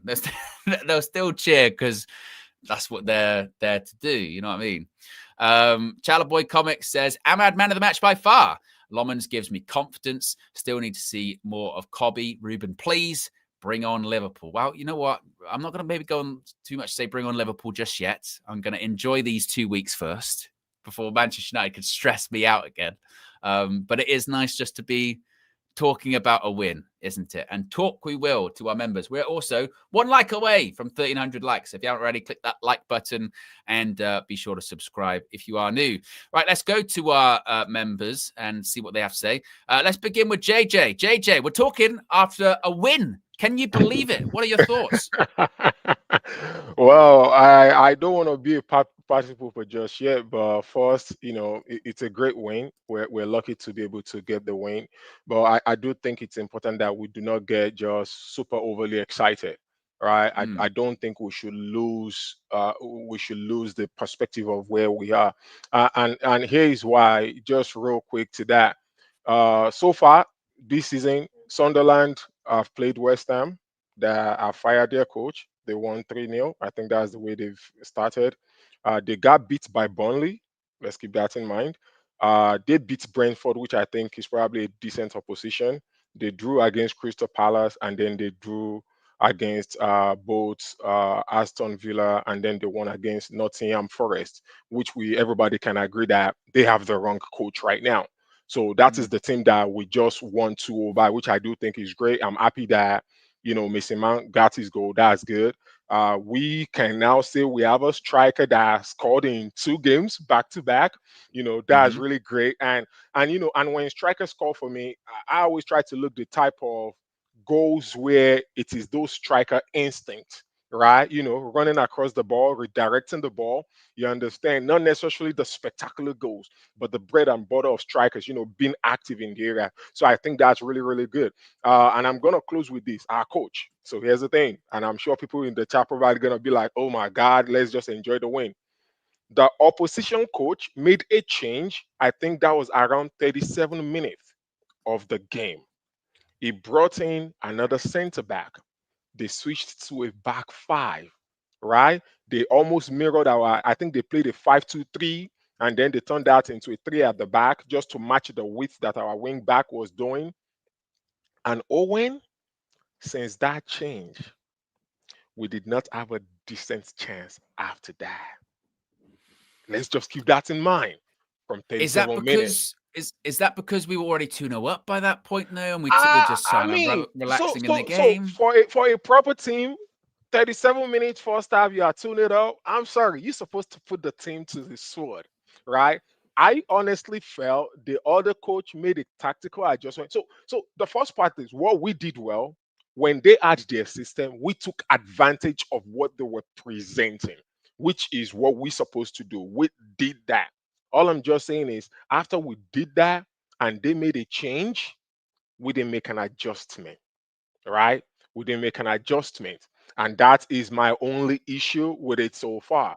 Will our coach be able to make an in-game adjustment? Okay, you go 2-0 up. Are you going to be able to make an adjustment? And go and look at it. I pulled up the play-by-play commentary. Everything after that, yes, we were in decent positions. Mbromo shot the ball far left. I think Bruno had something similar. Casemiro had something similar. So maybe it's on the players, right? Because guess what? According to our coach, the system works, right? A broken clock is right twice a day. So the system works, right? That's what he's been saying. But overall, I'm happy that, we're not going to go into an international break where it is all sad and gloom. My Saturday is not ruined. You understand? So that's a good part. And I'm happy that we get our goals. We are up 8 on the table. Maybe before the day is over, maybe it's going to come down to 10th or something. So we have some positive, but do not, as a fan, please don't for a second lose where we are. This is what we are really still dealing with. Big up, JJ. Appreciate calling in. Hey, you know what I mean? This, you know what we're getting into now? I think we're getting into the territory of what kind of personality, you know what I mean, you have. These are the conversations I used to have with KG quite a lot, where I think you can enjoy your wins. You cannot get too. Some people are like, I'm going to enjoy it, like JJ saying there. I'm happy with it. I mean, I'm enjoying it, but I'm not going to get carried away. You can't fool me. Others will be like, you know what? No, I'm not getting carried away, but I'm going to enjoy it, and I'm going to puff out my chest and speak loud because I don't get the opportunity to that often, right? Man United don't allow me to do that. So when they do, I am gonna, I am gonna be a bit reckless, shall we say? I wouldn't look in too much for me. Sunderland made the change at like 37 minutes, and then we didn't really create that much afterwards, because I also think that we didn't necessarily need to. I don't think we needed to. And we saw in the second half, the game just got very, very passive. You know what I mean? Very, very passive. But I do agree with JJ in the sense of not now just because again, you can't win, can you? If I tell you what, because of that result today and because of what I saw, yeah, Ruben in, I believe. Then you get called a flip-flop. If you say, well, I haven't really changed my opinion, I still think Ruben's not the right guy, then that becomes, don't be so negative, right? So you're damned if you do, you're damned if you don't. The best thing to do is just to kind of leave all of that talk and just enjoy the win, because we don't win that often. You know what I mean? Let's get to another members call. Let's go to Eminem. Eminem, we're talking after a win. What did you make of the performance? I thought it was a good performance overall. It's a huge improvement over the Brentford game, but in general, what I'll give credit to Amorim. He actually did make some tweaks out of possession, and I think that impacted the way we played pretty well, as well as with Sunderland. I think Sunderland came here, tried to play their own game instead of adapting like other teams have and beating us. So credit to Amorim, but obviously Sunderland were absolute crap, but we should have won this game. And obviously, my mind's not going to change over this game. I know some people are still saying like the system's not the issue after this game. I still think it is, but I think we need to probably see 4 or 5 games of him winning like this to actually change our minds and actually give him more time. Lobbins makes his debut today. Is there any reason that he should not play every single game now this season after what we've seen with our other keepers? Yeah, I thought, like everybody's saying, he does look like he's bringing like calmness to the back from just his presence, and he did everything right today. His distribution was off, and I think one of the reasons why Binder was playing over him was because most of our games, the way we were attacking was through Binder's distribution. And with Lamans, obviously his distribution is not that great, but he did do some 1 or 2 decent balls, but overall it wasn't that great. But everything else he did right.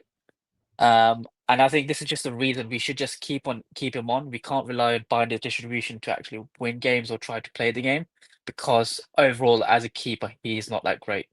But Lamans, I was really happy with him. The way I know he just claimed a cross, but we need it so much at this time because we're so shit, and I'm happy with him.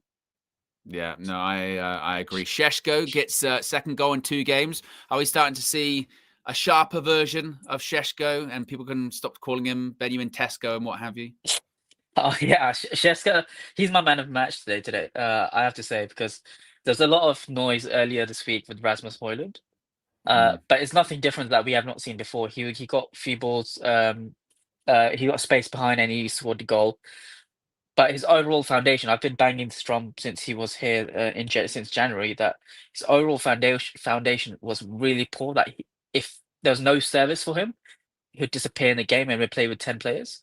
With Šeško, we saw it today and we've seen it in some other games as well. He can actually bring the ball down, he can just pass it, or he could give it a touch so Mbeumo could actually run onto it. And today he did that a couple of times. He actually created, I think, 2 chances as well for Mbeumo. And I was super happy for him. And I think I definitely just these last 2 games, I don't think there's going to be an issue with Šeško adapting to this league. I think unlike Rasmus, I think Šeško fits this league, and I'm really happy for him, man. I think he's got more goals to score for us, hopefully at Anfield. Yes, hopefully indeed. Big up Eminem. Appreciate you calling in as per usual. We are 60 likes away from 1,400 likes. So if you haven't already, click that like button and be sure to subscribe. A reminder, we are going to be getting fan views and player ratings from a bunch of people outside Old Trafford, one of which can actually call in right now, live from outside OT. It's Amanor. Amanor, we won. We actually won a game. What did you make of it? It's an interesting game because I actually expected to lose. Apparently, Amador is sat next to a helicopter because the wind is so strong that he keeps getting cut out. Try again, Amador. Can you hear me now?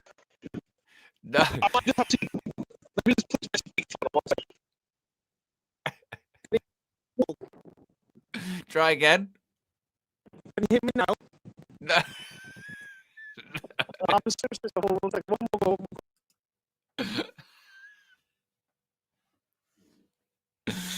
Amador apparently, again, doing his best impression of a helicopter. I thought we were going to get nice sort of, outside stadium reporter. Let's try again. Amador, try again. Can you hear me now? No.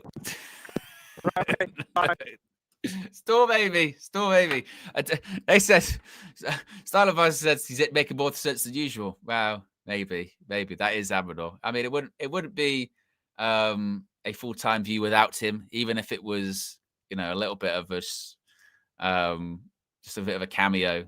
That's maybe what it would be. As Realistic Red says, yes, it is the wind. Yes. If you do wish to call in now or in the future, for members, it's members only. The link is on the United View YouTube page. It's under the posts tab. I think if you're a member as well, you get like an email or like a notification when posts are put up there exclusively for members, something like that. So yeah, that's you should be able to find it somewhere. In terms of the Premier League table, where are we currently at in the Premier League table? Actually, it'd be good if I could get that up on the screen, wouldn't it? Let me do the magic here. Do this here with the what you call it and the thingy. Here, there you go.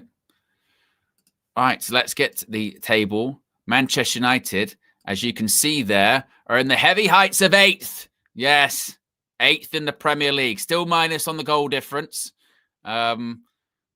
Obviously, Chelsea are playing or just about to play Liverpool. So if Liverpool win, we could stay in 8th.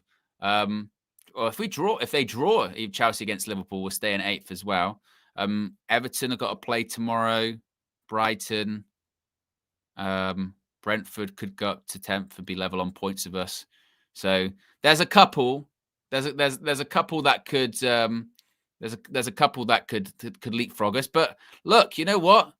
It paints a prettier picture, doesn't it? At least we can. If you go into the international break 8th in the Premier League,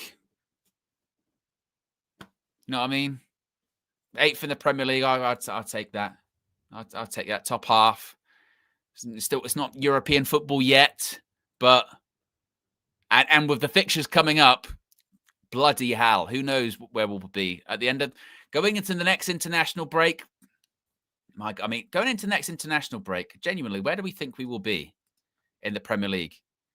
Bear in mind that our upcoming fixtures are Liverpool, Brighton, Forest, Spurs.